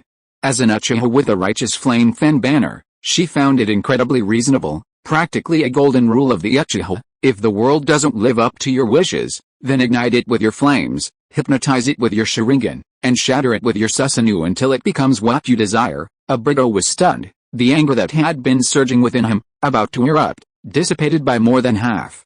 Uchiha Hikaru continued in a matter-of-fact tone, the Sharingan is the eye that reflects the soul. If your willpower and capacity are sufficient, you will naturally possess power surpassing mine and Genji's. How could we possibly stop you then? Lacking in capacity, even without me and Genji, you are destined to fail. Obito stood silently in place. It seemed she had a point. As an Uchiha, and a severe case of Uchiha syndrome with a Mangekyō Sharingan at that, Obito naturally agreed with things like shattering the world. No. My love for Rin will never be inferior to anyone else's belief. My love for Rin is boundless. How could you and Uchiha Gen possibly be my match? Obito's eyes blazed with crimson light, his ocular power instantly surging several times over, a continuous stream of chakra pouring from every cell in his body. Wood release, explosive wind dance, countless wooden tendrils sprouted from Obito's body, swirling and overwhelming Uchiha Hikaru under the power of Kamui. At the same time, Obito clasped his hands together, a torrent of chakra surging forth, his Zenning, ferocious hideous, face beneath the mask twisted into a grotesque mess. Wood release, wood golem, the top of the wooden golem slowly rose from the ground. Chirp. Just as Obito concentrated all his mental power, entering his explosive moment, a bolt of lightning, its speed pushed to the limit, streaked across the battlefield, seizing his weakest moment. This was Hatake Kenjo's perfect grasp of the opportunity. Obito whirled around, hastily extending only one hand, unleashing a barrage of vines. A crimson glint flashed in Kakashi's eyes, and with a speed exceeding his own reaction time, he continued his assault on the evil masked man. I'm in time. After a brief delay, Obito stopped his explosive dance, attempting to enter holofication. Kakashi was still 4 or 5 meters away from Obito. However, the Chidori that Kakashi was thrusting at the masked man's chest suddenly exploded with lightning. Chidori, sharp spear, a new variation of Chidori that Kakashi had trained during the days he lost his Sharingan. Poof, a dazzling bolt of lightning pierced through his heart, just like in the past. After piercing Rin's heart, Kakashi found that his hands could never be truly clean. Why? Because that hand had touched Rin's chest. Therefore, whenever he fell asleep, a mysterious Obito would appear before his bed, drooling over that hand. Chapter 167 The End of the Valley Battle. Drip, drip, drip, blood drips, flowing incessantly. Drip, drip, drip, tears welling in his eyes. Flesh and blood sizzled from the intense heat of the lightning release. The leaping lightning gradually subsided, and Kakashi, several meters away, was filled with murderous intent. But Obito could hear nothing, see nothing. In his bulging, throbbing, crimson Sharingan, like a demon, the world seemed to consist only of Kakashi bathed in lightning and himself. The speed of Chidori's dash was 500 meters per second, so how long would it take for two hearts to draw near? Now, after many years, Rin, my heart is finally exactly the same as yours. Obito, his chest gaping open, clutched his no-beating heart, his entire body convulsing with excruciating pain, one crimson eye filled with countless indescribable, indistinct complex emotions. Kakashi froze, a strange unease rising within him under that gaze, as if a hand were gripping his own heart while he was piercing it. Cough. Kakashi, it hurts, Kakashi. Obito's voice was hoarse and weak. He stared intently at the wary Kakashi, clutching his chest and staggering forward a few steps, straightening his pierced chest. Kakashi's expression hardened, a dark cloud hanging over him, making his heart race and his usually calm mind go blank. The enemy had been pierced through the chest by Chidori, seemingly on the verge of death. Yet Kakashi's hands clenched into fists, and he even unconsciously took a few steps back as the masked man trembled and staggered forward. "You bastard, who are you, Kakashi?" Cough. Obito coughed violently, his mask slowly slipping down to reveal the lower half of his zhenning, ferocious hideous, face. That half of his face was already streaked with tears. "Kakashi, it hurts so much," Obito puffed out his chest again, allowing Kakashi to see his now empty heart. Crystalline tears streamed down his scarred cheeks, passing through the hollow of his chest, falling to the ground and disappearing into the dust without a trace. "So, Rin, did it hurt this much back then?" Kakashi's pupils widened suddenly, a bone-chilling coldness he had never felt before spreading from his spine throughout his body, making him feel as if he were encased in eternal ice. Even his breath and heartbeat stopped for a moment. That face, though only half of it, though covered in scars and tears, how could he not recognize it?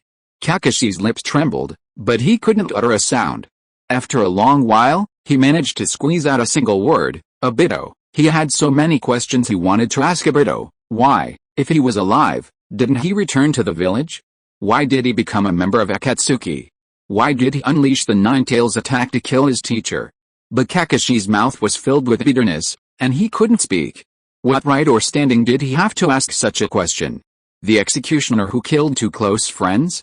Kakashi stared blankly at his hand, still crackling with lighting, his gaze unfocused, revealing a deep despair and loneliness. Ho-ha-ho-ha, seeing the silent Kakashi, Obito laughed wildly, the blood gushing from his mouth staining his face, making him look like a demon. "Kakashi, you don't need to feel guilty.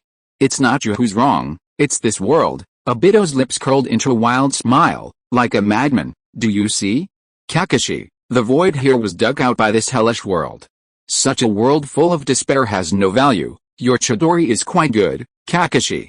From now on, I have severed all the bonds of this world." Obito looked indifferently at the dejected Kakashi, his chakra aura spreading violently, revealing a killing intent he had never shown before.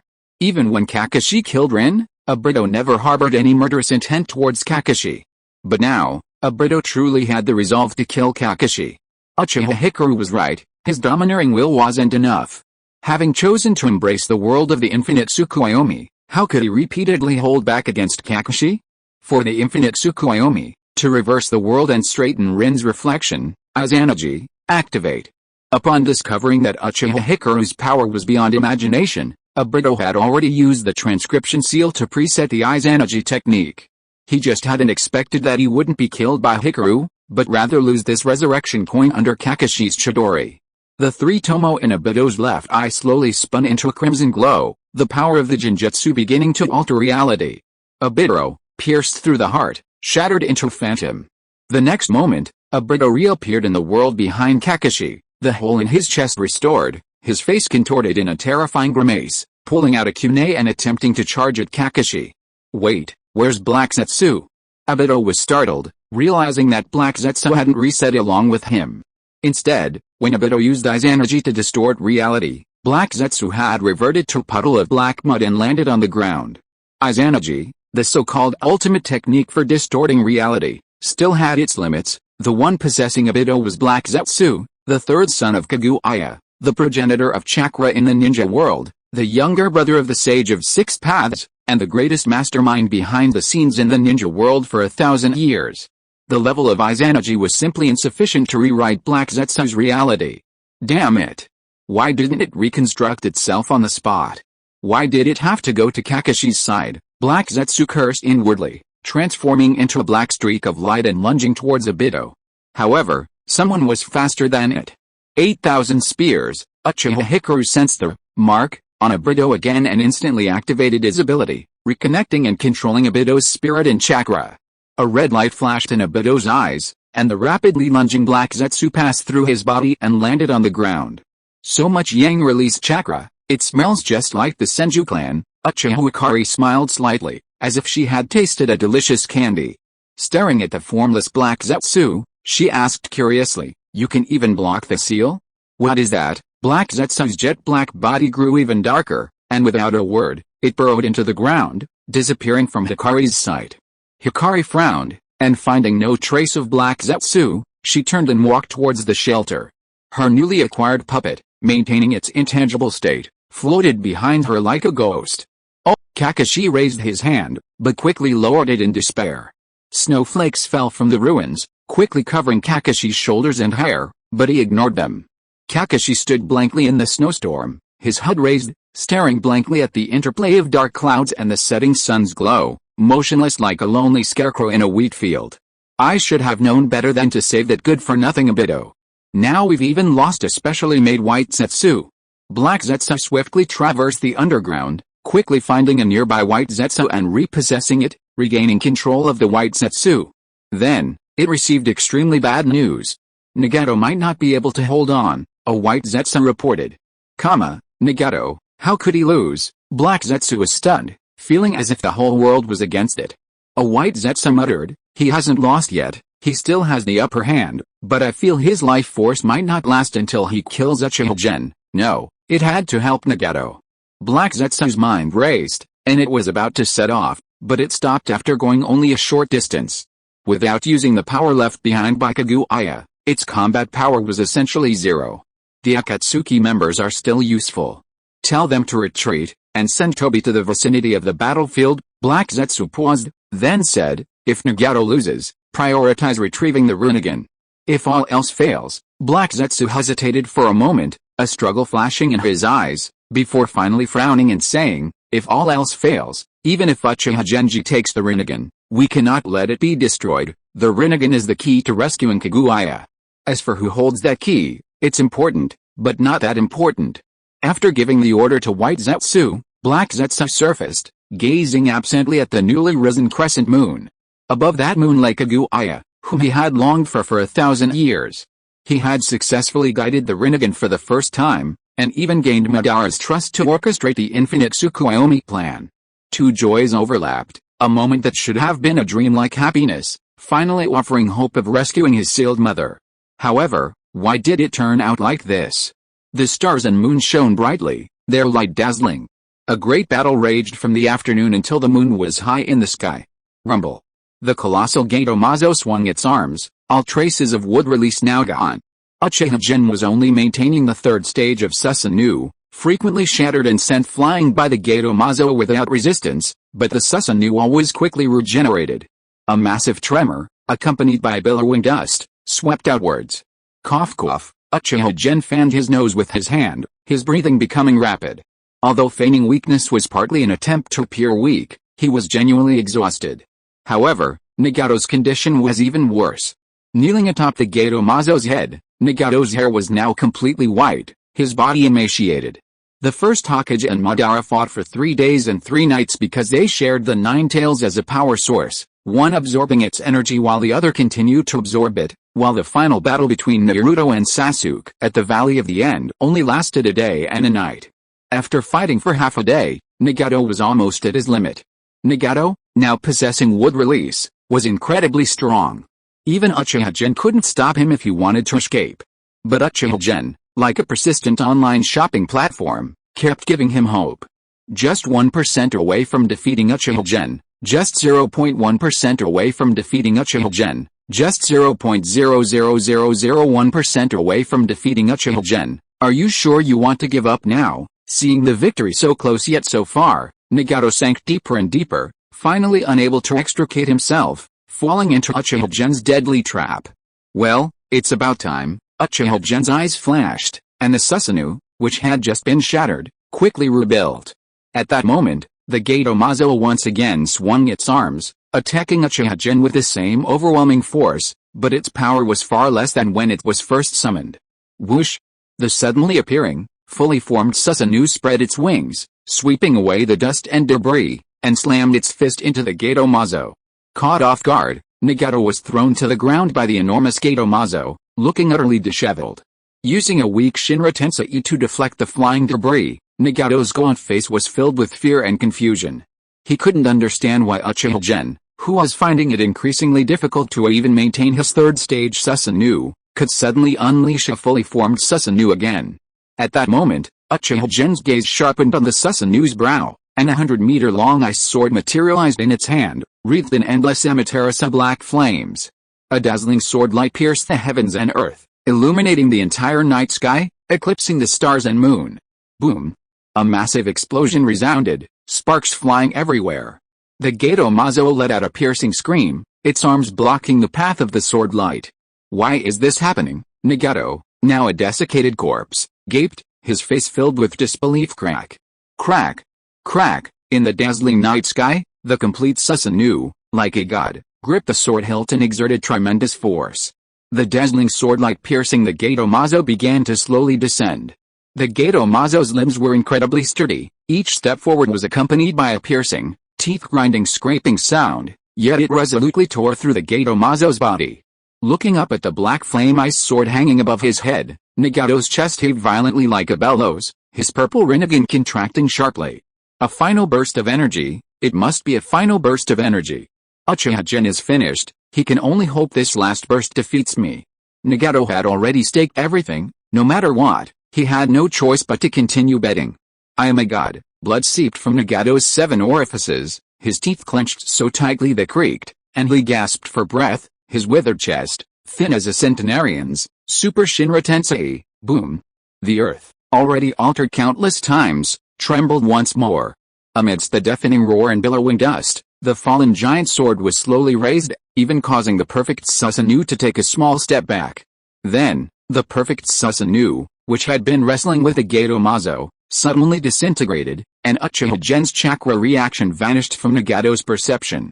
Nagato's body went limp, spitting out several spurts of blood, but he ignored it all, laughing maniacally to the sky. Ha ha ha ha ha. Nagato pounded his chest hard, then coughed loudly a few times, cough cough. Uchiha Gen, I won. Ha ha ha ha ha. A twisted vortex appeared behind Nagato. Then you win. Uchiha Gen's hand, accompanied by a sharp whistling sound, struck Nagato with lightning speed. Nagato, his face deathly pale, turned his head, only to see 2 slender fingers and a smirking Uchiha General. A piercing scream rang out. Hyuga Niji was bitten by Kiba Inuzuka's Akamaru. He angrily asked, why didn't you put it on a leash, Kiba Inuzuka? Because I need Akamaru to train and fight with me, to scout, and to protect me, so of course I can't put it on a leash. Niji was furious. You're talking nonsense. Who said you don't need to use a leash for these things? Kiba Inuzuka frowned. Then go find any ninja who uses ninja dogs and see if they use leashes? Niji waved his hand dismissively, no need. Then, he removed his headband and pointed to his forehead, saying, isn't this a leash? Chapter 168 was merely a minor aftershock. The hot plugging of the Sharingan has a basis in ninjutsu. Bloodline limit organs naturally accumulate a large amount of high-quality chakra, and under the enhancement of chakra, they are far less fragile than normal eyes. If the 3-tomo Sharingan can be hot-plugged, the rinnegan, containing the power of all things in the universe, is even more so. Therefore, Uchiha Gen had no concern that his overly rough actions would destroy the rinnegan. Besides, even if he did damage it, it wouldn't be him who felt the pain. He plunged 2 fingers straight into Nagato's eye sockets.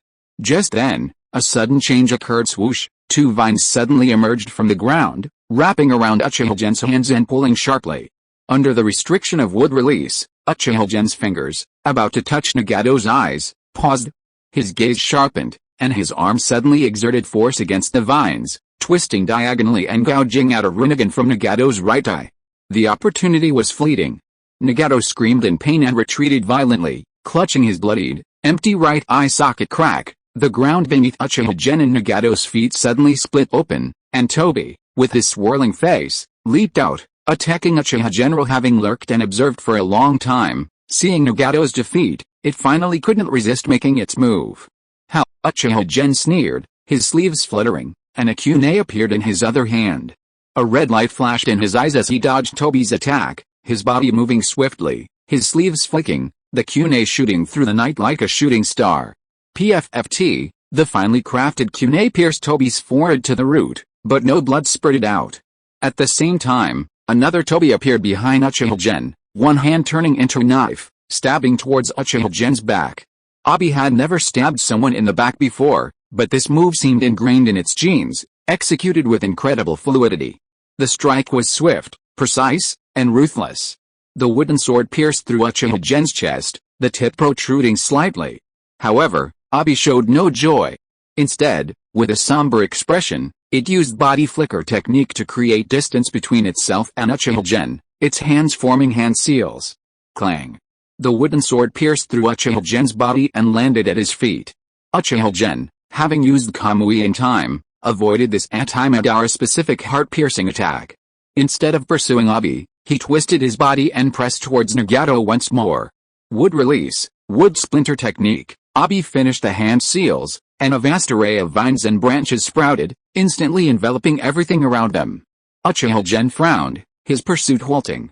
His attack on Nagato would inevitably materialize for a moment, and Tobi's wooden branches had already filled all of Sakuan's space. Once the intangibility of Kamui was dispelled, a large number of wooden branches would directly appear inside his body. Uchiha Gen turned his head and floated outside the area covered by wood release. Tobi chuckled and grabbed Nagato with one hand. Amaterasu, after rematerializing, a cold light suddenly burst forth from Uchiha Gen's pair of scarlet eyes. A ball of pitch-black destructive flames appeared and coiled around Nagato and Tobi. Shinra Tensei, Nagato covered the blood hole in his right eye. Under the intense pain, his eye power erupted once more. And the enormous repulsive force pushed back the surrounding black flames like a tidal wave. Suddenly, a thin, short boy was spat out from Tobi's body, and then flowed into Nagato's body like water, providing him with chakra while shouting, "Leader, go, my eye." Nagato was clearly still unwilling. But Tobi, firmly controlling Nagato's body, instantly activated the Mayfly technique, plunging into the ground. Gripping the Rinnegan, which shone like a brilliant purple gemstone, in one hand, Uchiha Gen immediately unleashed his Susanoo, plowing the surrounding earth. Rumble. The earth trembled and churned with a deafening roar, cracking open in countless fissures, but there was no sign of Tobi or Nagato. The Mayfly technique was considered the most perfect stealth technique. Once a trace was lost, even Uchiha Gen would find it difficult to track them down. After tilling the earth, Uchiha Gen deactivated his Susanoo, slowly returning to the ground. He took out a scroll, summoned a cultivation jar, and placed the precious Rinnegan inside. Only after doing all this did Uchiha Gen have the mind to glance at the person Tobi had spat out. Brown buzz cut, a Konoha-style headband on his face, and wearing the Roots black combat uniform. Yamato? Oh, it should still be called armor now. Someone's coming. Uchiha Gen put away the cultivation tank and carefully sensed his surroundings. There were about a dozen people approaching, none of them concealing their chakra aura, so Uchiha Gen sensed their approach from a great distance. Looking down at his tattered, dusty dark blue robe, Uchiha Gen frowned, tore off the robe, burned it with fire release, and summoned a flame fan and a deep red armor. Heads can be severed, blood can flow, but appearance cannot be ruined. This is the Valley of the End. Maki's voice was shrill, his face pale, his tongue trembling, and he looked around in disbelief. What he saw before him was not a valley at all, but clearly a circular basin nearly 30 miles in diameter. Every shockwave from Uchiha Gen's battle with Nagato would tear up a layer of earth. In this earth-shattering battle, massive amounts of soil and dust, compressed by the shockwaves, accumulated and rose at the edges of the battlefield, forming hills that encircled it. Meanwhile, the core area of the battlefield experienced multiple subsidence, eventually forming the rudiments of a basin. The battle in Konoha had ended several hours earlier. Akatsuki retreated after losing a full-fledged member, Juzo Biwa. However, organizing skilled reinforcements for Uchiha Gen and getting them from Konoha to the Valley of the End had consumed considerable time. The fourth Kazakage of Tsunagakure, Raza, had been turned into a puppet, and the Shadow Guard was nowhere to be found. As a result, only the young Maki could lead the support efforts. Looking at the basin before him, Maki's legs involuntarily trembled even before he saw the enemy. Tsunagakure's history books recorded that every time Madara Uchiha and Hashirama Senju clashed, the map of the ninja world had to be rewritten. Maki had always thought this was just an exaggeration. Everyone was a ninja, made of flesh and blood. How could anyone be so strong? Even the god of shinobi is still a ninja. If he were that strong, wouldn't he truly be a god? But now it seems the records in history books weren't exaggerated, they were completely realistic. The thought of facing such an opponent made Maki tremble uncontrollably. Of course, no one would laugh at his inadequacy. The three Kage, Jiraiya, Shisui, and other experts were among the dozen or so reinforcements, all pale-faced and utterly shocked. We've entered the core area of the battlefield. Inoki floated in midair, scanning his surroundings, secretly forming hand seals for the light-heavy rock technique, ready to fly up at any moment if things went wrong. Inoki, besides the fifth Hokage, you've also fought Uchiha Madara, haven't you? The fourth Hokage, clenched his fists tightly. Usually reckless, he was now incredibly cautious, speaking to Inoki while simultaneously surveying his surroundings. What are your tips for dealing with experts of this level? Upon hearing A's words, Inoki's face turned pale, his old face stiffening into an extremely ugly expression.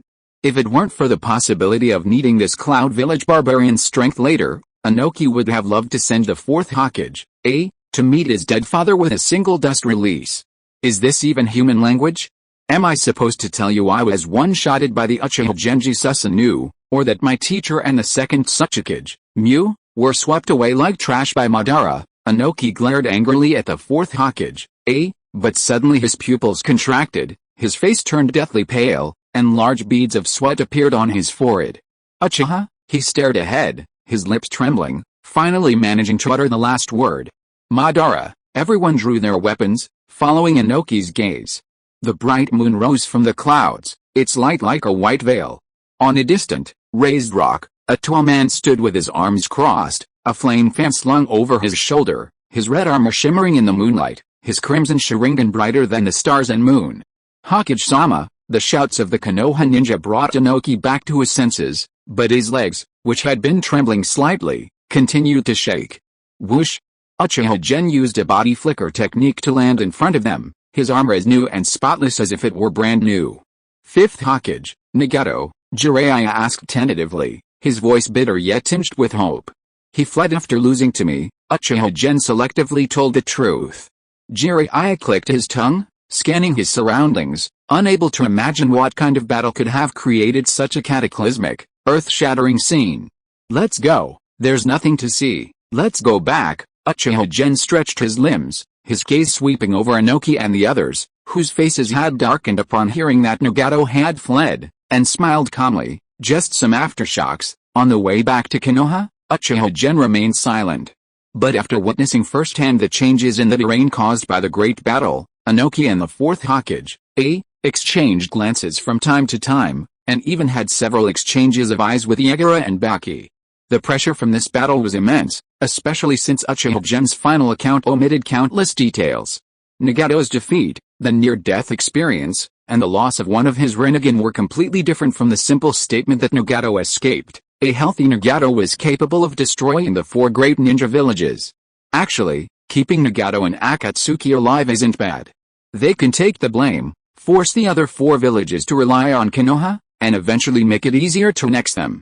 On the way back to the village, Uchiha Gen appeared exhausted and reluctant to speak, but he silently observed the group, his mind racing. After taking one of Nagato's Rinnegan, even if Madara were perfectly resurrected, a Madara with only one Rinnegan might not be able to defeat him. At worst, with Uchiha Hikaru added, they could definitely put Madara's coffin lid shut. Madara Uchiha could only defeat Konoha by becoming the Ten-Tails Jinchuriki or reclaiming the other Rinnegan from Gen Uchiha. However, he first needed to defeat Konoha, Gen Uchiha, and Hikaru Uchiha to obtain the Nine-Tails or the Rinnegan. It was an unsolvable deadlock. Since Akatsuki's strength was within a manageable range, they could use its pressure to force the other 4 villages to align themselves with Konoha, much like the 5 villages alliance during the 4th Shinobi World War. Of course, Gen Uchiha would never play games with the 5 villages like Naruto. His ultimate goal was to annex all the major ninja villages and unify the ninja world. He could even play the role of Painter Madara Uchiha after obtaining the Rinnegan.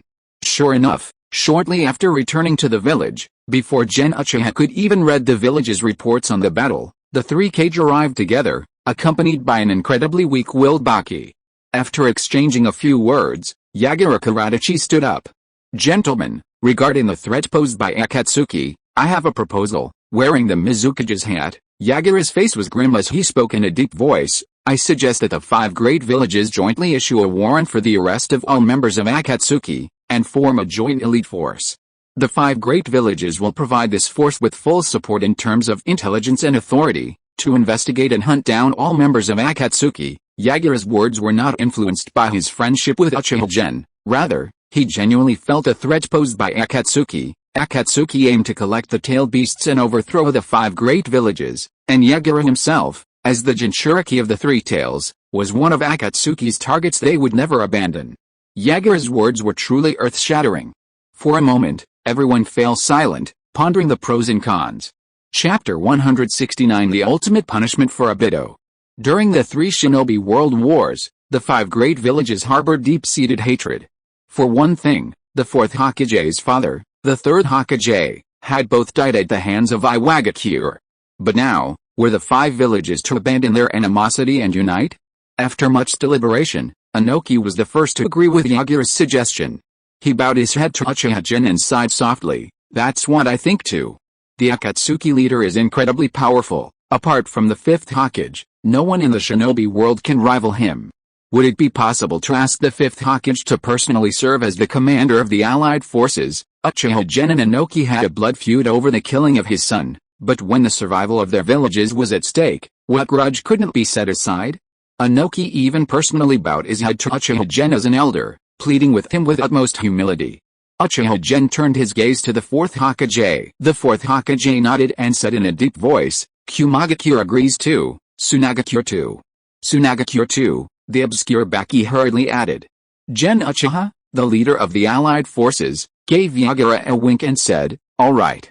Akatsuki intends to overthrow the ninja world, such madmen must be wiped out. However, Akatsuki's members are all exceptionally strong, so this force should be elite rather than large. Besides me, we also need some experts to lead the charge. Konoha is sending Uchiha Shisui, Uchiha Inayasa, and Hatake Kakashi.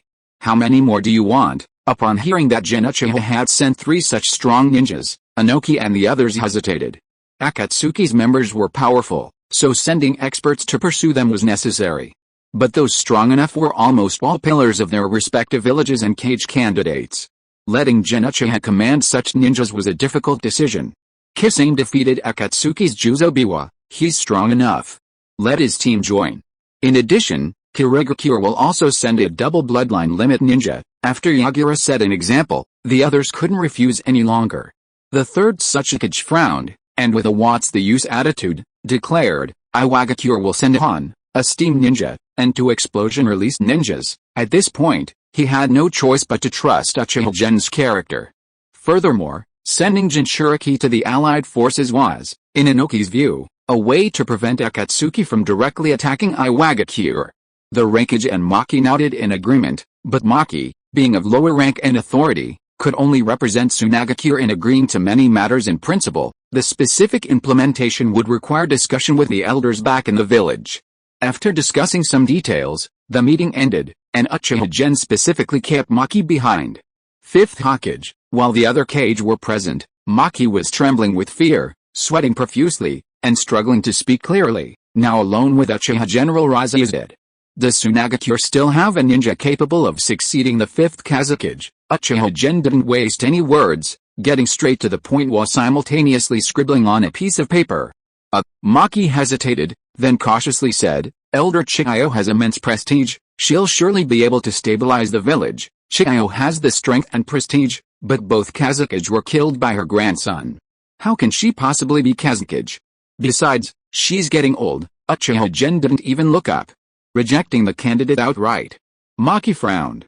Besides Chiyo, he couldn't think of anyone else in the village qualified to be Kazekage. And why was Uchiha Gen asking this? Did he want to support someone pro-Konoha as Kazekage? Thump. Thump. Maki's heart began to pound uncontrollably. The position of Kazekage? He looked up at Uchiha Gen with anticipation. The position of Kazekage can only be held by Pakura, the user of the scorching release. Uchiha Gen didn't understand Maki's gaze, nor did he expect him to dare to dream of becoming Kazekage. He directly handed him the letter he had written, "Go to the land of whirlpools and ask Pakura to return to the village." Maki held the letter, his mouth slightly open, wanting to say that Pakura had completely separated from Sunagakure and that the village would never agree to her becoming Kazekage. But the words caught in his throat as he recalled the horrific scene he had witnessed before, and he ultimately didn't dare to utter them. "I heard that Pakura became Uchiha Gen's lover, which is why he supported her independence from the village and the establishment of some scorching village in the land of whirlpools. Is it true?" Maki could only mutter this to himself and bow his head in agreement. Let the village elders handle this matter. In any case, he would never dare to oppose Uchiha Gen role the next day, in the underground prison of the police department. All the high-ranking members of the Uchiha clan gathered in the prison. "I never expected it to be Obito. How could it be Obito, outside the iron bars?" Fugaku Uchiha sighed deeply. Even after confirming that the fake Madara was indeed Obito, he still couldn't quite believe it. Yes, that child Obito, he was the kindest and most cheerful one, yet he actually did something as heinous as murdering his own teacher. Susanoo Uchiha stared at the motionless, unconscious Obito, his eyes filled with bewilderment. Alright, now he's not the Obito you remember, but the vicious and ruthless person who killed the fourth Hokage and unleashed the Nine-Tails rampage. Gen Uchiha reached out and removed the Kamui Eye from Obito's eye, placing it in a culture jar. He then signaled Hikaru Uchiha to release his control over Obito. Failed? Ha. Obito, regaining consciousness, laughed maniacally, blood-soaked tears streaming uncontrollably from his empty eye sockets. Uchiha Gen, kill me. Obito suddenly looked up, the wound around his eye reopening, and roared at Uchiha Gen like a madman. A world without Rin has no value. If I can't overturn this world and create a beautiful world with Rin, then I have no reason to live in this hell. In his roar, Obito's previously utterly empty body suddenly erupted with a powerful surge of chakra. Unfortunately, this chakra was instantly drained away by the light. So it was for that girl after all. Shisui sighed deeply. Having once been a follower of the will of fire, he held Obito in high esteem and had learned of the hero of the Sharingan. He said sadly, that girl named Rin, she was your light, wasn't she? So, after losing your light, you chose to deny the entire world, deny everything in this world. Obito, slumped on the ground, offered no response. He no longer wanted to say anything, and had no more attachments to this world. Unable to deny the existence of a world without Rin, he now only saw death, hoping that he could reunite with Rin in another world. Obito Uchiha's diode-like thinking was incomprehensible to ordinary people, but the Uchiha high-ranking members present were at least at the 3-tomo level, so they could understand him to some extent.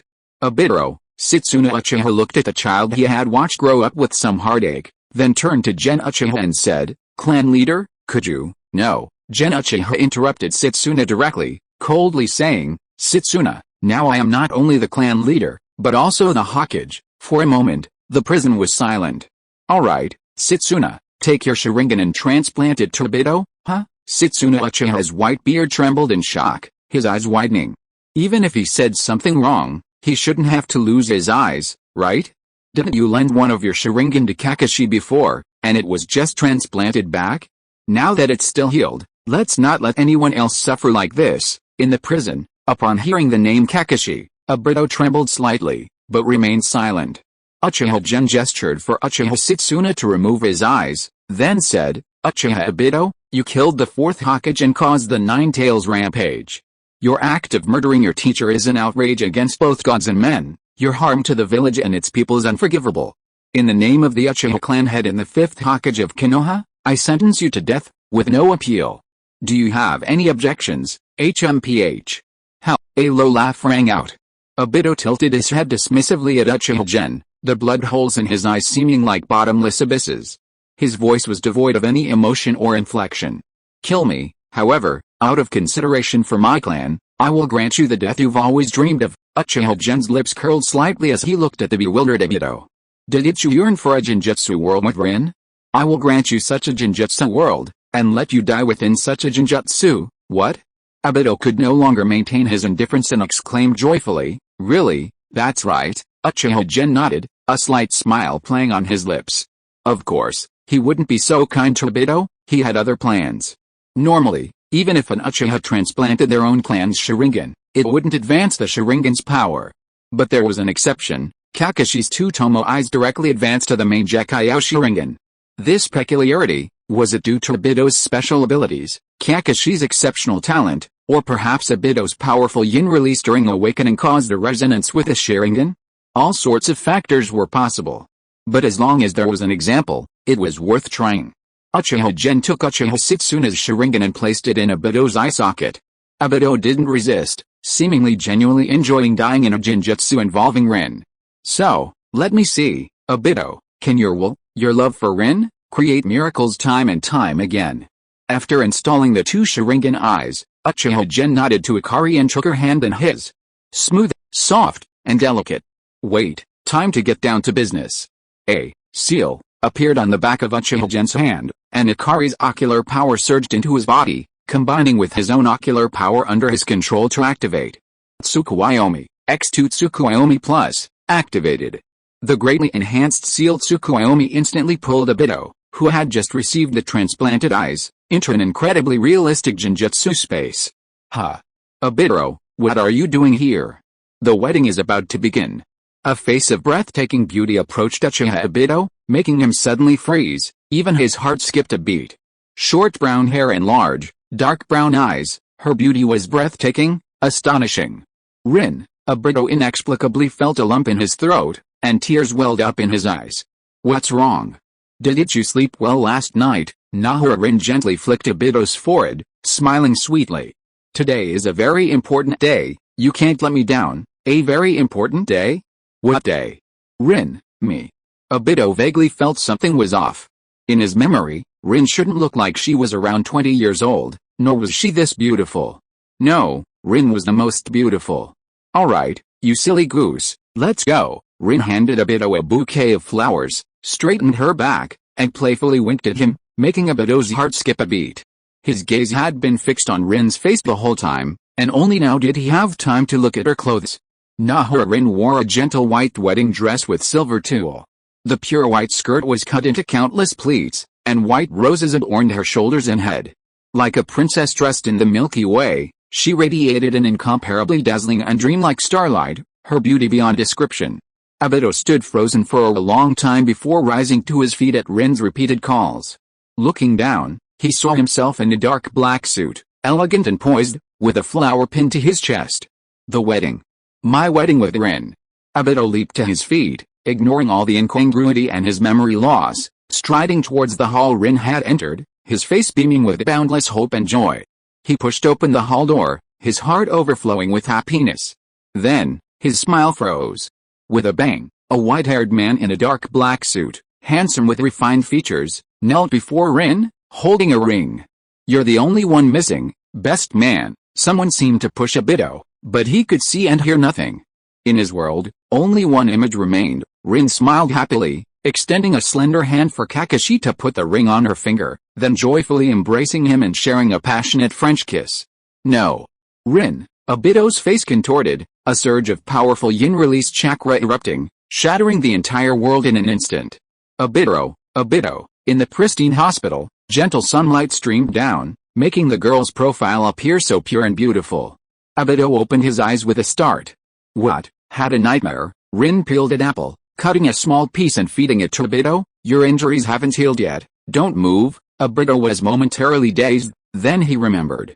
He had been seriously injured at the Canopy Bridge and sent back to the village for treatment almost a month ago. Rin had been taking meticulous care of him.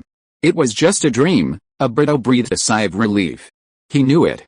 How could Rin possibly marry that bastard Kakashi?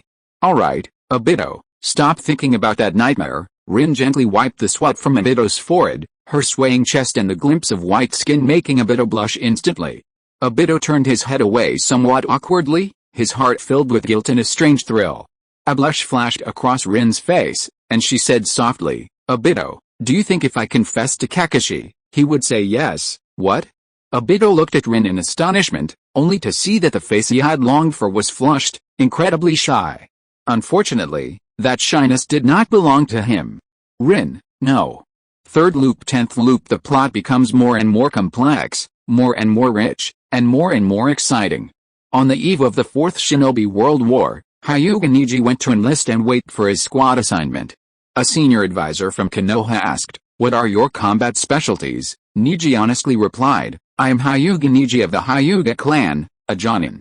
I excel at Byakugan reconnaissance, the 8 trigrams palm taijutsu, and I've also mastered the rotation technique and the empty palm technique. Konoha needs a genius like you. The advisor laughed heartily a few times, then suddenly paused and asked, wait, you're from the main branch, right? No, but I'm stronger than most members of the main branch, and I even created my own. Before Neji could finish, the senior advisor interrupted him, changing the subject and writing under Neji's name, Me Tank. If you are listening to this novel on a channel other than Fanfic World, it means it was downloaded and re-uploaded without effort. We warmly invite you to visit our channel, Fanfic World. There you will find the original version of this story and many other novels of various genres. We look forward to seeing you dive into a world of incredible novels. Chapter 170 I Techniques and the Mission to the Land of Demons. 24th Cycle. My name is Uchiha Obito. I've been reborn back to when Rin was 13 and still alive. Rin, wait for me, Obito rushed through the grove. He would risk everything to reverse the tragedy of Rin's death at Kakashi's hands. Swish. Swish. Two Karigakure ninjas wearing Karigakure Anbu uniforms and animal masks approached, followed by a group of Karigakure ninjas 100 meters behind them. Damn Karigakure! Uchiha Obito's eyes turned cold. He didn't have time to get entangled with these Karigakure ninjas. Although his Sharingan only had 2 tomo now, he possessed years of combat experience and wood release. Wood spikes technique. Obito chose to strike first. Sharp wooden spikes grew from his arms. Without even throwing, a dense rain of wooden spikes shot towards one of the white-haired Karigakure ninjas. At the same time, Obito used the body flicker technique to flash in front of another Karigakure ninja. A blade-like wooden spike sprouted from his palm, and with a savage grin, he pierced the chest of this clearly unsuspecting man. A spray of bright red blood splattered, landing on Obito's face, still warm. No! Rin! A shrill scream rang out. Obito turned his head and saw the white-haired Karigakure ninja he had attacked with the wooden spikes dodging them somewhat clumsily, but his mask had fallen off during the dodge, revealing a face he knew all too well. Kakashi? Obito's pupils contracted sharply. Thud! The mask on the ninja's face, pierced by his heart, fell off. Nahara Rin stared in utter horror at Obito, whose face was half destroyed, a forced smile twitching across her face. Obito, you're alive, that's good. Rin's pupils gradually dilated. I killed Rin? Overwhelmed by grief and pain, Obito's reason crumbled instantly, making it impossible for him to believe what was happening. A scream rang out. In the corner of Obito's eye, he saw Kakashi being beheaded by the approaching hidden mist village, his head tossed high into the air, but Kakashi's one red, one black eye seemed to be staring at Obito, as if questioning why he had done such a thing. How could such a world, such a hell, possibly exist? I am in hell. Obito collapsed on his knees, completely unresponsive, 2 streams of bloody tears slowly flowing from his eyes, incredibly vivid and piercing. With each drop of these bloody tears, the entire world gradually shattered into nothingness. Rin, inside the prison, a monstrous roar pierced the clouds and shattered the rocks. Obito Uchiha's face was as red as a burning iron, his temples bulging, and several of his teeth shattered with a crackling sound, blood and saliva gurgling down from the corners of his mouth. But what was most striking were his crimson eyes. The skin at the corners of Obito's eyes was stretched almost to the point of tearing, his eyeballs bulging as if about to burst out, the 3 tomo in his eyes spinning rapidly, forming a jet-black line, almost transforming into a new Mangekyō Sharingan pattern, but ultimately something seemed to be missing. The transformation stalled there, the 3 tomo formed a circle, but failed to expand and recombine into a Mangekyō Sharingan pattern. However, Uchiha Gen, staring at Obito's demonic crimson eyes, revealed a satisfied expression.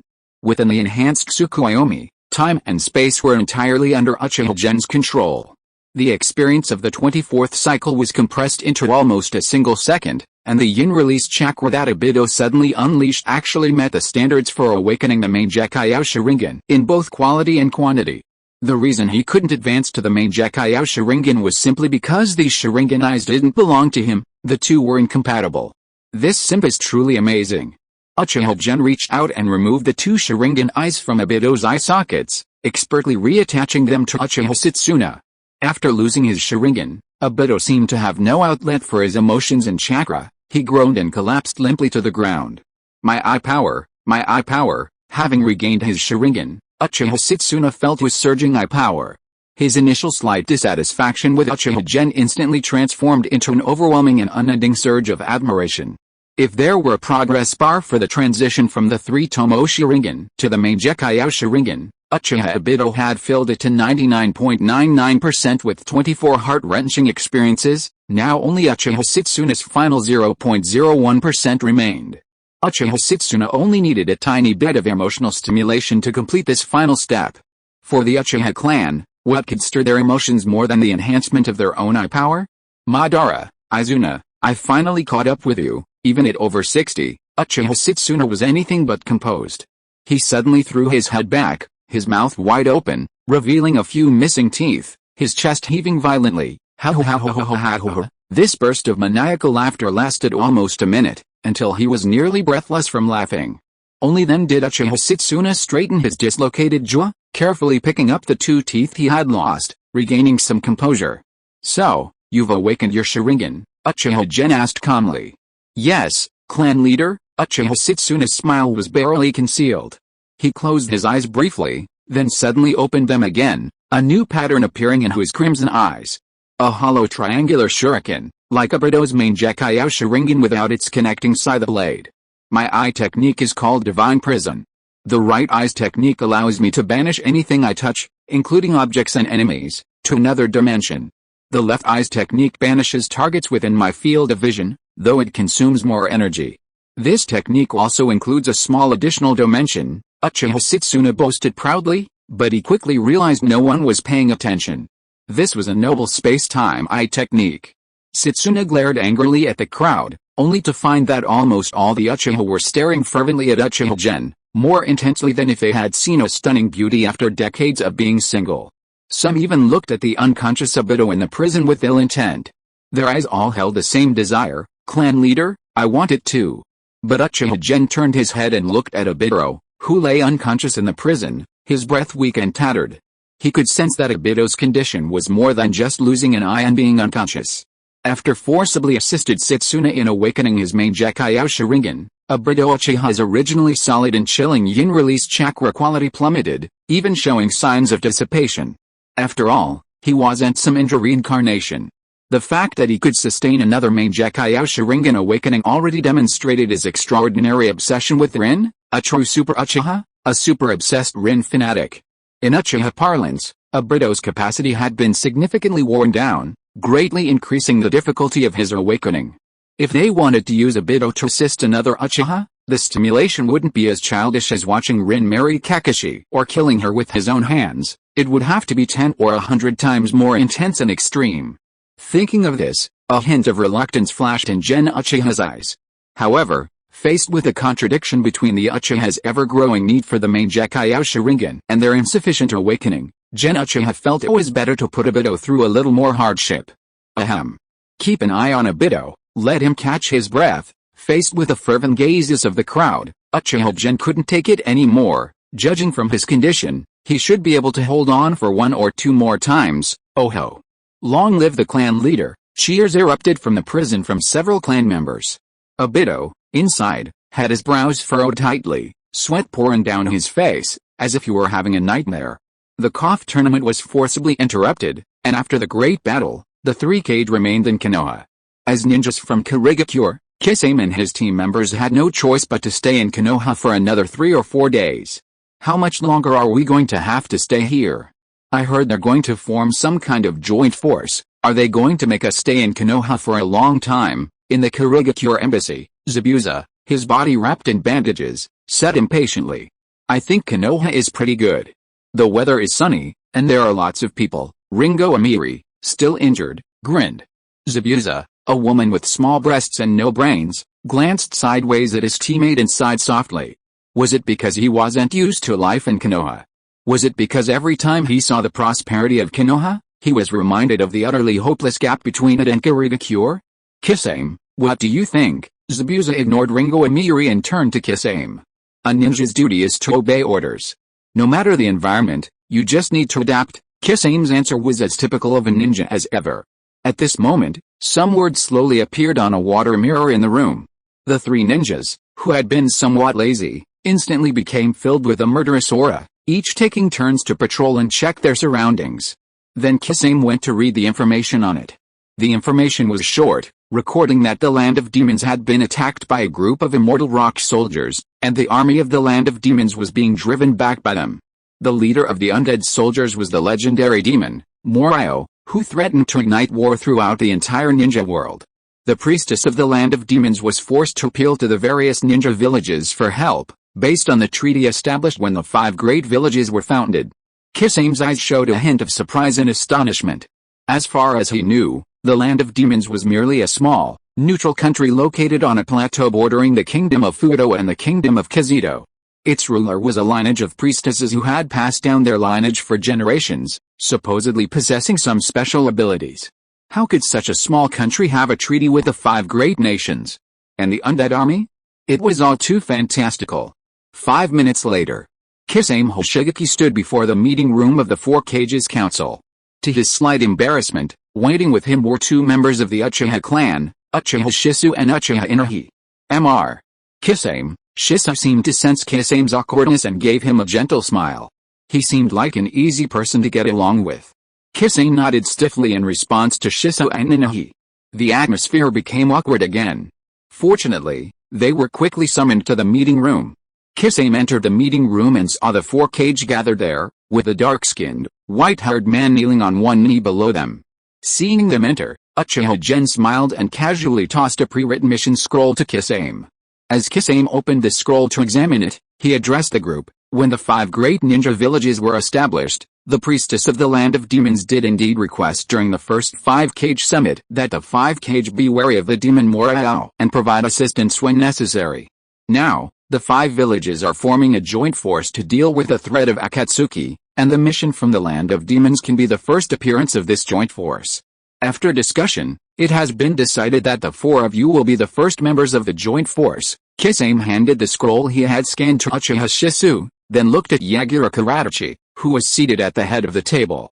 After seeing him nod, Kisame bowed and agreed. Yagura cleared his throat and said, Akatsuki personnel usually operate in pairs, cooperating and supporting each other. Therefore, we've decided that the joint force will also operate in pairs.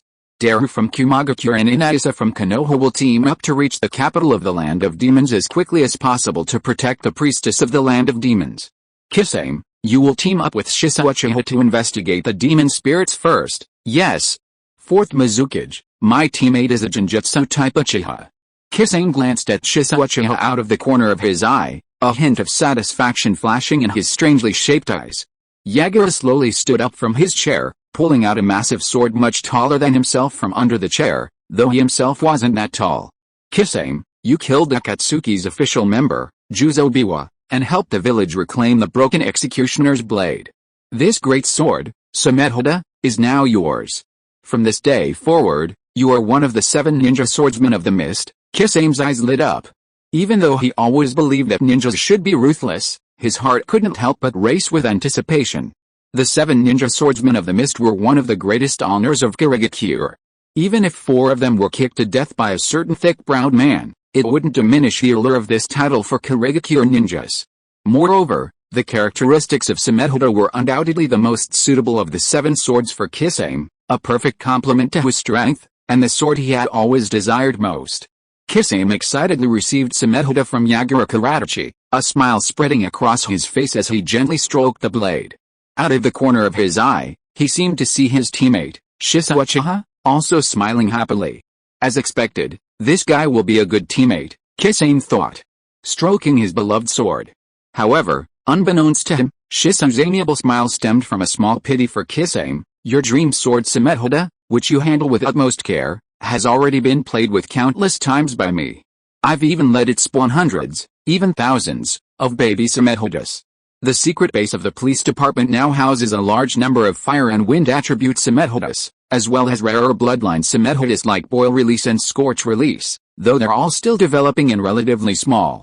In a few years, Kisame's dream sword might be available for buy one get one free on the street. Mr. Kisame, let's go on a mission. Shisui gently patted the incredibly excited Kisame's shoulder, sighing inwardly, deciding to take care of this honest man during the mission. 7th Hokage, how did you restore peace to the ninja world, Naruto? Because I figured out a problem that none of the previous Ashiras or Indra reincarnations understood. What problem, Naruto? What's gay, Sasuke? What's your relationship with Mr. Sasuke? Naruto said mysteriously. It's a lot related to Sasuke, but not that much. Chapter 171 You've been enhanced, deliver him quickly. 2 days later, in the land of Swamp. If the land of demons, with its unique shrine maiden culture and a land area spanning hundreds of miles, had some renown in the ninja world, then the land of Swamp, a small country less than 100 miles in circumference with a population of only a few 100,000, was utterly invisible. These small countries were added or subtracted from the ninja world every year, and nobody cared. 2 figures clad in black robes stood atop a high cliff, looking down at the ruins and charred remains of the town below, their brows furrowing. The killing of soldiers and ninjas was one thing, but the slaughter of the elderly, women, and children was simply too brutal. Demons, indeed inhuman beings, madmen without a shred of reason. Kisame frowned, gripping Sumedhoda on his back, feeling an urge to carve something. Standing beside Kisame, Uchiha Shisui activated his Sharingan, observing and gathering details Kisame missed. After comparing them with a map in his hand, he said, "The guys who slaughtered this town should be heading northeast towards the land of demons. They haven't been gone long." Shisui pointed in a direction and said coldly, "We can take care of these enemies first, and also gather more information about the demon Morio and his army." "Okay." Kisame nodded without hesitation, agreeing with Uchiha Shisui's suggestion. Although he could also collect, organize, and analyze information himself, when he had an external brain, he naturally chose to trust it completely. Kisame and Shisui's figures vanished instantly, quickly pursuing the trail towards the army sent by Morio. Boom! The massive Sumedhoda swept across, and 4 robust terracotta warriors shattered instantly. Amidst hundreds of terracotta warriors, each 2 meters tall, Kisame wielded his Sumedhoda with unrestrained abandon. Each strike was powerful and heavy, easily crushing several terracotta warriors.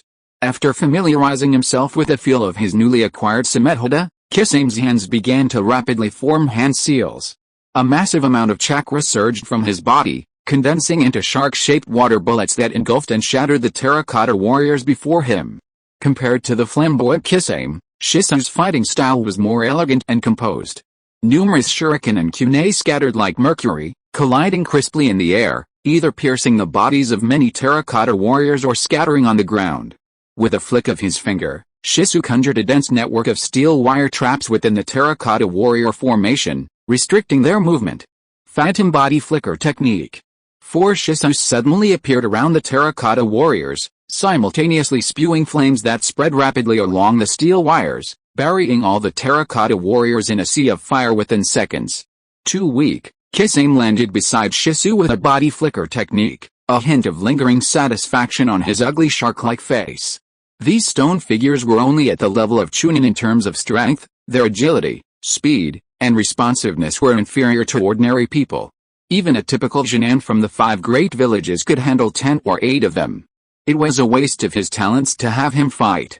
Kisame licked his shark teeth, revealing a disdainful smile. With subordinates like these insects, this so-called world-destroying demon, Morio, probably doesn't have any real skills either. Crack!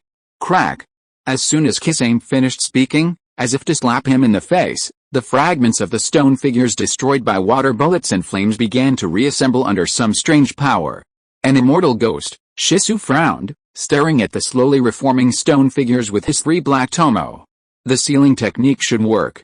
It's just that there are too many of them.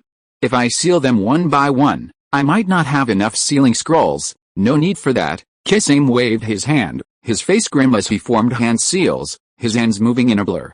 3 seconds later, water release, great exploding water wave. After completing the hand seals, Kisame's chest bulged, and he unleashed a massive torrent that swept away and engulfed the hundreds of stone figures that had mostly recovered with unparalleled force.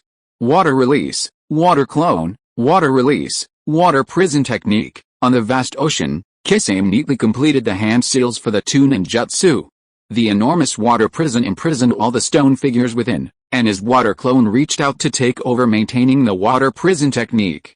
This water clone has 1/10 of my chakra, enough to maintain the water prison technique for a very, very long time. Having done all this, Kisame, feeling he'd regained some face, turned to Shisui, only to find Shisui's eyes somewhat strange.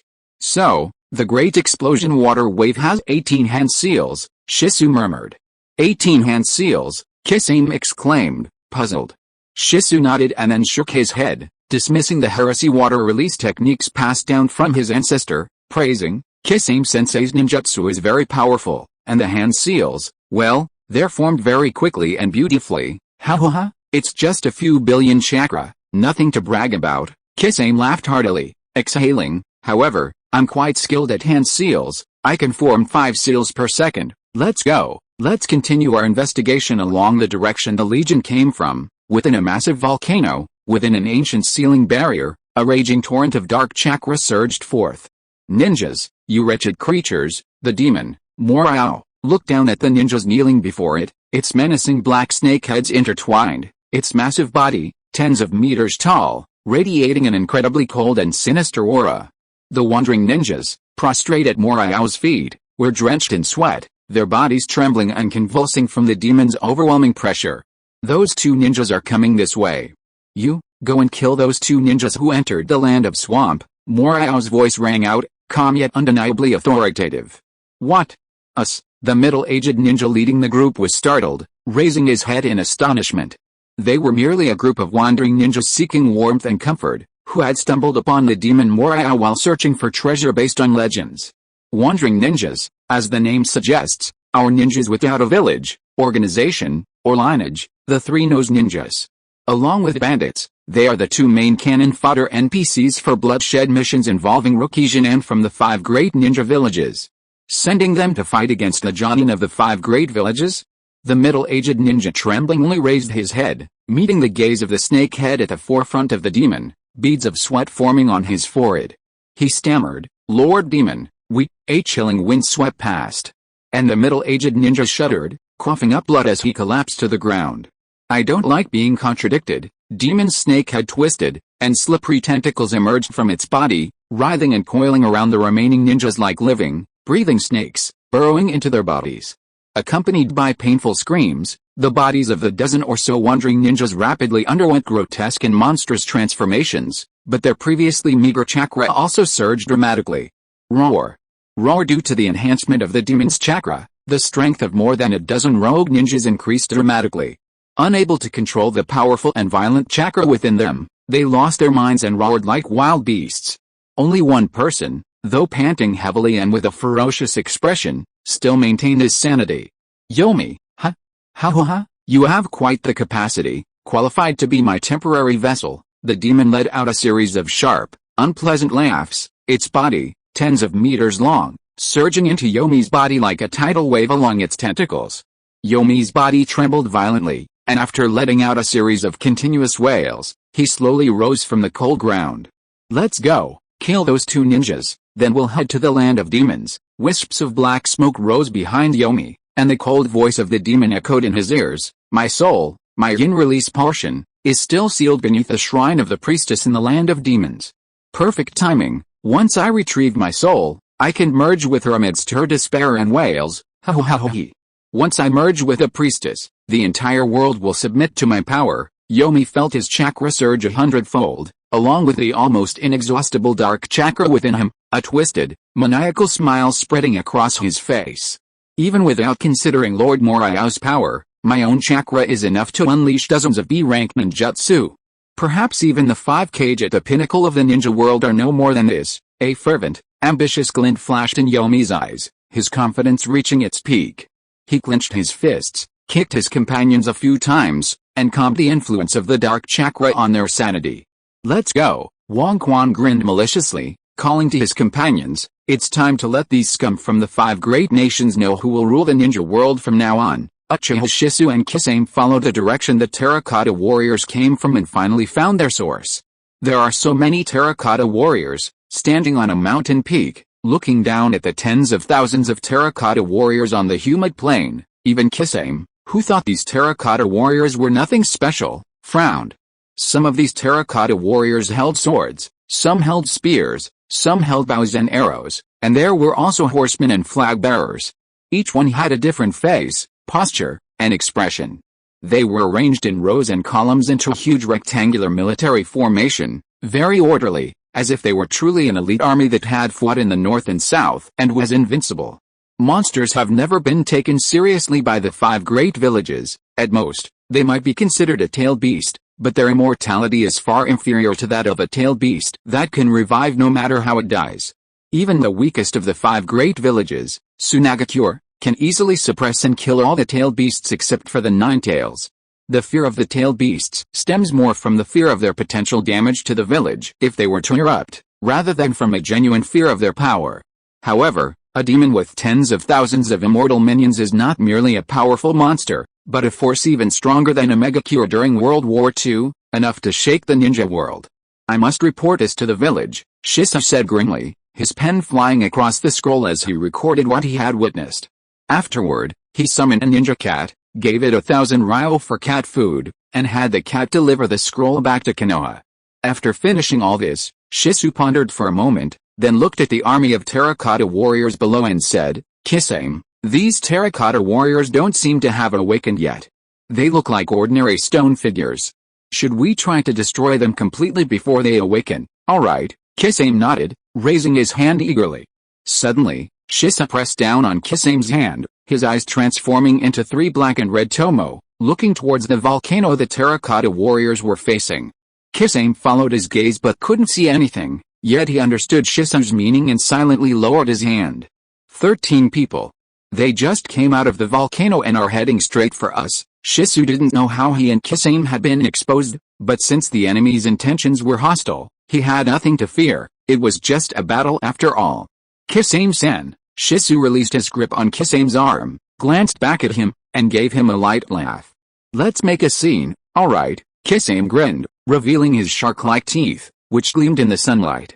"Fire release, fire movement technique, wind release, divine wind, water release, water dragon bullet." Even from a distance, the several demon subordinates who were heading towards Shisui and Kisame unleashed one ninjutsu after another. Fire release, great dragon fire technique. A massive fire dragon erupted from Shisui's mouth, forcefully swallowing the flames released by the fire movement technique. It surged forward with overwhelming force, sweeping towards Yomi and the others, and exploded upon colliding with the water dragon, instantly releasing a cloud of steam. Kisame reluctantly stopped the hand seals for his water dragon bullet technique, his figure flashing as he disappeared into the dense steam like a ghost. Shisui followed closely behind with his body flicker technique.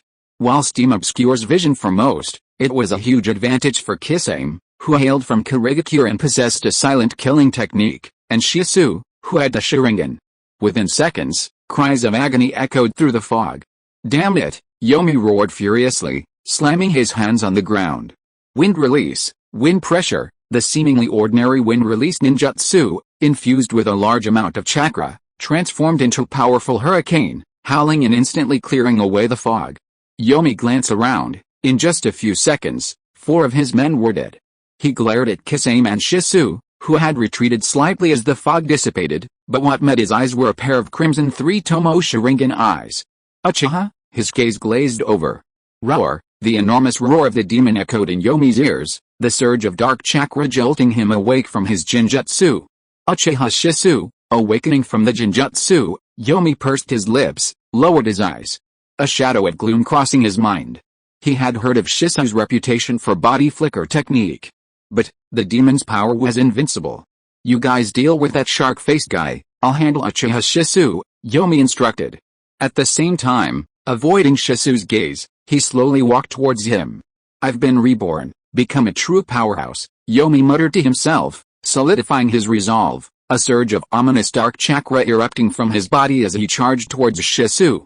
Shisui drew his small katana from his waist, twirling it beautifully. The gleaming blade reflected his crimson Sharingan eyes. "Yes, you have become a demon Jinchuriki, your strength has improved dramatically, and you have entered the realm of the strong.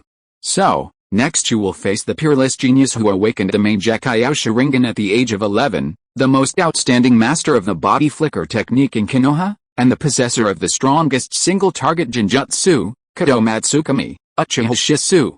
All the people Uchiha cared about were gathered together. The host said, "Those who share the same goal as this Uchiha, please stand on the left. Those who don't share the same goal and can't defeat him, please stand on the right." The host first addressed the left side. "Congratulations. Uchiha is the most steadfast executor of your ambitions. The process and methods may have a few twists and turns, but you will definitely reach the destination." The host then addressed the right side. "Congratulations. From now on, you have a new father. Uchiha will definitely educate and guide you well. Remember to support him well, otherwise he might go berserk." At this moment, one person stood motionless in the middle. The host urged, "Please line up," the man said, puzzled. "Excuse me, he and I aren't targeting each other. He wants to kill me but can't, and I can't kill him either. Which side should I stand on?" The host apologized profusely. "My apologies. You must be his best friend. Please come and sit on the stage." Chapter 172 Undying Legion or Ultimate Bull and Horse? As the sun set, the world was shrouded in a hazy glow. In Wang Quan's lowered blue-green eyes, wisps of dark red mist rose, the evil chakra of a demon enveloping every inch of his skin, causing his body's functions to surge. The next instant, his foot slammed heavily into the ground. Thump. With a muffled thud, Wang Quan's foot created a small crater in the ground. His speed, wreathed in blood-black chakra, reached its peak, moving silently across dozens of meters like a ghost, attacking Shisui. He seemed to faintly hear a cold laugh, but had no time to think. He grabbed two kunai, one on each side, aiming straight for Shisui's neck.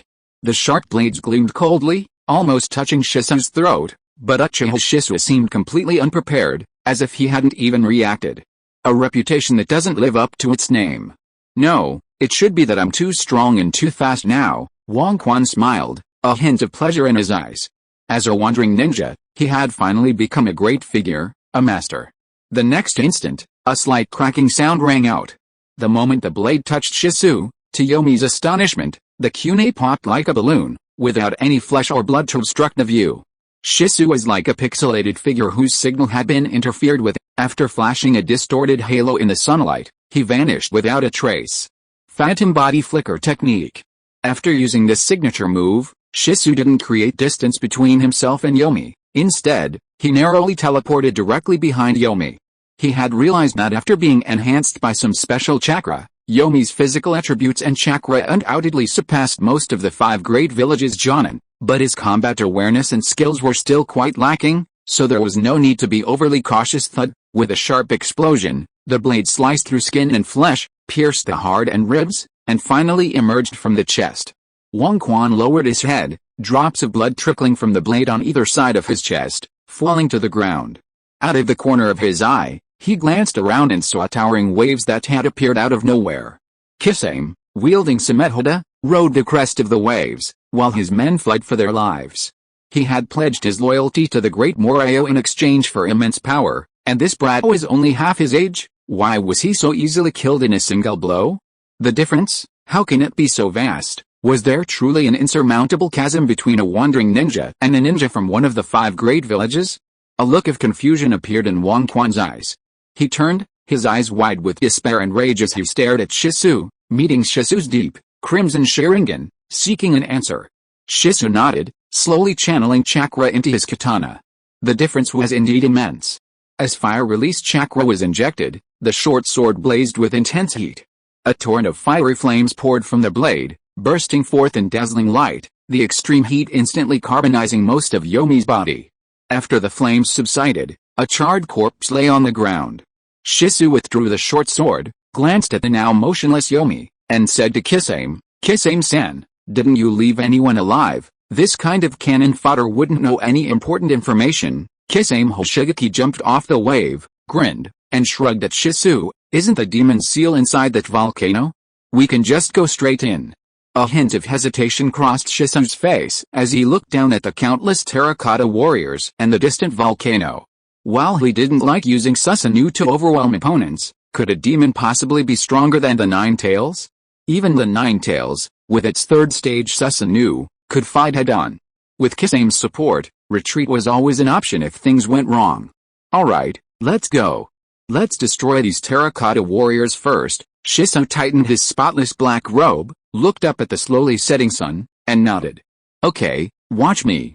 Perfect timing to test my new technique. Kisame licked his shark tooth, excitedly gripping Smoldering behind him. His skin suddenly turned black, merging with the Smoldering sword, transforming him into a terrifying half-human, half-shark monster.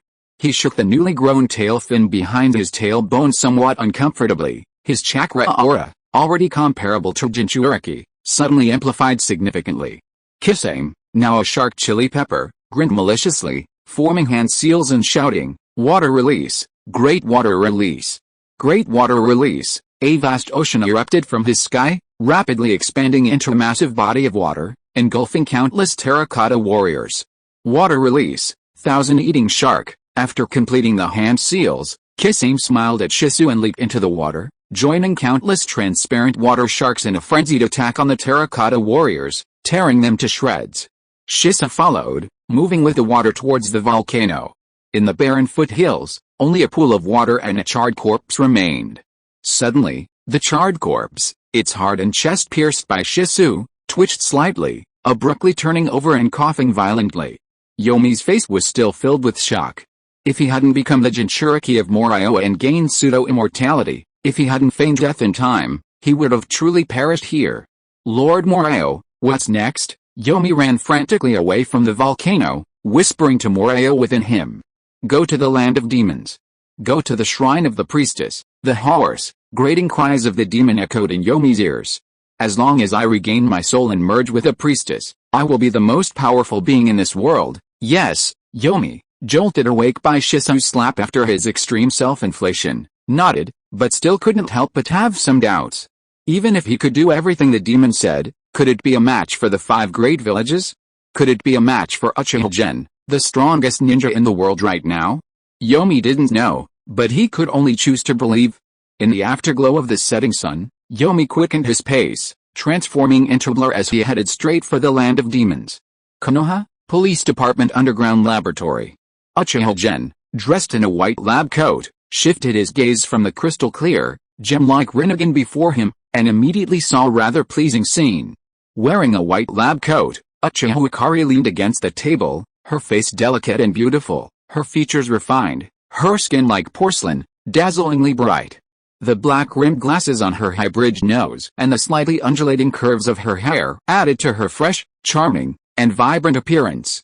As if sensing Uchiha Gen's gaze, Hikari, who had been staring intently at the Rinnegan, looked up, a hint of confusion flashing across her exquisite face. Hikari, have you grown taller recently? Uchiha Gen glanced at the girl's long, black hair that reached her waist, casually changing the subject. I've probably grown 2 or 3 centimeters this year, Hikari gestured with her slender white fingers above her head, a strand of black hair brushing against her face. Her cool, pretty face, illuminated by the light, gained a touch of adorable innocence. Although she was renowned throughout the ninja world as the Uchiha's ultimate weapon of war during the Warring States period, she was actually only 13 or 14 years old until she was sealed away. Furthermore, even ninjas during the Warring States period could only manage to eat their fill, their nutritional intake wasn't very balanced. Therefore, when Uchiha Gen found this centenarian grandmother from the seal, she appeared rather thin and short. Although she was pretty, her eyes always held an undeniable menacing aura. After spending over a year in the Uchiha clan's territory, Hikari, doing absolutely nothing but eating, blossomed into a graceful young woman, her menacing aura completely gone, and she became even more beautiful. Uchiha Hikari frowned, gazing at the treasure-like Rinnegan, and softly said, the 8,000 spears still can't absorb the Rinnegan's power. This was one of Uchiha Gen and Hikari's attempts to absorb the Rinnegan. But it was obvious that the Mangekyō Sharingan ultimately had its limits and couldn't shake the Rinnegan's power. Then let's try other methods. Uchiha Gen readily accepted the temporary failure. After all, the Rinnegan was already in his grasp, and he was about to chat with Hikari for a few more minutes when he suddenly stopped. Someone was there, a cat was trying to reverse summon him. Of course, this was bound to fail. The stronger the summoned being and the more chakra it possessed, the more chakra the summoner would consume. With Uchiha Gen's current strength, apart from the two-tails Matatabi, who resided in the QK of the Ninja Cat clan, no other Ninja Cat had enough chakra to summon him. This was a message being sent to Uchiha General. Uchiha Gen used the summoning jutsu in return, summoning a bald, white-haired Ninja Cat. Meow. 1,000 tails of silver, please. Although the cat was oddly shaped, its eyes were extremely bright. After looking around twice, it directly extended its furry paw towards Uchiha General Shisui. This guy made a Ninja Cat send a message and didn't even pay him. Uchiha Gen never expected that these cunning cats would occasionally try to have their cake and eat it too. He took 2 500-tael silver notes and handed them to the white-haired cat, taking the scroll from its paw. Uchiha Gen put down the experimental data in his hand, looked at the information handed over by the Ninja Cat, and frowned in confusion. He wasn't some kind of superhuman with a photographic memory. His memories of the priestess of the land of demons and the demons had long since faded in the years of his life. What he could remember was that the priestess looked a lot like Hinata, that Naruto was predicted to die by her but survived, and that the priestess and Naruto together created a giant Rasengan to destroy the demons. This was a necessary part of the movie's plot, Naruto always had to create a powerful Rasengan at the end for the movie to be complete. The Undying Ghost Army, tens of thousands of terracotta warriors, Uchiha Gen tried hard to recall. It seemed the demons could indeed control terracotta warriors. Which was why they dared to claim they would establish a millennial empire, but he hadn't expected them to have so many. Combining Shisu's information with his own memories, Uchiha Gen narrowed his eyes and raised an eyebrow with some excitement. What Shisu saw was a demon and tens of thousands of terracotta warriors threatening the safety of the ninja world. What Uchiha Gen saw, however, was tens of thousands of undeserving, tireless laborers who could work 24/7, without food, drink, sleep, or rest, and without even needing wages or benefits. An immortal army? No. This was a massive infrastructure team that could benefit the entire ninja world simply by exploiting the demon Morao. According to Shisu's description, these terracotta warriors came in various forms, including horses and carriages, so perhaps they could even shape and replace tractors, cranes, and other construction machinery. The ninja world couldn't lose Morao, just as Hirozen Sarutobi couldn't lose his crystal ball.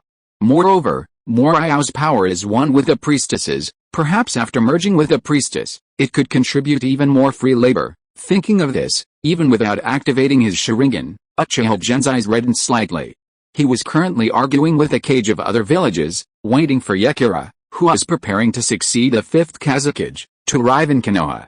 He couldn't travel far, but he could send out his masked beast. A minute later, a figure carrying a flame fan and wearing traditional Uchiha dark blue clothing appeared in the laboratory.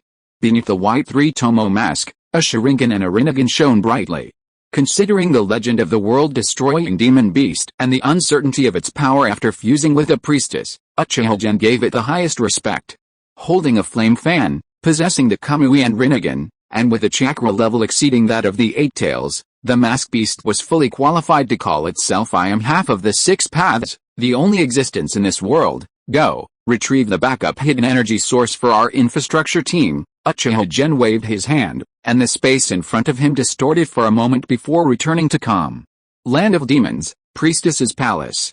The contemporary priestess Moroku, holding her young daughter Shion, converses with Daru and Inahiko, who represent Kumagakure and Konoha respectively. The army of demons is advancing relentlessly towards the Shrine of the Maidens. It is determined to reclaim the part of the Shrine of the Maidens that it has sealed within, and it will certainly try every means to kill me. Moroku, who appeared to be a pampered noblewoman, now had a resolute face and a determined gaze. My 2 ninja masters, I have decided to lead the entire power of the land of demons to fight the demons in front of the Shrine of the Maidens. I entrust this to you. Take my daughter, Shion, and leave. I have already given her the bell, the heirloom of the Shrine of the Maidens.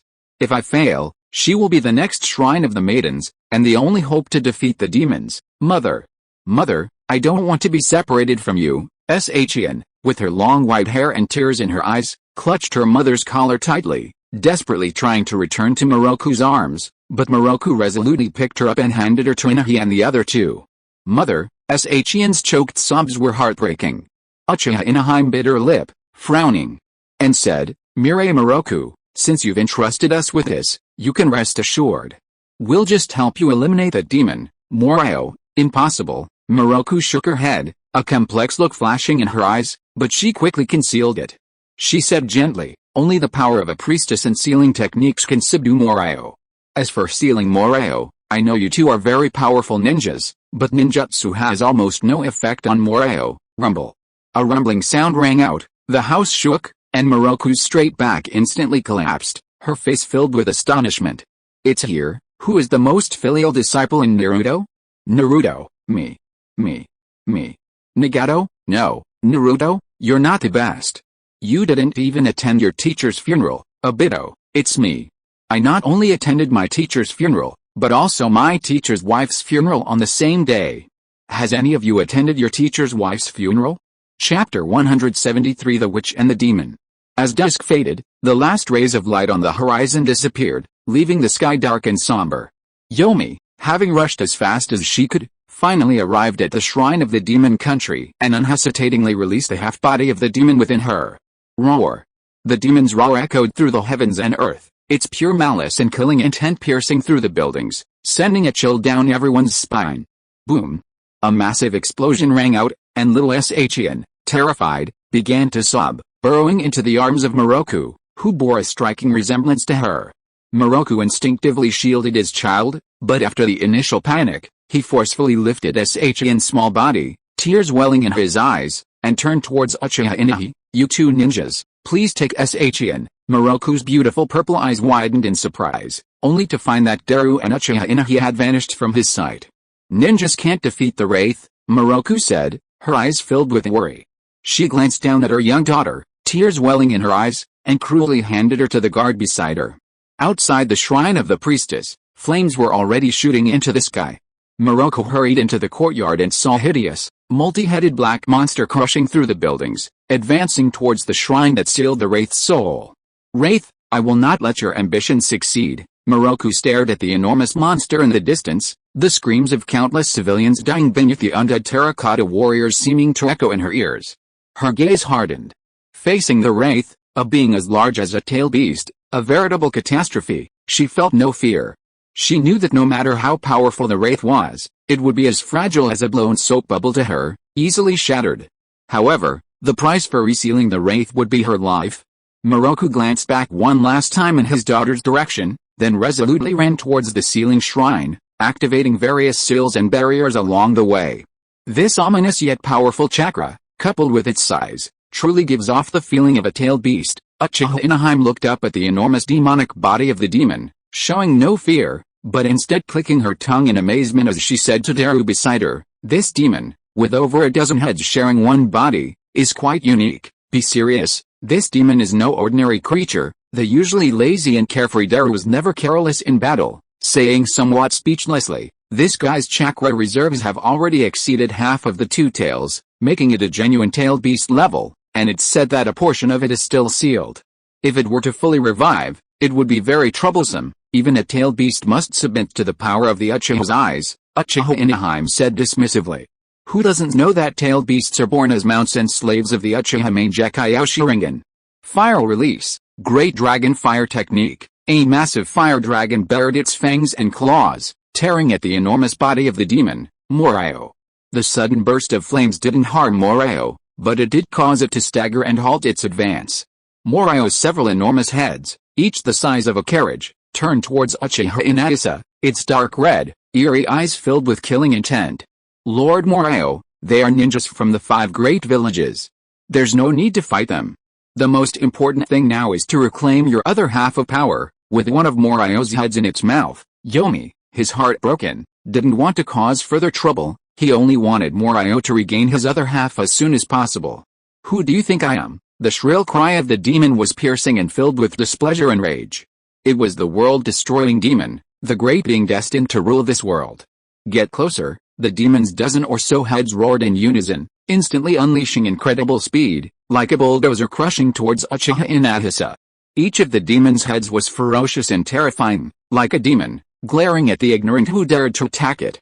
"Submit to the Uchiha's genjutsu." Uchiha Inui's dark pupils suddenly flashed red, reflecting the demon's ugly appearance, and the surging power of her Mangekyō Sharingan surged forth. One of the demon's heads drooped limply, but the others were already ferocious, charging forward. This demon seems different from the tailed beasts. It completely lacks the smooth, effortless control described in the literature. The genjutsu wasn't as effective as expected, but Inui remained unperturbed, his expression still showing disdain as he faced a mountain-like figure approaching. He took a half-step forward, and a pale white phantom projected from his body. Chakra flames formed flesh that rapidly spread across the bones, and the Susanoo, like a war god, delivered a devastating punch, smashing one of the demon's heads. Then, the pale giant, with his hand at his waist, thrust out a knight's lance, piercing the demon's body with a piercing air explosion, halting its forward momentum. Storm release, relentless lock. Daru opened his clasped hands, and beams of dazzling laser light shot out like swimming lightning snakes, instantly destroying several more of the demon's heads. However, this did nothing to affect the demon. Its chakra surged and tangled, and ferocious heads regrown, like self-aware ropes, binding Inui's Susanoo. While restricting Susanoo's movements, the remaining hideous heads of the demon gathered together, twisting and intertwining, transforming into an ugly, blackish-purple flower, at whose center a dense, jet-black chakra ball resembling a tailed beast ball condensed. Inui grinned, exchanged a glance with Daru, and without flinching, took a few steps forward, pushing against the demon. The breastplate on Susanoo's chest slowly opened. A true man unleashes his ultimate move at point-blank range. The Yasuke Magatama erupted, clashing with the demon. A towering flame illuminated the sky, a brilliant light bursting forth.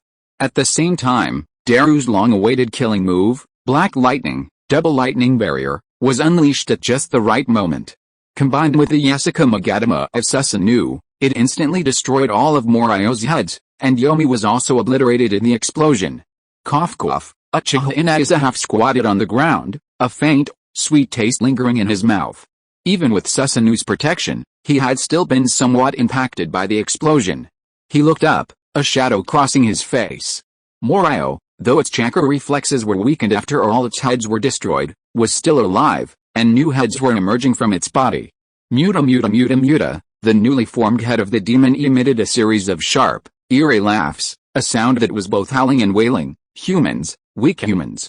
You can't possibly defeat me, HMPH. Inaheim smiled contemptuously, biting her lip, and urged her Susanoo to attack again. If beheading doesn't kill you, I'll burn you to ashes and see if you can still live. The Shrine of Sealing. Miroku busily arranged and adjusted every detail of the sealing technique, beads of sweat dripping from her forehead, occasionally having to observe the distant battlefield. These two ninjas are so strong. Looking at the battle in the distance, Miroku was both surprised and delighted. If they can weaken the demon to a certain extent, maybe I won't have to pay the price with my life. Miroku's beautiful eyes were full of expectation. She was prepared to sacrifice herself for the ninja world, but if she could avoid sacrifice, that would be even better. Her daughter, Shion, was only 4 years old. She wanted to watch Shion grow up like any other mother, even though Shion was essentially a copy or clone of her. As a priestess of the land of demons, she possessed supernatural abilities, and the generational asexual reproduction was merely the tip of the iceberg. Suddenly, Miroku paused, instantly activating a barrier surrounding the sealed shrine, and vigilantly scanned her surroundings. There was no one around, only the sounds of a distant battle and the resulting tremors, but Miroku possessed a strange and mysterious spiritual sense, feeling someone watching her. Who are you? As a priestess, she chose to trust her intuition. To be able to sense space-time ninjutsu, interesting, a distortion appeared in the void, and a strange person wearing a white mask appeared before Shion. Uchiha Gen glanced at Miroku with interest, passed through the barrier, and continued walking towards the place within the sealed shrine where the souls of the demons were sealed. Miroku hastily activated seal after seal and barrier, but none could stop Uchiha Gen in the slightest. Wait, seeing the sealing techniques ineffective, Miroku jogged a few steps and spread his arms to block Uchiha. General, you have the Sharingan. You must be from the Uchiha clan, right? Miroku was utterly puzzled. Konoha is now aligned with the land of demons. If the demon is resurrected, it will be a disaster for the entire ninja world. The ninja world isn't that fragile. Uchiha Gen didn't stop, casually casting a genjutsu. After a pause, he looked at Miroku's still stubborn face. A Mangekyō Sharingan level genjutsu couldn't even hypnotize this seemingly frail priestess? Uchiha Gen frowned, activating his genjutsu with all his might, but Miroku's eyes remained clear. Uchiha Gen's genjutsu sank without a trace, having no effect whatsoever. Interesting, priestess, you've successfully caught my attention. Immunity to genjutsu, the priestess's prophecy, and even the ability to travel through time, what power did these originate from? And why did the demon insist on devouring the priestess? Uchiha Gen had many questions. So, since the Mangekyō Sharingan's genjutsu didn't work, he would use the Rinnegan's power. Uchiha Gen flashed, his palm striking Miroku's head. Human path, heart-submerged layer. Let me see what secrets the priestess and the demon are hiding. The human path's power activated, turning all of Miroku's memories into a movie that Uchiha Gen could drag along, allowing him to watch at his leisure. The chill on his chest the first time he wore a locket dress. Falling while playing in the palace as a child. The warm embrace of the previous priestess at birth. No, not these. Uchiha Gen poured a massive amount of chakra into the Rinnegan, pushing the human path's power to its maximum, finally breaking through a certain barrier. Miroku's memories didn't begin at her birth. Before that, a memory was etched into her blood and soul, the story of a genius priestess who diligently practiced on Miyagi and sorcery in the age of decline. On Miyagi and priestesses once enjoyed a glorious past in the ninja world. However, Times have changed. In recent centuries, the world has become the era of ninjas using chakra, and these professions have largely disappeared. This stems from a great upheaval 1,000 years ago, making the training of these professions incredibly difficult. In reality, the divine tree plundered most of the natural energy of the ninja world, causing the loss of the ninja world's native supernatural systems built upon abundant natural energy. This priestess lived during a time when ninja sects were flourishing, and while on-myagi and sorcery had declined, they still retained some foundation. She was a super genius who managed to cultivate sorcery to an extremely high level in an era of scarce spiritual energy, but the more she practiced, the more painful and desperate it became. Studying civil engineering and sorcery offered no future. Until she heard that a toad had combined natural energy and chakra to become a sage, and that other beings had done the same. So she embarked on that path as well. The countless hardships she endured are too numerous to recount. She ultimately succeeded, yet also failed. She became something akin to the three great sages, mastering sage techniques, possessing an unbelievably long lifespan, and various strange abilities. But the extraordinary and the human are ultimately different. Imitating the extraordinary sages turned her into an extraordinary being herself. The loss of reason and humanity, the growth of demonic thoughts and evil intentions, so, like the sage of six paths cutting off the tailed beasts, she cut herself as well. One good, one evil, one a priestess, one a demon, opposing yet interdependent. So, if that's the case, when the minions of the wraith consume its chakra, their bodies develop cursed markings and undergo mutations, manifesting in ways quite similar to Orochimaru's Cursed Seal 1 and Cursed Seal 2. In essence, they're the same, both are degraded versions of Sage Mode. In other words, if we control the Wraith and the Priestess, besides getting a massive amount of free labor, we might even be able to obtain a set of Sage Technique inheritance and create a fourth Sage Technique Holy Land. Uchiha Gen raised an eyebrow and easily released Miroku. Miroku seemed to have her bones removed, collapsing to the ground like a puddle of water. After being subjected to a soul search, her cheeks were flushed, her face was covered in sweat, her mouth was open, her tongue was sticking out, and her eyes were rolling back. She was completely dazed and lost in thought. Uchiha Gen walked to the seal that held the Wraith's soul, carefully examining and studying the intricate sealing runes, then reached out and destroyed the seal. A cloud of black mist, chuckling eerily, roared out of the seal, hurtling straight towards Miroku, who was still sprawled on the ground. Shinra Tensei, Uchiha Gen slightly raised his hand, the immense repulsive force distorting the air, directly repelling the yin-release portion of the demon, sending it flying towards the distant giant of light versus monster spectacle unfolding.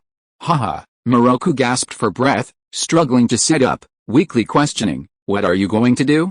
After seeing those inherited memories, you should know that if you completely revive it and then fuse with me, that's exactly what I want. Uchiha Gen looked down at Miroku, his heterochromatic eyes dark and deep, exuding an oppressive aura that left Miroku speechless. I just happened to be missing a summoning beast, so I choose you. Chapter 174. I'm sorry, I couldn't satisfy Mr. Yuan. The black mist, symbolizing the soul of the demon and the yin release, surged into the demon's body like a tide. The demon had finally won the resurrection battle. Although the process was slightly different from what it had expected, it firmly believed that as long as it was resurrected, everything would be alright. It was time for the world to remember the power of the demon. Roar. The demon roared to the sky, and the clouds in the sky split in two with its roar, and the cold moonlight poured down from the heavens. However, there was a light that was more dazzling than the bright moon in the sky.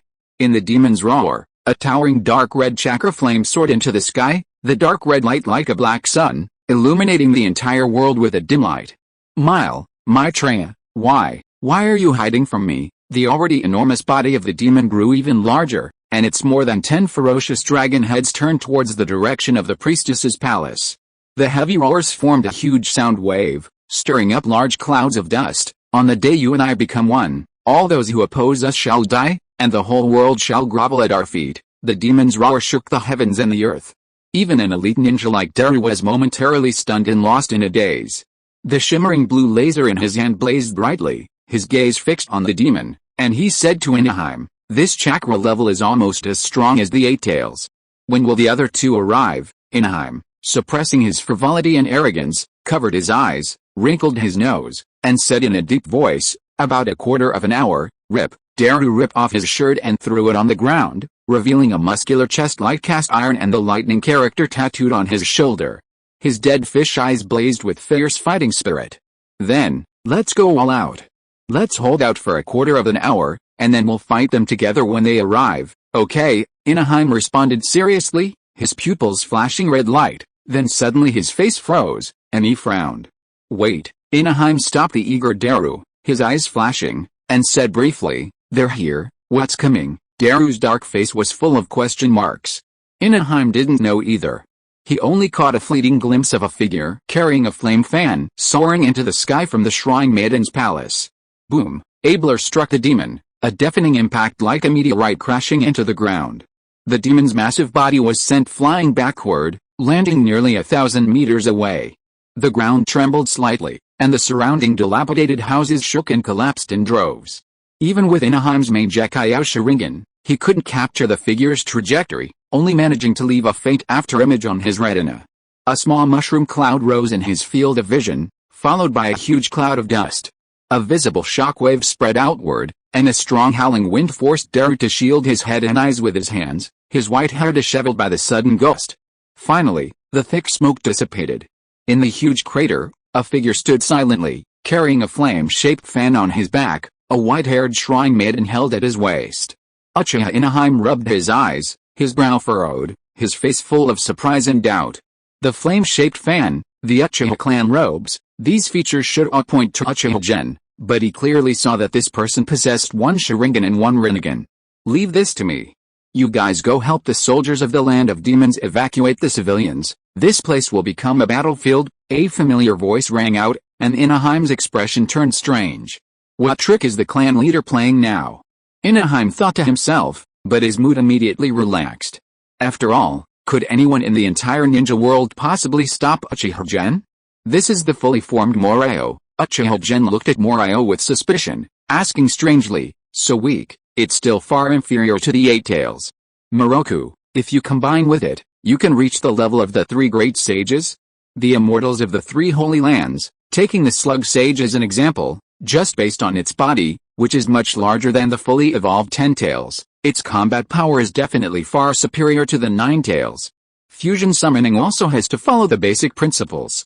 With such poor quality basic materials, what kind of powerful monster can be created? Moroku remained silent, only glaring angrily at Uchiha General. Uchiha Gen was unconcerned by her anger. He had his own set of tricks for subduing summoning beasts, passed down from Uchiha Madara.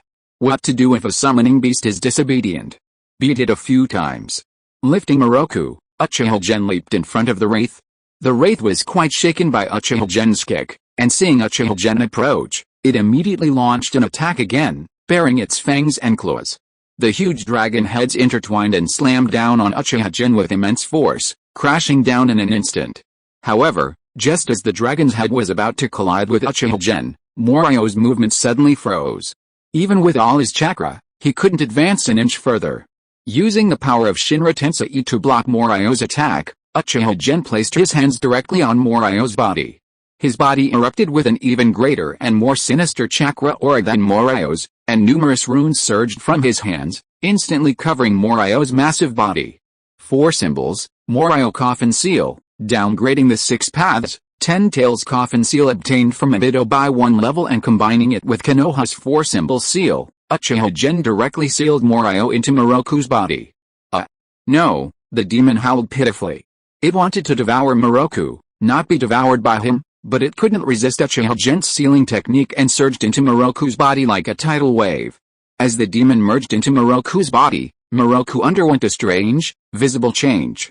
His shoulder-length white hair now shone with a dazzling silver light, coiling into countless thumb-thick silver snakes that intertwined and coiled above his head, forming a silver crown. Vibrant chakra flames danced, and wisps of strange starlight swirled around him, coalescing into a magnificent white gold priestess's robe, embroidered with countless strange runes. Beneath the robe, transparent, whitish, jelly-like tentacles coiled and swayed, as if possessing their own life and consciousness. Something special. Uchiha Gen tilted his head, clicking his tongue in amazement. Moroku's transformation was somewhat similar to Naruto's Kirama mode, with an extremely strong outflow of chakra forming a unique chakra cloak. Of course, in terms of the quality and quantity of chakra, Miroku's current chakra was only comparable to the wild nine tails that Uchiha Gen had seen on the night of the nine tails attack, probably not even as good as Kirima mode. Fox power. Stage 3, considering the various special abilities of the priestess, Uchiha Gen gave her an evaluation that surpassed the power of a single fox. The nine tails itself is also a benchmark, to be stronger than the nine tails without the Sharingan or wood release, which are effective against tailed beasts, means crossing a new threshold. Therefore, the priestess's claim of being on par with the three great sages of the Holy Lands isn't an exaggeration. The Valley of the End's Hashira Madara possessed strength far exceeding cage level, as did Pain's six paths. How could they not be on the same level? At this moment, Miroku, having completed her transformation, slowly opened her eyes. Her exquisite face, illuminated by the moonlight, was incomparably holy, radiating an inviolable sacred glow. Her deep, ocean-like, shimmering purple eyes fell upon Uchiha Gen, a flash of killing intent within them. Although the fusion was primarily hers, the demon still had a profound impact on her, drastically changing the once gentle and kind priestess's demeanor, making her practically a different person. I should really thank you. Maitreya raised her fair, porcelain-like swan neck, her starry eyes seemingly both reproachful and amused, the silver snake crown on her head hissing. Let me think about it. Maitreya tilted her head, revealing a sweet, innocent yet slightly malicious smile. I'll return the favor with a one-way ticket to the Pure Land. As she spoke, her 10 slender white fingers slowly came together. From beneath her spacious priestess robes, countless tentacles surged forth like a tide, flashing white light as they rapidly spread and intertwined, instantly transforming into a 100-meter-tall Valkyrie. The Valkyrie wore an exquisite knee-length tentacle battle skirt, a helmet adorned with tangled snake heads, and dark red demonic armor. She wielded a long spear woven from ferocious dragon heads, her divine light awe-inspiring, her demonic power overwhelming. Indeed, in the ninja world, those who can pilot Gundams aren't necessarily strong enough, but true powerhouses will always pilot Gundams. And this wasn't the end. With a swing of her spear, the Valkyrie unleashed a 1,000-foot-long divine radiance. The earth rumbled and cracked open with massive fissures, from which countless densely packed terracotta warriors rose, among them a massive terracotta army of 1,000, each 7 or 8 meters tall.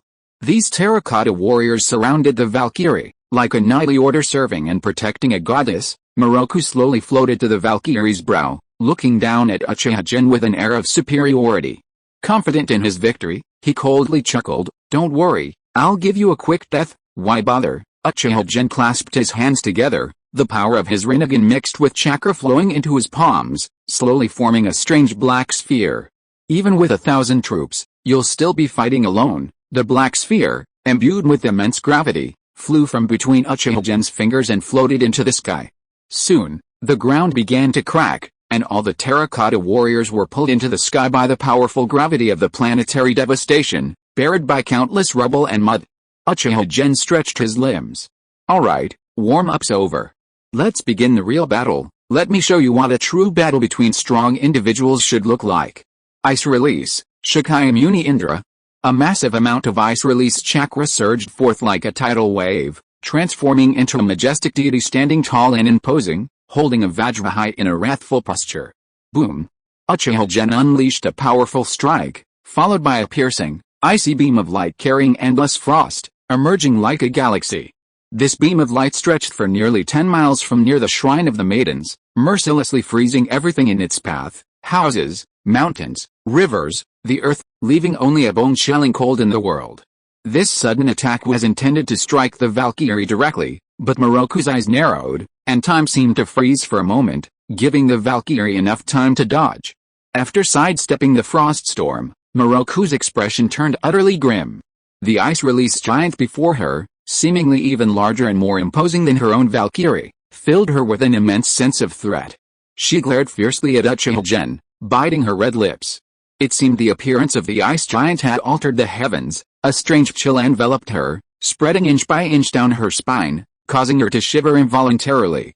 Miroku clenched her fists, the tentacles behind her skirt tensing as she gathered power. She touched her lips slightly, as if encouraging herself, murmuring to herself, "I possess the true power of a sage, I will win." The Valkyrie fearlessly charged towards the ice giant, far larger and more imposing than herself. Is she already too weak to dance? Crack! Uchiha Gen stood calmly behind his back, one hand behind his back, the other gripping Moroku's neck. With a slight squeeze, he crushed Moroku's throat. Of course, this fatal injury to an ordinary person was merely a minor wound that Moroku could heal itself at any time, having no effect on her whatsoever. Her current essence was closer to that of a chakra creature like a tailed beast. The human form of Moroku was merely an outward manifestation, just like the white snake sage of Raichi Cave, whose true nature was a white-scaled snake, but who could also transform into an old, frail woman. "I'm sorry, I couldn't satisfy you," Moroku gritted her teeth, a sharp light flashing in her eyes.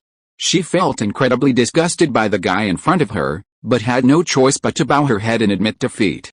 "Good for you." Uchiha Gen channeled his chakra with one hand, and under Moroku's humiliated gaze, he traced lines on her face, quickly inscribing a summoning contract.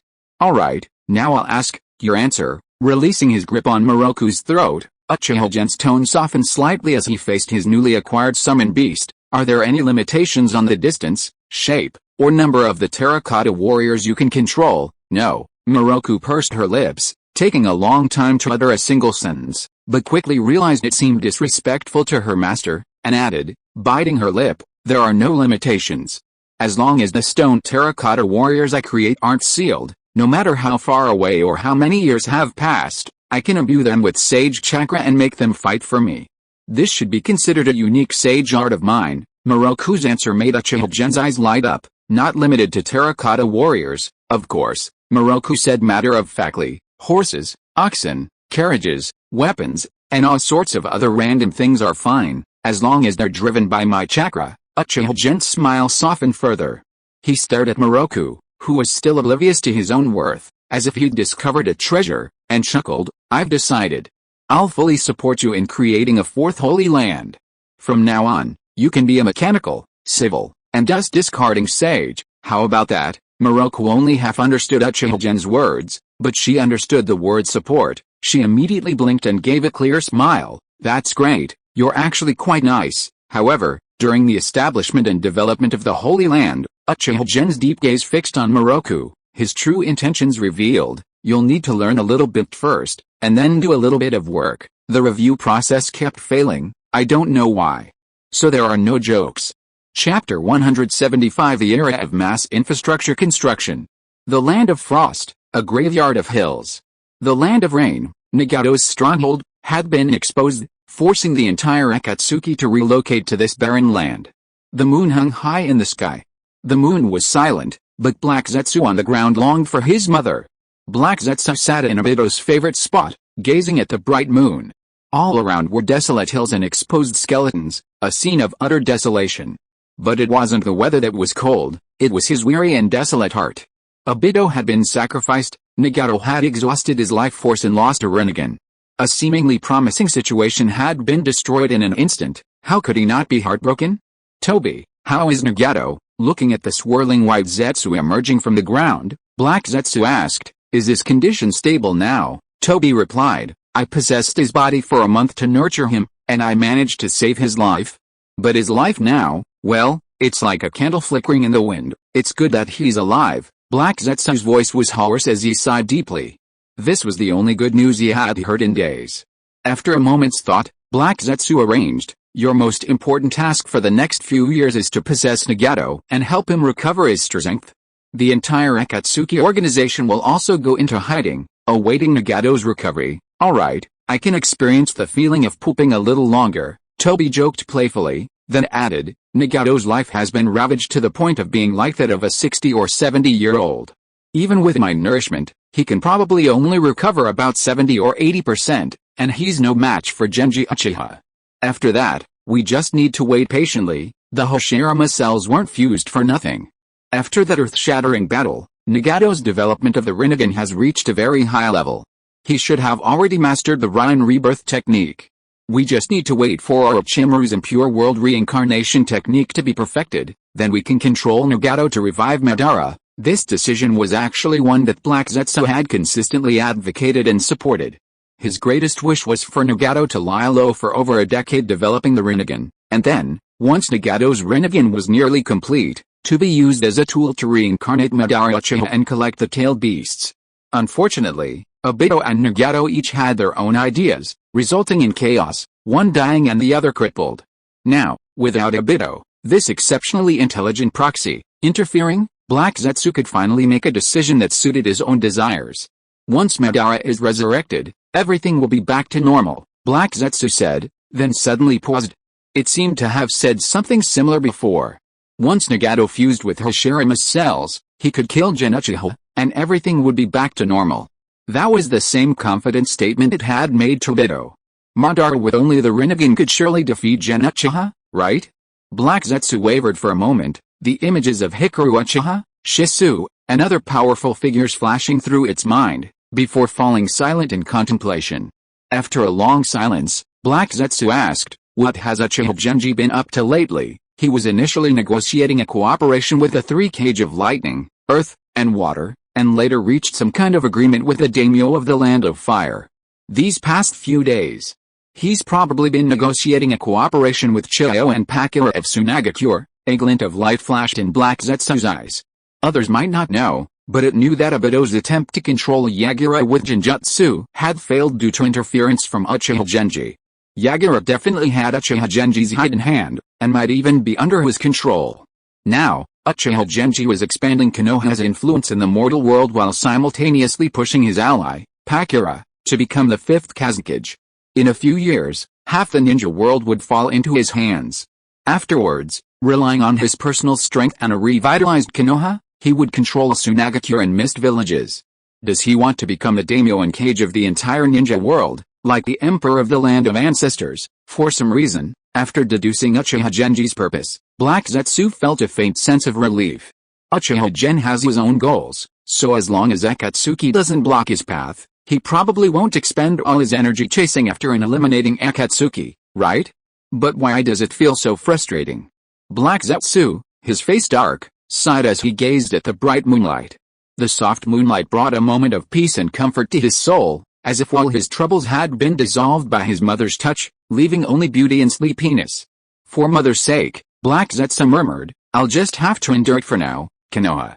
Hokage Building Conference Room.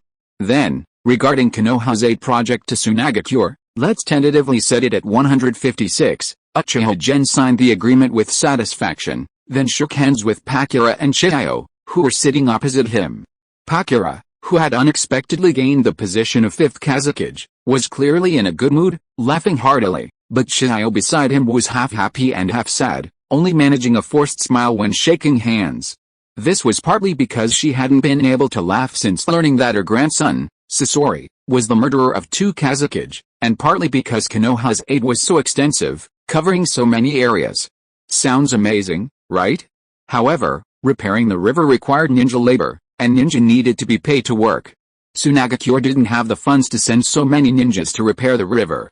Therefore, Sunagakure had to borrow money from another aid project, the Konoha Sunagakure Joint Bank, using the management rights, usage rights, and toll fees for a portion of the rivers within the Land of Wind as collateral to pay the Sunagakure ninjas' wages for river repairs. Before Sunagakure repaid the loan, Konoha needed to send people to guard its property and collect toll fees, so a group of Konoha ninjas were openly stationed on the Land of Wind's soil. And this was just the tip of the iceberg. Throughout the 8 projects outlined, Chiyo saw only standardized car tracks and weights and measures. While these projects undeniably benefited Sunagakure and the Land of Wind, they were also binding Sunagakure to Konoha, gradually turning it into Konoha's puppet. However, looking at Uchiha Gen's youthful face, and recalling his excessively young age and devastating power, Chiyo could only sigh inwardly and obediently sign the cooperation agreement.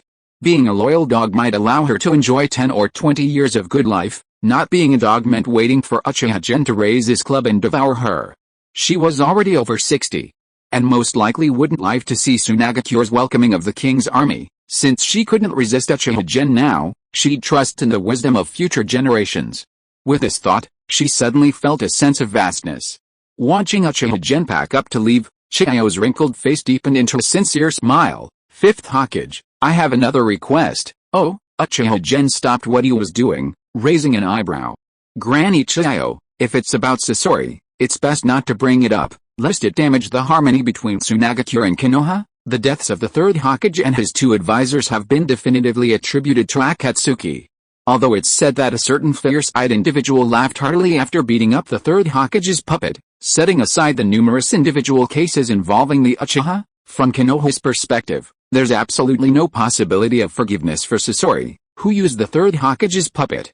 My grandson has committed such a heinous crime, how dare I plead for him? Chiao smiled bitterly, her gaze sincere. My wish is to send Gaara, the orphan of the fourth Kazekage and the Jinchuriki of the one-tailed beast from Tsunagakure, to Konoha, where he can be cared for a few years. What? Uchiha Gen's face showed surprise, almost thinking he had misheard. What national leader would give away their nuclear weapons to another country? But Chiao truly thought so. She sighed, glanced at Pakura beside her, and said with a bitter face, Pakura's strength is no less than Raza's, but scorch release is not magnet release after all. After Raza's death, there is no one in Tsunagakure who can suppress the one-tailed beast, and Akatsuki targets tailed beasts. If they attack Tsunagakure, Chiao's words were unfinished, but Uchiha Gen understood. Gaara was only 3 or 4 years old, and it would take him at least 10 years to become a qualified Jinchuriki, during which time he would only bring harm to Tsunagakure.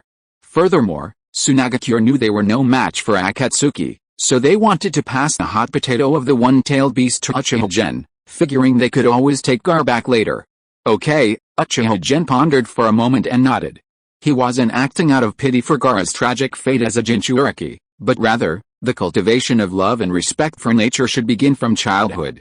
Personally training and nurturing a last Kazekage would be quite satisfying. After briefly agreeing on a 10-year Jinchuriki storage plan with Chiao and Pakura, Uchiha Gen ended the meeting and returned to the Hokage's office. Leaning back in the comfortable Hokage chair, Uchiha Gen gently lifted a tablecloth from the desk, casting his gaze upon a crystal-clear sphere. Questioning Hirozen Sarutobi, understanding Hirozen Sarutobi, surpassing Hirozen Sarutobi. Forming two hand seals, Uchiha Gen, using the crystal sphere connected to the Konoha Great Barrier, shifted his perspective, taking in a panoramic view of Konoha. Buildings under construction, thriving commerce, street vendors hawking their wares, pedestrians passing by, and scantily clad beauties. Konoha was beginning to resemble a modern metropolis.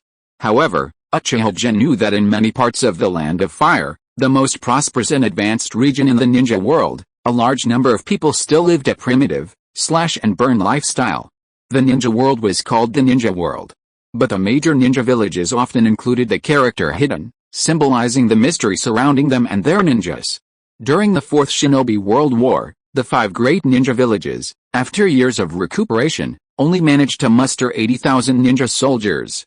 In reality, even including Jinan, the 5 great villages only had a few 100,000 ninjas.